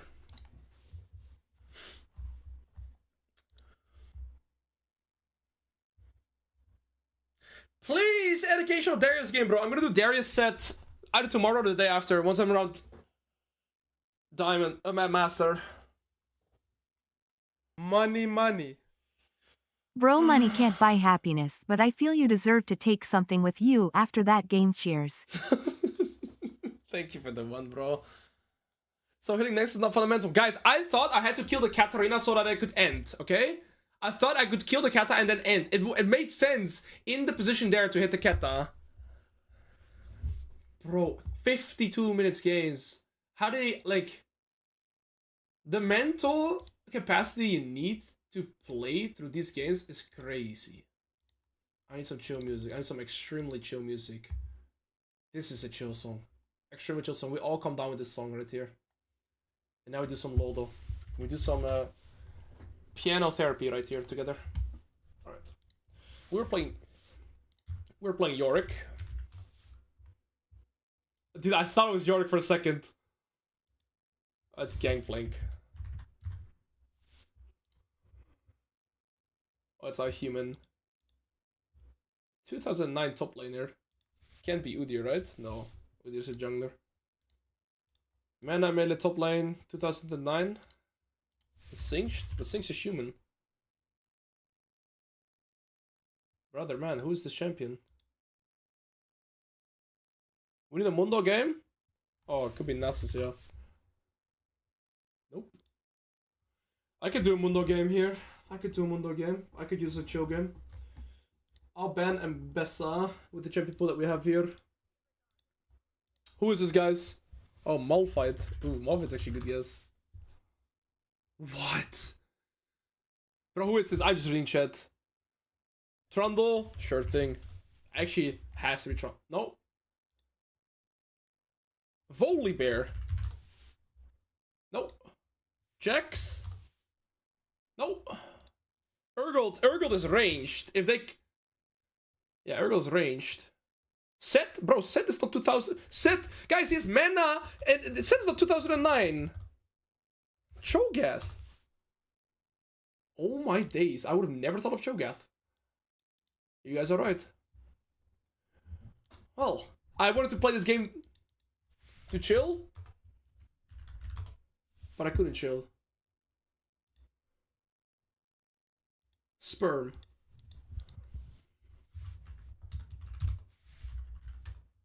I'm not playing this game, I had enough. You guys can play it yourselves. Mundo is so fucking boring, you're wrong. Guys, I'll play Set and Darius another day soon, okay? I'm not playing Set and Darius today. It's soon. They have Riven.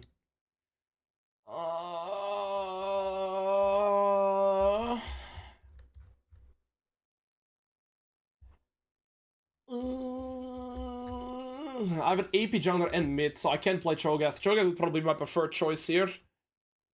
Never mind. Rankton? Ooh, actually Rankton would have been good. I completely forgot about Rankton being open. Do I even have Rankton? I'll buy him then. I'll buy him. Okay.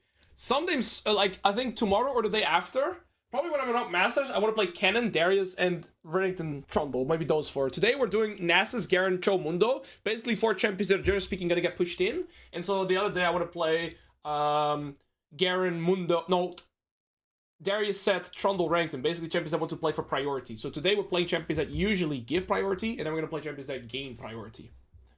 I gotta go to the toilet again. I'm like a piss magnet, bro. It's because I drank all my water.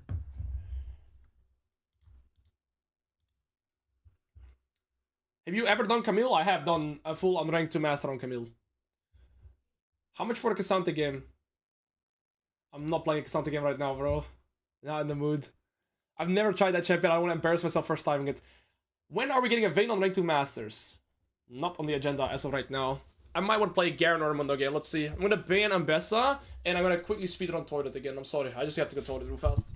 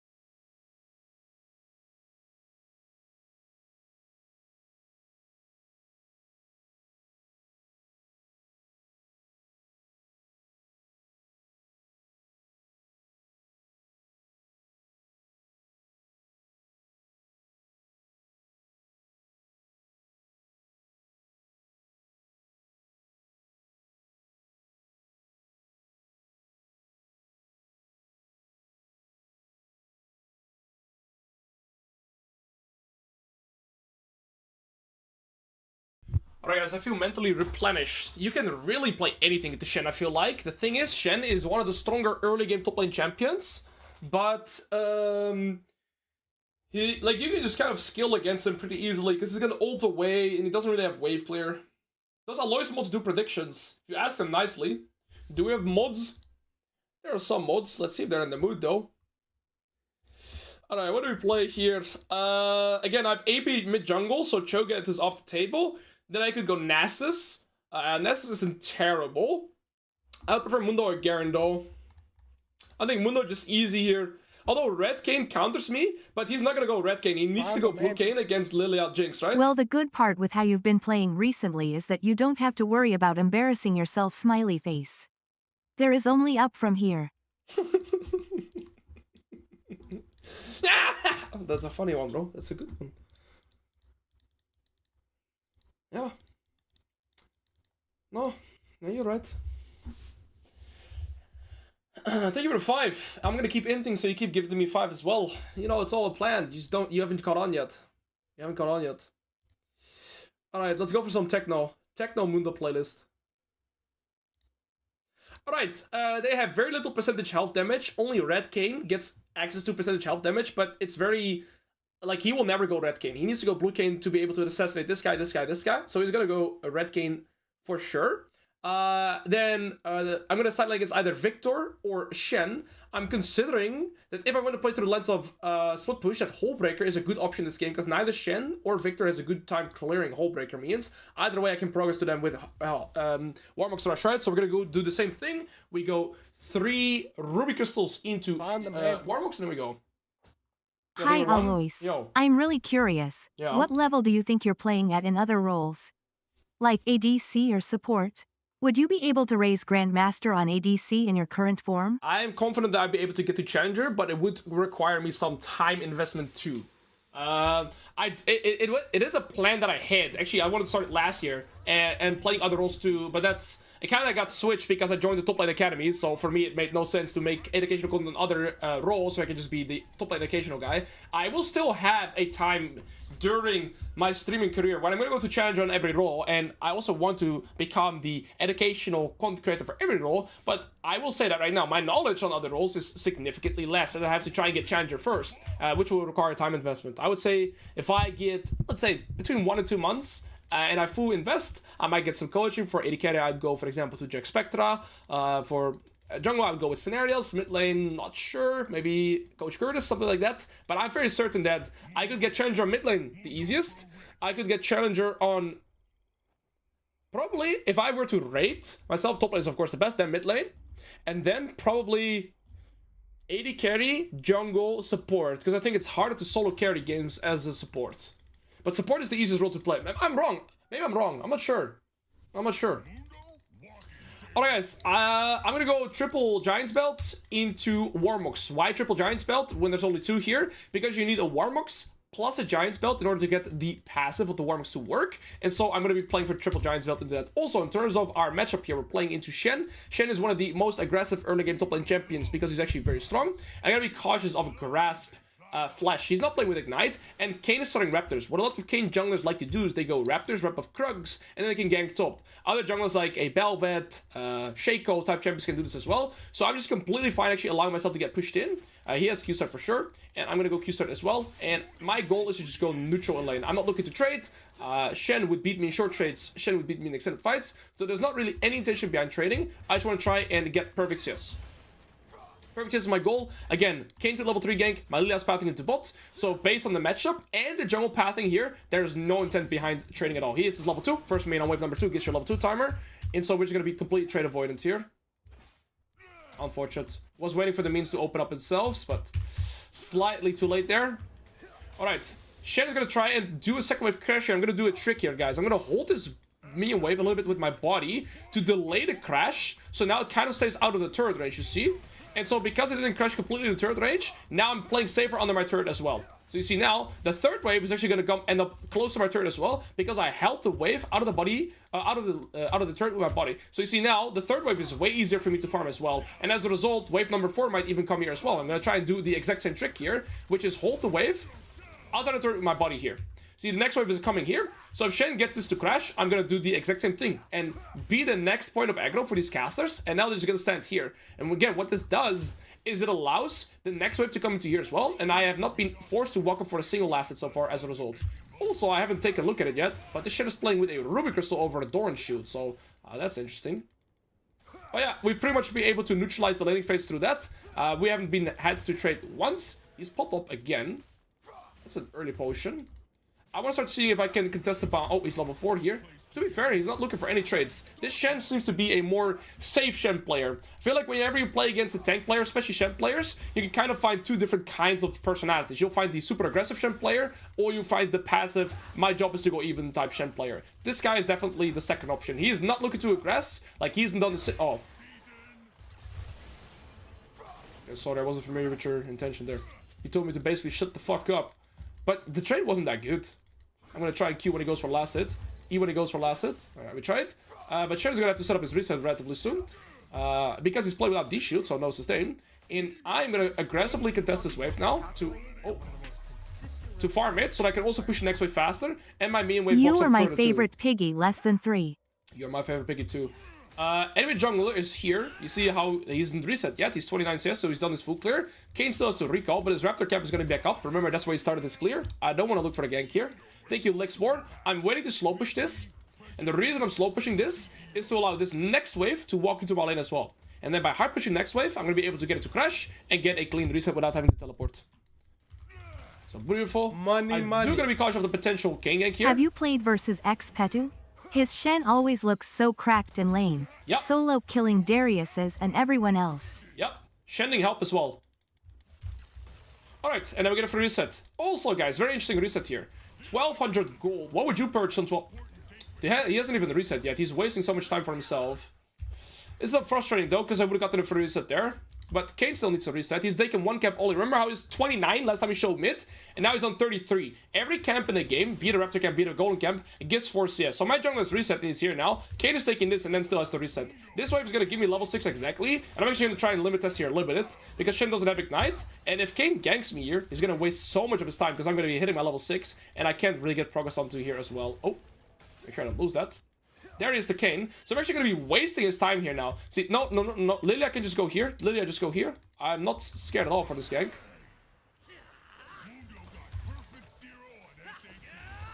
And I'm wasting their time here. Okay, Lilia's going to try and counter gank instead.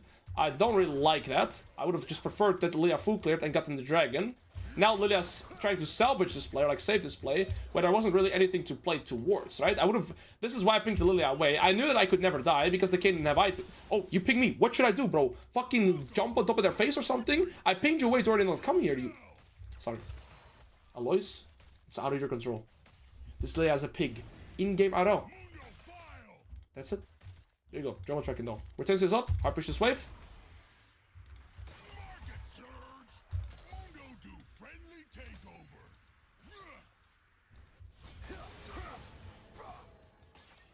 Alright, I have my ult to escape as well, right? And a biscuit. Get baited, little piggy.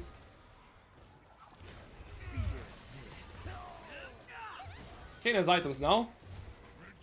Yeah. Well, guys, one thing to know about Mundo is the lower HP you are when you ult, the more maximum health you gain. So if you're very low HP and then you ult, you gain more health temporarily from your ult, right? Because look, you gain when you hover over your ult, you gain 50% of your missing health as maximum health. So that's why I end up getting a lot of HP there, paired with the biscuit. Okay, I didn't think of that. That's smart. I did not give it to Kayn though, then I'm good. Wait, what? Am I alive? There's no way I'm alive.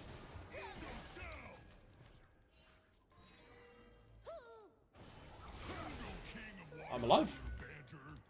No, we don't have to fight. We don't have to fight. The rest of the world is too shit. We don't have to fight. We don't have to fight. Like... Open mid, said my Annie. Lilia. Alright, this Annie just decided that we want to open mid this game. Lilia ended up dying. I'm gonna get pinged for this somehow, probably. What is going on, bro? These are Diamond Deal players. Like, the fight was over. It is what it is. You know what you do? I get pinged! It's my fault! It's my fault there that you went in. Sorry.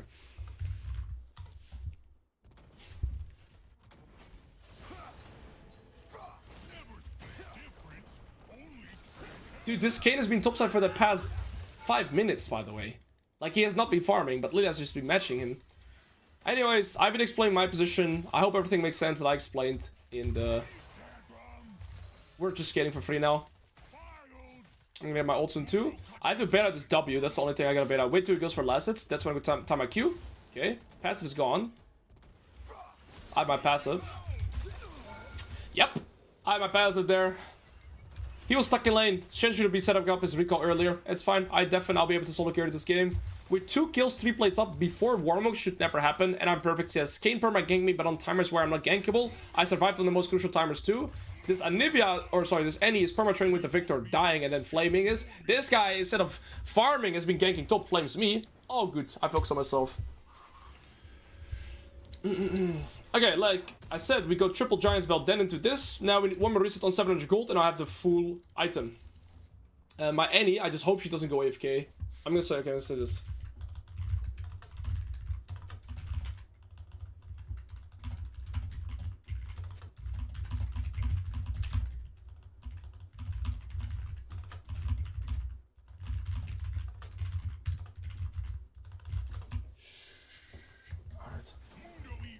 This game is not going to be easy. My entire team is kind of running it. That's all good. Shen is going to have ult soon.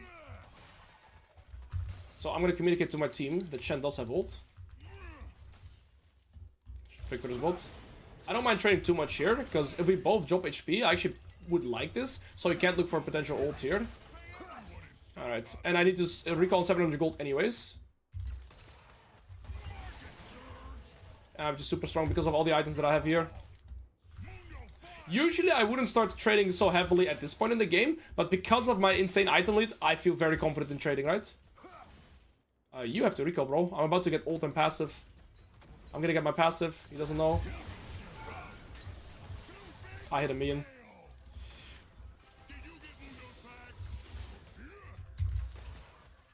Oh, good.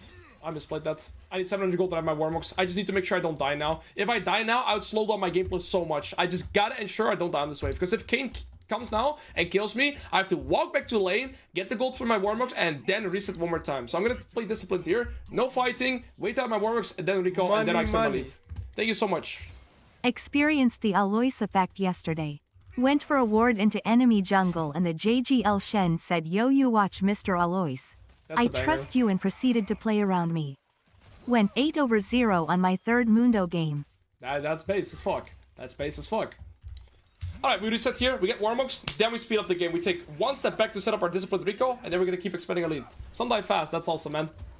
Alright, my jungler, or sorry, my bot lane seems to still be in a fine spot. Do I actually have it? I might not have it, not because I don't have my overgrowth yet. Yeah, I need 4 more minions, and then I have my overgrowth passive, then I have enough for the Warmogs passive. Crazy. 11-minute Warmogs is extremely rare, but it's also a rare case scenario where I get 2 kills in 3 plays. Generally speaking, this shouldn't happen in your Mundo games. Yeah, my mid lane is extremely far behind. Grand Canyon is extremely far ahead of my mid laner. It's okay though, they have barely any percentage health damage, so we're gonna be fine this game. Cho or Sign if you must choose. Cho get every single game. Cho get is absolutely broken right now. Okay. I'm gonna keep playing in the order of this. I'm gonna blow sideways into turrets. If no turrets, I play for jungle camps. And maybe sometimes go for kills, but I'm a vegan top laner at heart. I don't need kills. I just need sideways into turrets and to keep expanding my lead. I never have to recall, pretty much. Because of Warmogs and I have no health and no mana issues, right? They could look for me, but I have ult and ghost, so they can't really kill me. And the more I trade, the more beneficial it is for me. Because again, I have no health issues and no mana issues. He has no mana issues, but he has some health issues. So now when I walk away, make a quick phone call, I go back to full HP and he does not. Oh wait, what's going on here? I don't know we're fighting. That's my bad actually. I should be involved. It's okay, I pushed the wave though. Lydia still has ult, no flash.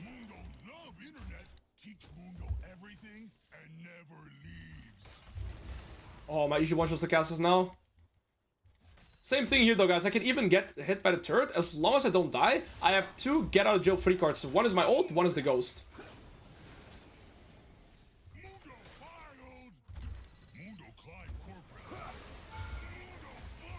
Again, I can look for trades like these because I have infinite health. As long as I don't have to use my get out for the jail cards, like my Joker cards, we're always chilling here. Nami's wasting her time here spending it together with the Shen. And look, I just go back to full HP. Right, so that's why Warwick's Mundo is still just the most disgusting strategy to go for. Alright, back to full HP, guys, let's go.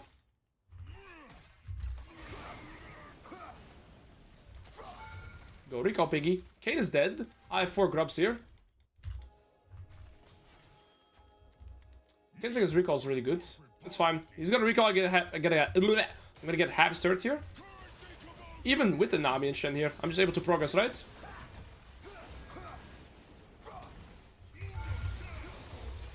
Yeah, you had no EW. What are you gonna do, buddy? Get hit in the head.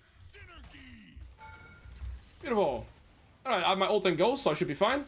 Kane is gonna come though. Healing back to full HP. Again, even though I'm 1 HP, guys, I can stay because I have Warmocks and I have no mana issues. It's disgusting. It is. Oh, we got the whole squad here. I cannot give my kill to Victor, though. He's their main win condition. So I goes, and I'll go to mid lane. I'm gonna hit the mid place here. Never mind. Bloods are gonna disappear. I'm going back to full HP, though. There we go. Back to full HP. I kind of want to see if I can stay for this. I have Heartsteel and base, but I also want Boots of Swiftness. Boots of Swiftness is for sure the best item to get next. I'm gonna slow push this wave a little bit. The reason I slow push is to allow his next wave to walk up a little bit further too. And then that... Oh, wait a second.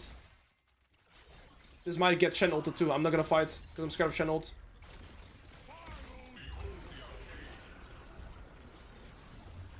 If I kill him, the game's over, by the way.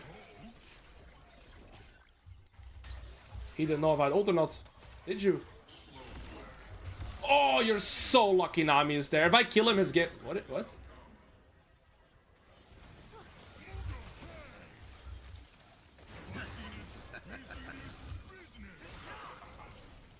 Dude.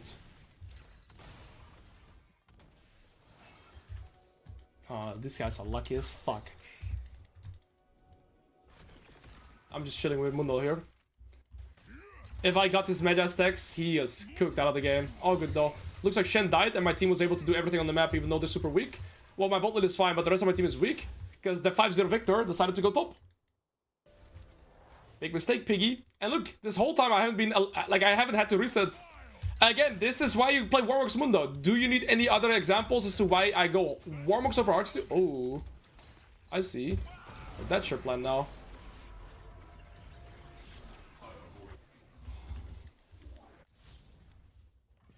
Well, we got top tier 2, we got bot tier 2, we got everything. They might as well have. This Victor was 5-0, doesn't even have a shutdown anymore. Like I said, Kane is gonna go blue Kane. And remember how I got 2 kills in the early game, guys? I told you guys, the game's pretty much over. Why? Because I never have to recall. I can stay on the map, I will farm the sideways into turrets, and I have to not do anything else. I've drawn so much pressure top. Of course, I know my limits a little bit better too, on how much I can push or not. But now I'm 2 full items. I haven't gotten a single kill afterwards. No, wait, I killed this guy one more time. But I'm not really looking for kills. I'm just getting it by him defending the turret, right? This side was pushing towards me, so I might as well just take this. Again, now that there's no tier 2s on the map at minute 16, which is extremely early on, I'm just gonna go and play sideways into junk camps, preferably enemy junk camps, because I'm gonna make myself stronger and their jungler weaker. This Kane has ganked top lane like a million times and hasn't gotten anything once. Oh, wait. Doesn't count, I wasn't there. Doesn't count. If you type -1, your mom's a fat, lovely... Not fat.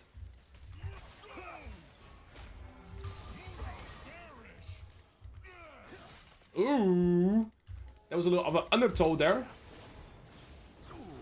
Ooh, well played, piggy. Goodbye. Yo, TN... Wait. TNH Dom, good to see you, brother. This Mundo skin is the best in the whole game, I agree. Is there... I mean, I think this is the best skin in the game as well. I don't think it comes close. I will do a cosplay once, and I'll do this skin. I've already gotten the shoes. That's it. I see the suitcase. And the suit itself. Hey, Alois, I want to get better at League, but I'm perma-tired, so I can never do well. What should I do? Do you, like, play League after you've done, like, let's say, school or work? Because then, yeah, I can really relate with that, but I don't know how I can help you if it's, like, more so IRL things that are causing you to not play well, right? I'm not really good on that end. Well, guys, I mean, I'm fine trading autos. Almost just kill him. I don't need to kill him. I can though. I felt like this guy fell for the same trap 3 times. Yeah, I mean, at this point, the game is over, guys. This is again why you play Warmocks Mundo. You can't kill me, bitch. I've got ult and ghost.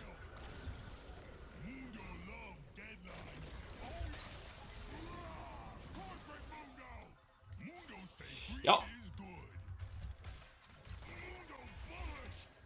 The thing is, guys, if you have infinite health and mana, and being able to stay on the map perpetually is just such, like, it. You don't have to think about the game anymore. You're able to skip 90% of the concept of the game because, yeah, I mean, you just don't really have to think.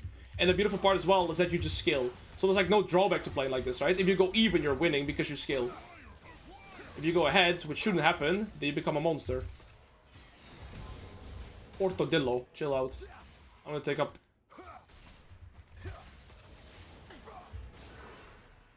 Which is 360. Oh, there's a trap. Oh.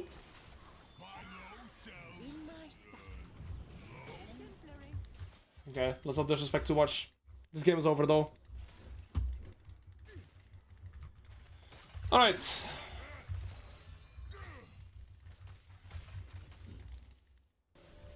It's just funny that I can still stay on the map. Like, it's just so brainless, bro. I have no get out of jail free cards now, though, so I can't push up as far. Right? I don't have ult and or goes right now. But it's fine. I just go back to full HP every time. It's really brainless. It's really brainless. It is. Oh.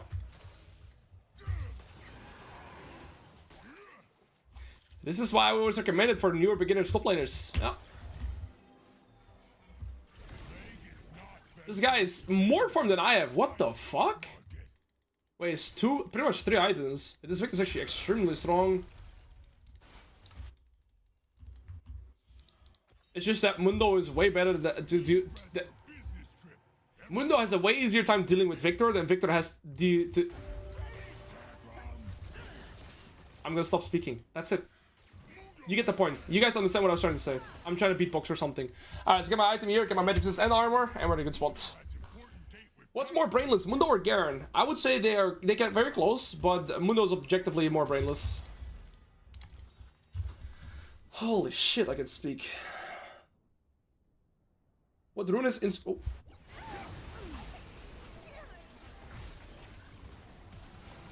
Just barrier, no flash though. Holy. I need a goth girl, it's very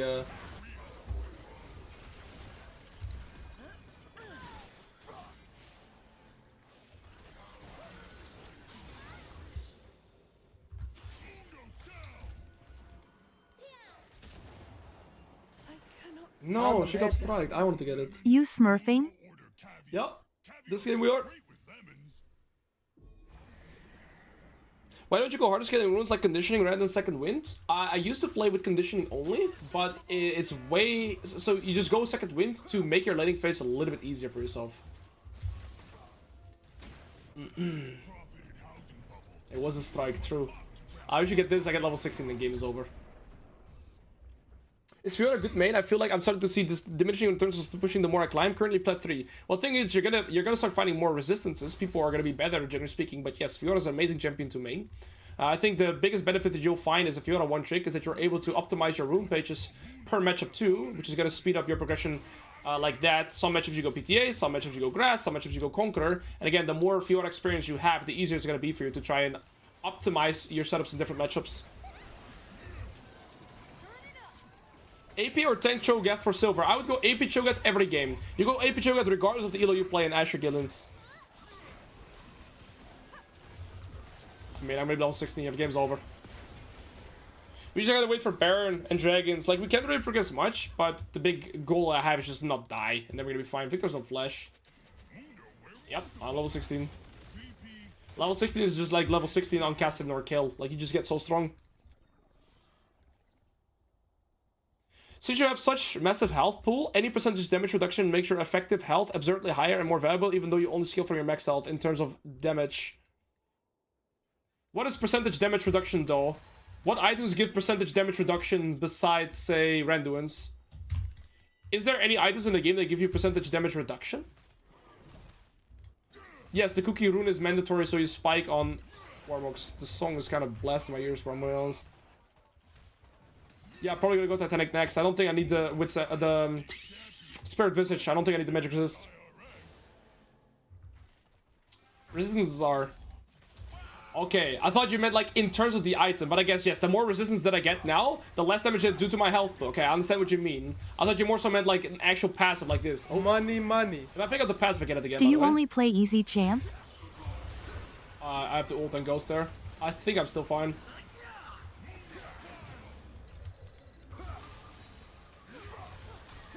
I think I shouldn't have walked back, guys.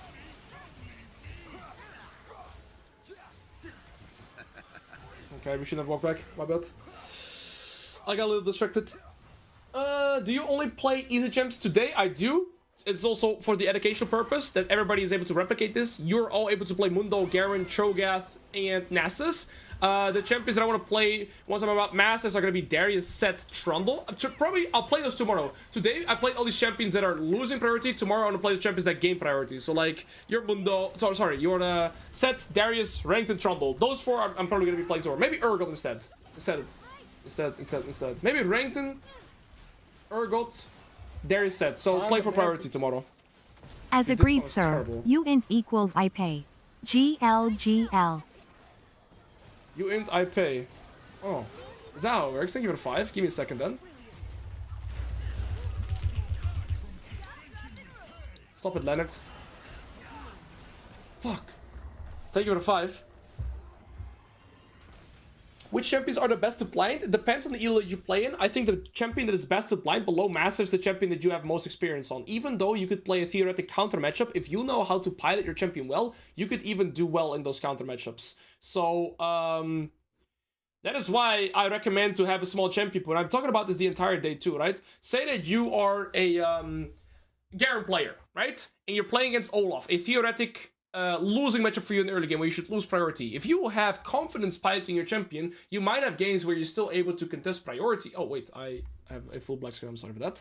So below Master, generally speaking, I would say that okay, let's say up until Emerald, maybe Emerald included too. I would say that matchup matters less. And the higher you go, matchups will matter more because people will understand how to theoretically or how to apply the theory that makes it a counter matchup. If you're gonna pick Silver, you're gonna pick Garen, and they pick Quinn against you. Yeah, they have an understanding of how to play. It's still annoying, but they're not gonna get the maximum out of it. The Garen game into Quinn was a good example of that. Exactly. Is playing range tops okay? Yeah. I think your proficiency on range top laners scales with how much your parents hate you. Anyways, this was an amazing game to showcase that, yeah, we just blind pick Garen, but we get away with it. I'm a Malphite / Mundo main. Which champ would you recommend to learn from blind picking to your Platinum Piggy? Cho'Gath is probably really good right now because you can deal with range and melee champions. Do you play in EU Nordic? No, I play in EU West.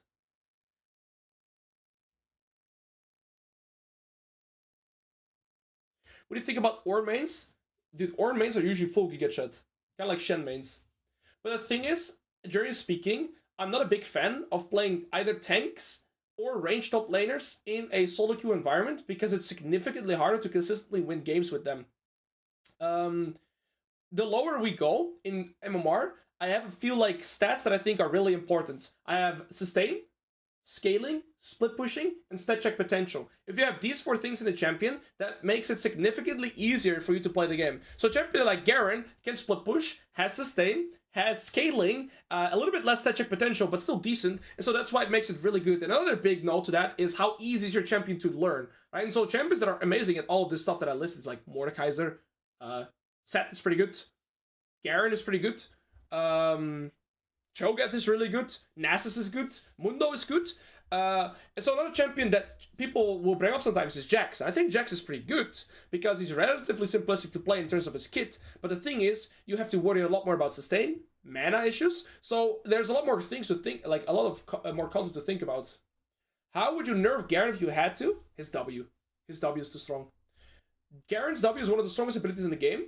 It gives you damage reduction, it gives you a shield, it gives you 60% tenacity for 0.75 seconds, it gives you a passive scaling, you get 30 AD and 30 armor by killing minions on your W. So yeah, no, I think Garen is one of the strongest, like Garen W is disgusting. What's a good pick into Jax? Gragas, Malphite, Cho'Gath. If anybody flames my wall, I'm permabanning you. Chandra Zero Prime. Much love, sir. Appreciate it. I'll bend Rankton. Actually, no, I won't. I'll bend this. Thank you for the prime, kind sir. I'm currently playing Fiora as Iron 3, and I feel like Fiora's not really good in teamfights. Am I right? Yes, Lao08. You are absolutely right. Fiora tends to play through the vision of side lane. Can you give any advice on getting a good mental when playing, please? Alpha Alice. My biggest advice to playing with a good mentality would be to play with a responsible mindset that you are only focused on yourself and your own improvement, because otherwise you are wasting energy. Similar to the last game that I just played with the Irelia and the Annie, right? The Irelia was making bad decisions and she was pinging and flaming me for her mistakes. If I'm gonna let that ruin my mental, then ultimately I'm wasting time and energy on something that is completely out of my control. So focus on your own improvement, focus on the things that are in your impact, and Alois. that's the best way to start having a healthier How does relation with Aatrox the game. counter Mundo? Thank you, Taj and Andre, for the Prime. Aatrox counters Mundo, especially in the early game, because Mundo passive is actually useless against Aatrox, because every knockup disables your passive, and you have no dashes or mobility to get out of his W. So, with Aatrox being able to completely control the wave states, and your passive pretty much being completely useless, and you're not able to escape his W, it's really hard to lane into Aatrox as a Mundo. We go for chat? Hell yeah, Unique. Hell yeah. Can you give advice on getting a good girlfriend? Brother man, I'm chronically single. What do you want? Mid, I pref solo AP. Can you play AD like Irelia? My Ivern wants to be solo AP. What? That's crazy. They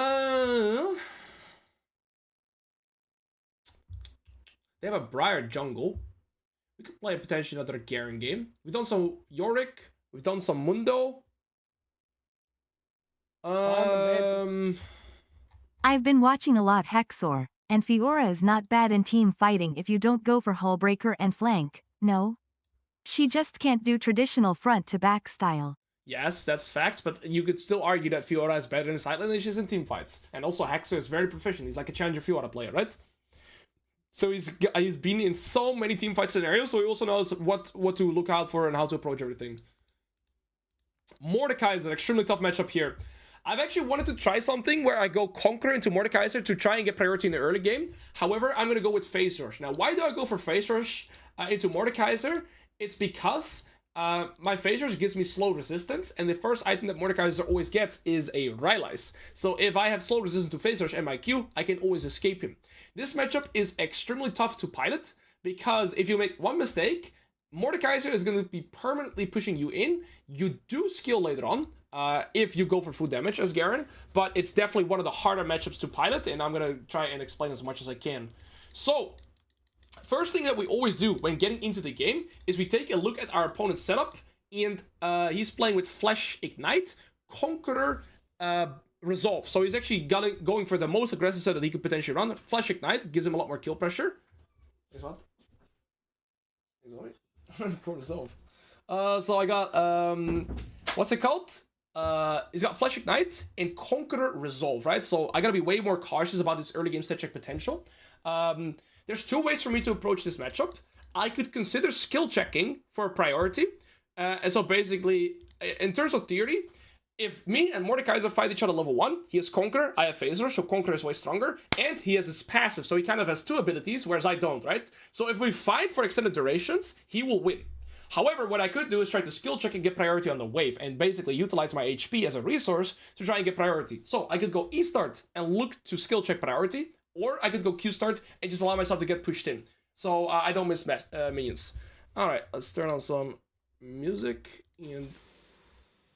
I'll go for this one. Alright, I'm gonna go D-shoot. If I can get priority, I would like to look for second wave crash. But it's still pretty hard to do so. Now, what I'm gonna do as well is because I have Briar LeBlanc, is I could look for a potential level 1 ward. If I want to look for a level 1 ward as Garen, I can go two routes. I could go this route, but I don't want to face check the Mordekaiser because he's stronger. If I was stronger, I could go this route, and so I'd rather take this route. I do have to be cautious though, because Briar W can chase me for quite an extended duration, right? And this is because I'm trying to potentially make this matchup volatile. And so I just ward this. Again, if my goal here was to allow myself to just get pushed in, I wouldn't necessarily need this level 1 ward. And this level 1 ward, all it really does is allow me to verify where enemy jungle is starting, so I also know where he's going to be pathing towards. Look like Mordekaiser did the same. A little fundamental enjoyer. Alright, he's a pig. You'll regret that decision right there. Alois, I've mastered this matchup. You just go proxy level 1 and take 4 waves. Wait, proxy level 1. I actually saw Viper do this as Riven against Jay, so I might have to try proxy. Alright guys, we are cooked. We are cooked, chat. We cannot get priority. We lost a third of our HP. Now we have too little HP to work with. We did get bone plating, but yeah, he's playing bone plating during Flash Ignite Conqueror. Really hard to skill check and set check this, right? Both junglers seem to be pathing towards spot, so I don't have to be too scared about an early game Briar gank. And then I want to walk with my wave. Normally, when you're playing a weak early game top lane champion, it would be really good to try and get your ward for this. But yeah, I've already put my wards here. Okay. Yeah, it's hard to get priority here, right? Because he's playing Conqueror Flash Ignite, so I'm just gonna try and match it. Okay, I got 2 out of 3. But I gotta be cautious here, right? I'm gonna proc the phasers and run away. Equal health traits are okay for me. This wasn't really an equal health Alois trait. remind me a song you listen a lot during try-hard periods. Something 869 blah blah or like that. I only 369 remember goes this on, line. fine. It's full of energy. Modern song. I know which one you mean. I know which one you mean, but I just need a second to get to it, okay?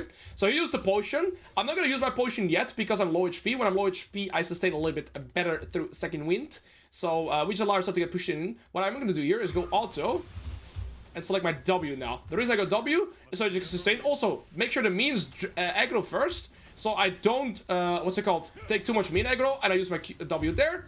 I want to try and utilize my W as often as I can. Now, Mordekaiser can choose. He could decide to hard push this wave or make it push back into him. I gotta be cautious. Every time I go for last hits, that's where he can guarantee his E. So sometimes I'm gonna go and fake my intention to walk up for a last hit, but I'm actually not gonna go for it, okay?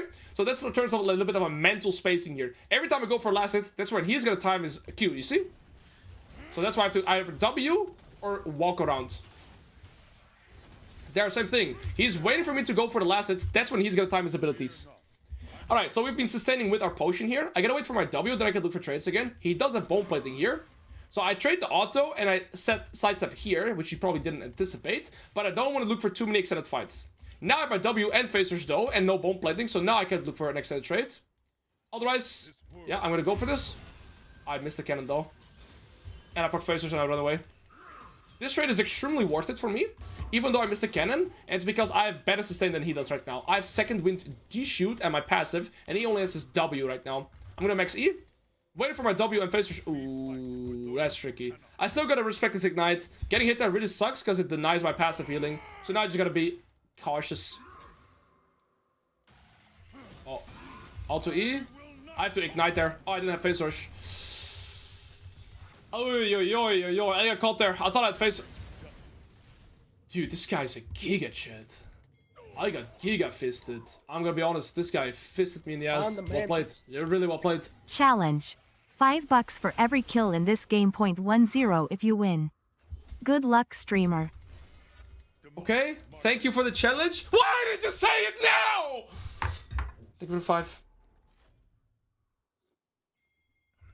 Maybe it's even better to do it now when I'm already so far behind. This game is gonna get really hard. This game is gonna get really, really hard. I'm a full level down and a full kill down. Alright guys, I'm gonna have to try and neutralize this laning phase now because we are behind. The best way to neutralize the lane is proxy farming.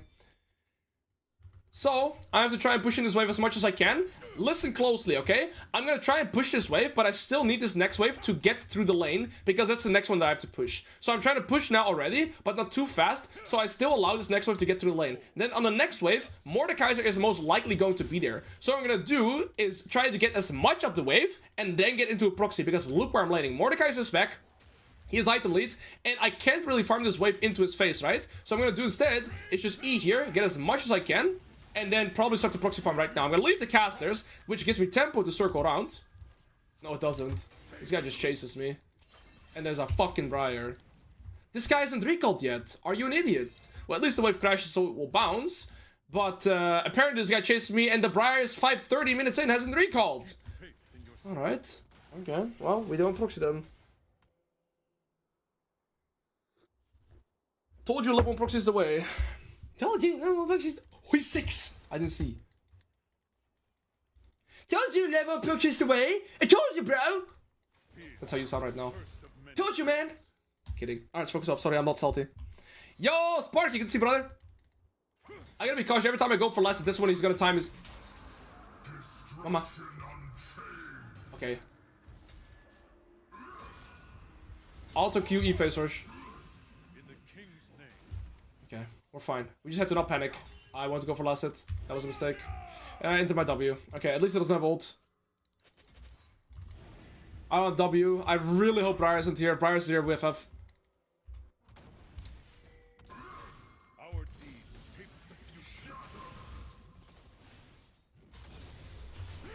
I'm not sure if we can kill if Iron pass like this. Why did you walk like this though? Like why are we walking like this? All good, we're not mad, we're not mad. I might be able to utilize this now to get tempo. Now I can utilize this tempo for 2 different ways. I don't really know if we should go.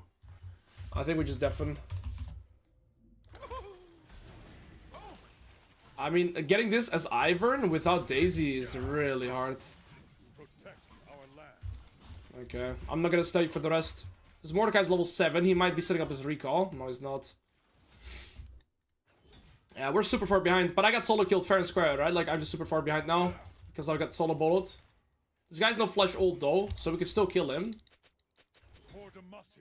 But my guy's playing muted. I had to probably W in that trade. Yeah, Iron takes years farming that.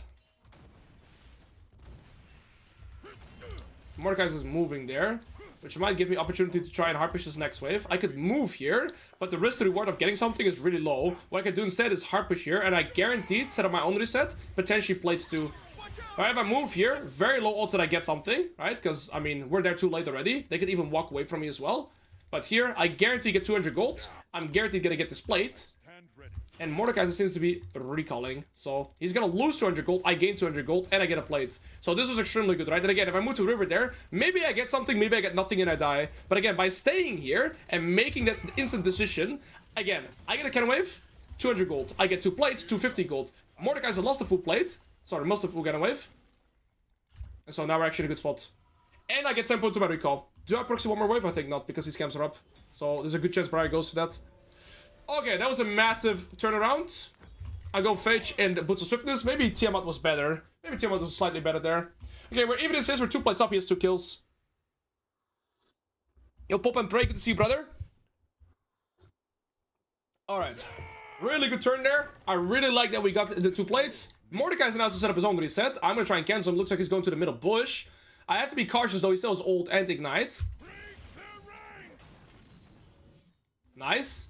I got back with tempo. If Mordekaiser recalls, I can hard push the wave and make him deny another wave and get the plate. We fight for those who cannot. He's silenced, so auto QE, run away, but I gotta be cautious. If that lands, I'm dead. I need to play with my phasers always. But now, look at my item lead, right?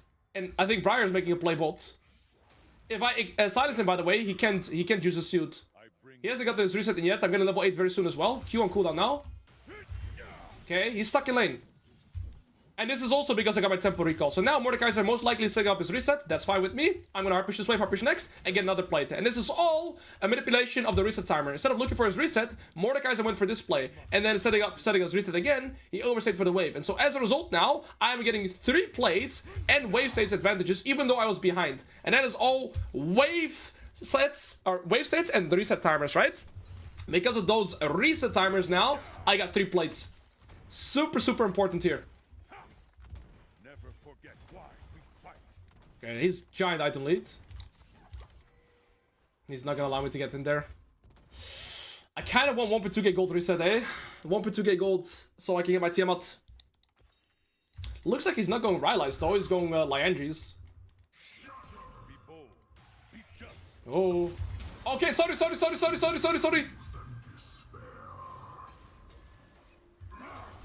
Okay, my movement saved me there. I should be dead. I should be dead for sure. Alright, no ult. Ivern! Ivernus! No ult!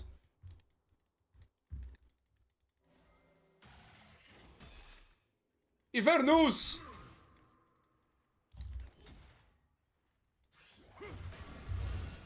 Perfect shield timing by him.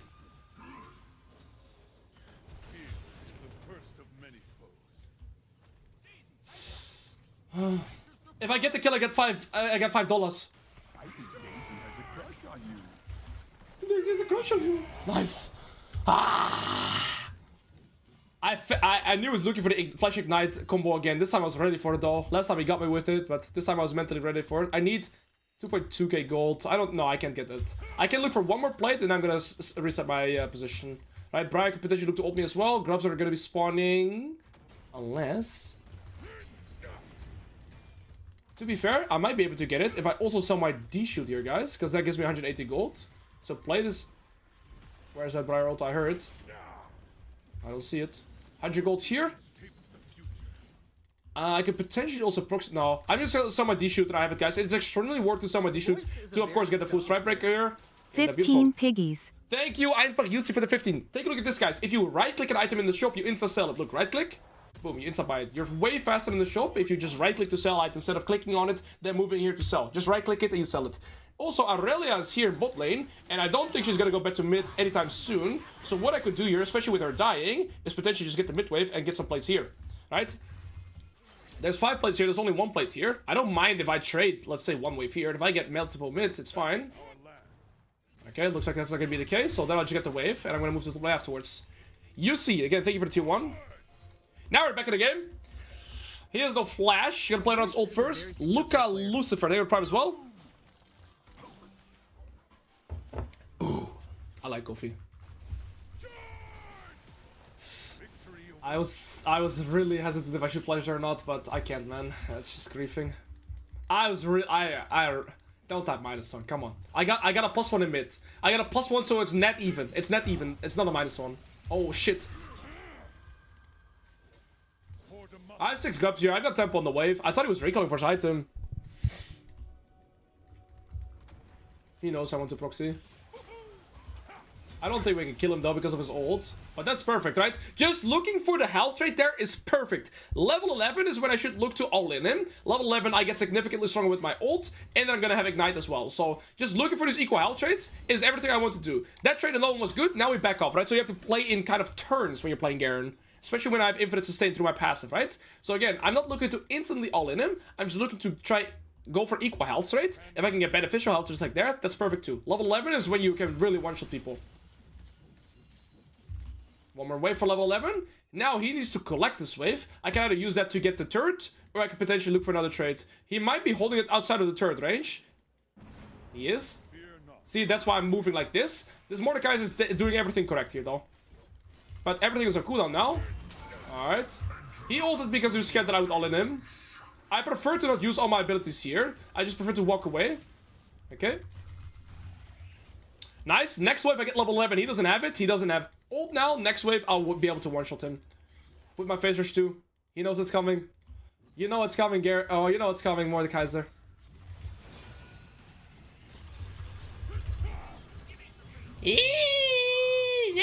Timers. Goodbye, piggy. Level 11. Ah! How much is? Never mind. I didn't know what was flying at me. I thought I was dead already. I wasn't ready for that. I wasn't ready for that. Sorry for my scream. Sorry. I'll rephrase. Whoa. Whoa. Damn. I think this is better, no? Like, this is 20 AD for 1400 gold, which is a lot, right? They have health here and health here. I think I like this still, but they're not really building armor though, are they? They have 0 armor besides this. I think I'll go Phantom Dancer, and then I could go either Mortal Reminder or Sojin to deal with their health. How does my LeBlanc or my Jinx kill LeBlanc? Jinx is recalling, so I can go into bot lane, play for bot tier 1. Jinx can go mid, and I'm gonna pick Irelia to go top. Jinx goes mid, I go bot. Right, Irelia can go top against the Mordekaiser, and then my Jinx can go mid, and I can go bot. Perfect, right? And so I'm thinking through the lens of myself for tempo, but also for my teammates. Lucian being bot is kind of useless. Oh, I'm gonna take that. He is 6 and 2, 2 full items, right? I want to avoid him by all means. But if he's bot lane, he can progress the game, because look, there's no bot tier 1 to play it for. So Lucian doesn't really want to be bot lane this game. And so either Mordekaiser or LeBlanc is gonna come here.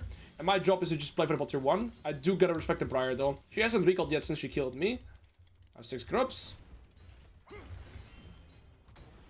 Beautiful. 1.2k gold, 950 is all I need actually.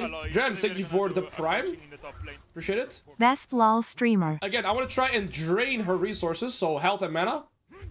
This is perfect. I can't kill her, but this is more than enough, right? And now she has to permanently respect my all-in window. Flash Auto Q Ignite would kill her, right? But just putting people at about 50 to 60% HP is always good as Garen. Now pushing this wave, push next wave too. Lucian died mid. I mean, that is really bad for them. I did it on purpose so you all type -1 so I get more interaction in Twitch chat, get more interaction in YouTube chat, get pushed in the algorithm. Thank you very much. You guys are idiots. Use the W there on her CC so I get the tenacity. Crit. Fuck! I recall I have Phantom Dance on her base.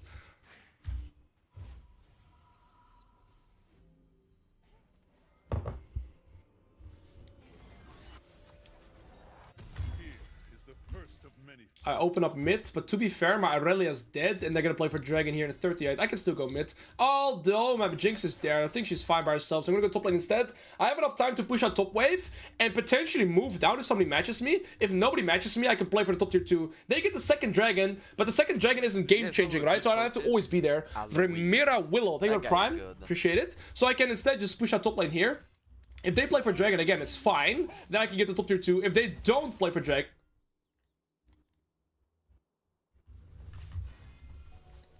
that one wasn't on purpose. Anyways, this guy's defending, so I can play for Dragon.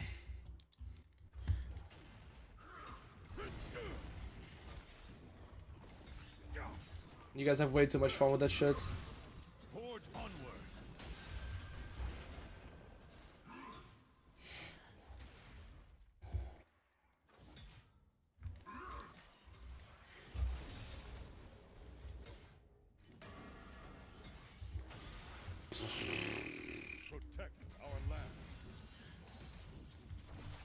There you go, +1. Briar's here, she's 2 full items, so that Briar is really scary.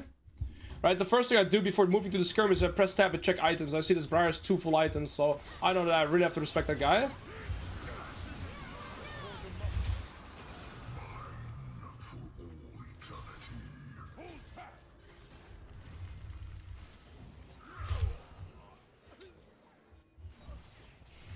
Yeah, that wasn't worth it, Alois. I could go Magic Assist to have more side lane potential against them. Also, Nami buffs off people to give them magic damage. I just think it's better to go full damage here so that when I get inside, like, I kind of one-shot them before they kill me. This game's gonna get really hard. That was a giant turn. Yeah. Well.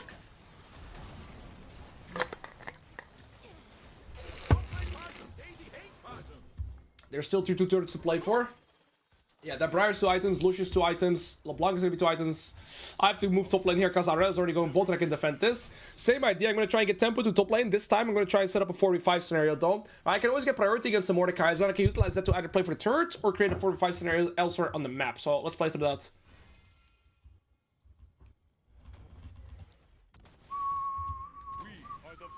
I never miss cannons. There you go. Alright, same idea here. I'm gonna try and push in this wave. Either play for the tier 2 or move to the Dragon. And the Atakan already. Lucius almost 3 items. Zam. Mordekaiser most likely is gonna collect. I think we're being too far up here. Briar's already doing it. He doesn't have ult right now.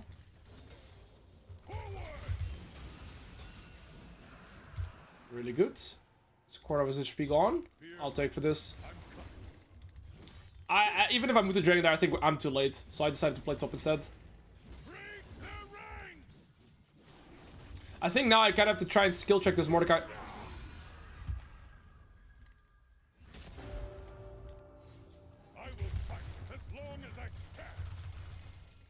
I'm not mad! I'm slightly frustrated. Lucian is top, Mordekaiser is top. You guys better win this fight or else... Nope, we're not. We're losing again. Wear red on your forehead, BM Sicky. Yeah, we lose this too. Oh, yo. Game rough, game rough. Yeah, with him having red buff, I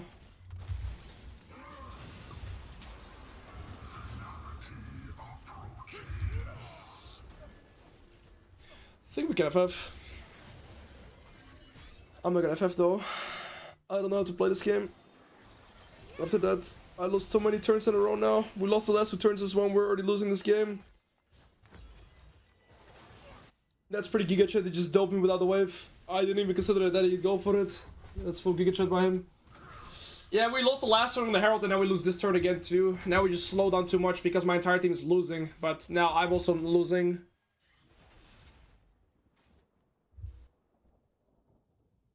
Rongal91, you are not silver because of your team. I will tell you that with sincere honesty. Yes, some games you might lose because of your team, but you are not stuck in silver because of your team. So I will try and see if you can switch that mentality. And if you're interested in the coaching, you can check out my Top Lane Academy. Alright. Lucian's gonna be 3 items. Mordekaiser is gonna be 2 items. I still have to play this game through the lens of side lane. My Irelia is only level 11. That's really problematic. This could be really good if we get a kill here. Okay, Briar overstayed. We might be able to get Atakan then. We should play Atakan. We get to farm this. If we get Atakan as well, we get so much XP. And Mordekaiser is perma receiving against me. Lucian, yeah, he's 3 items. Jinx is super close to 2 items. Okay, I really can't play for it, but I can at least neutralize and slow down the game a little bit.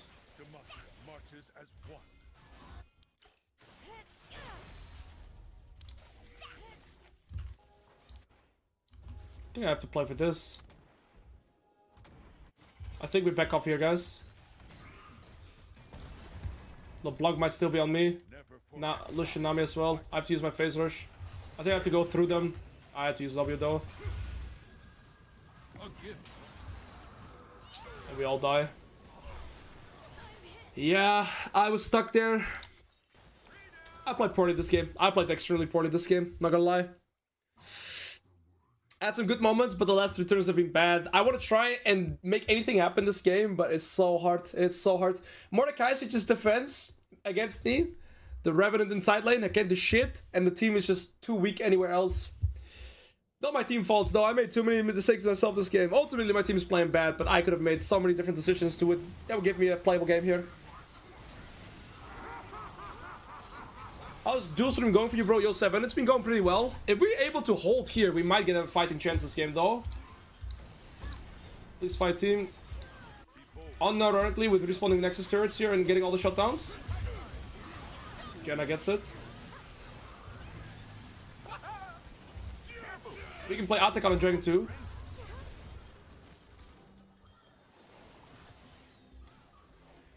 Dude, this guy is fast. Okay, I got her.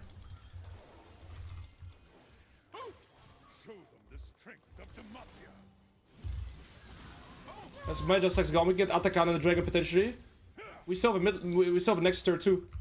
I think we can win from this. They overextended so much. We get all the shutdowns. We have such a scaling drop with Jenna, Ivern, Jinx. We should get Atakan. Scheiße, Mann! Atakan! Sorry. Potentially we should also get the dragon here. I think we need Irelia to come here. We need you to help get the dragon. Okay, we have to take this and then recall. Yeah.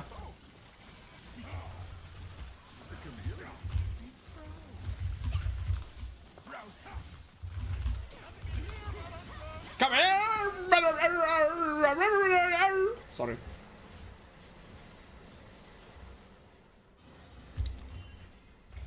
We have to give up the dragon. Oh. Wait, maybe. This guy's inting. He's going too early. Oh. Wait, they're going one by one. They're making such a big mistake here. They're going one by one, one by one. Oh, there's Jenna ult timing. Mama! Mama! Veg! I'm an idiot. Why did I go mid range? Okay, slowly. Slow. Oh, it's way too fast. Stop chase. I'm an idiot though. In our base. In our base.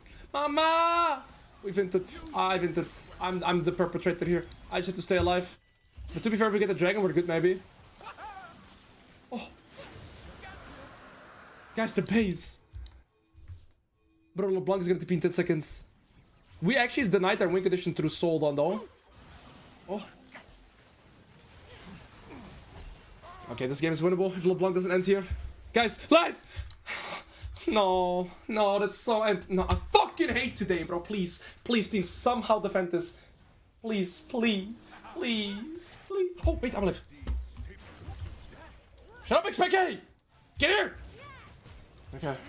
And we're gonna win this game now. They have no soul win condition. We're gonna get Nexus turret soon. They're back. Okay! Holy shit. They have no soul win condition. They don't outskill. Jinx 3 items. I'm 3 items now. I actually think we win. Yeah, I'm level 16, bitch. They've made so many mistakes here. Dying in a row, dying in a row, dying in a row. Yeah, now they're cooked. We're level 14 here, 3 items. This guy's still only level 14. I'm gonna be level 17 now. Right, they overstated our base, and then they went in 1 by 1 by 1 by 1 by 1. Wait, do we play for this? I don't think we do. We gotta reset the map first. Oh, finally it's in my favor. People struggle with closing out games. When we had the Yorick game earlier with exactly a game like this, I don't think this one will last a minute. Maybe let's not talk like that. Maybe this one will last a minute 55 as well. My Jinx is 3 items, no flash yet though. I don't have flash. Only Janna and Ivern have flash. Right? If Jinx is flash, any teamfight is going to be significantly easier to play. Also, my intention of teamfights is trying to see if I can ult the Briar, right? I think here we have a very kiting-oriented comp with Ivern and Janna. And so if I keep my Jinx alive with 3 items, I think that's how we win. So I shouldn't look to dive into any team fight. I should just look to play on the Jinx's position, especially because she doesn't have flash, right? If Jinx has flash, you have a lot more ways to play. Bot wave neutral is all I need. I just group up and make sure I try to kill whoever goes for the Jinx. Usually Briar. This guy's a death stance too, so my true damage against his death stance is even amplified in terms of importance, right? Because you cannot block the death, like death stance passive doesn't block true damage. Right, this guy keeps pushing, what? I'm defend against him then. Oh, what?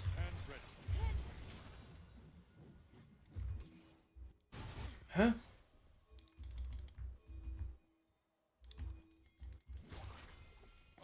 Was passiert? Was geht los? Looking good. Looking sehr gut. Unfassbar gut. Unglaublich gut. Watch this. Nice depth sense. Nice depth sense, little piggy. Oh, looks like we just won the game. Well,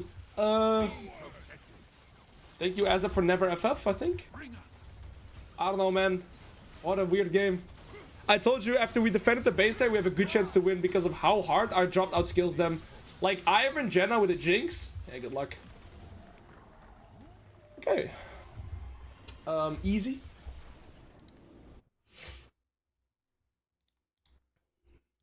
Easy, I think. Well, that was fun. I had a blast. All 4 of my teammates stayed in the game. They all stayed mentally sane, which is most important. Good outcome. Their Lucian was still ahead in gold compared to my Jinx. The Briar was still ahead compared to this guy. Damn. Education Rumble? No, yes, this is gonna be it for me for today. I think tomorrow, so today, we mainly played this week early game top lane champions, right? I played Nasus, Cho'Gath, Garen, and I actually didn't put Cho'Gath, and Mundo. And we ended up playing Yorick instead of Cho'Gath, but he meets with that as well. Tomorrow, I'm going to be playing Darius, Set, Urgot, Trundle probably, so really strong early game top lane champions. I gotta go to the gym, and then I'm going to be recording the remainder of my fundamentals course. Now, if you want to get permanent access to my course, and it's going to be updated, you can check it out here, right? You have the courses. But if you want to get a monthly subscription that gives you access to courses, coaching, champion guides, and an active Discord community, I highly recommend for you to check out the Top Lane Academy. So yeah, Wednesday I finally have my updated course out there. That's also the reason as to why I took a few days of streaming. I had to work on the courses. And yeah, I'm gonna go gym, record the remainder of the things for the courses. And tonight at 8 p.m. I'm coaching in the Top Lane Academy. So again, if you want to check that out, check it out right there. Also, I'll link it in the in the YouTube there. Hey mate, I'm wondering, do you really enjoy playing champions like Garen Mundo, or just more because of content? The combination, I actually enjoy them too. Nick. Alrighty, so homies, who do we raid? I'll be raiding.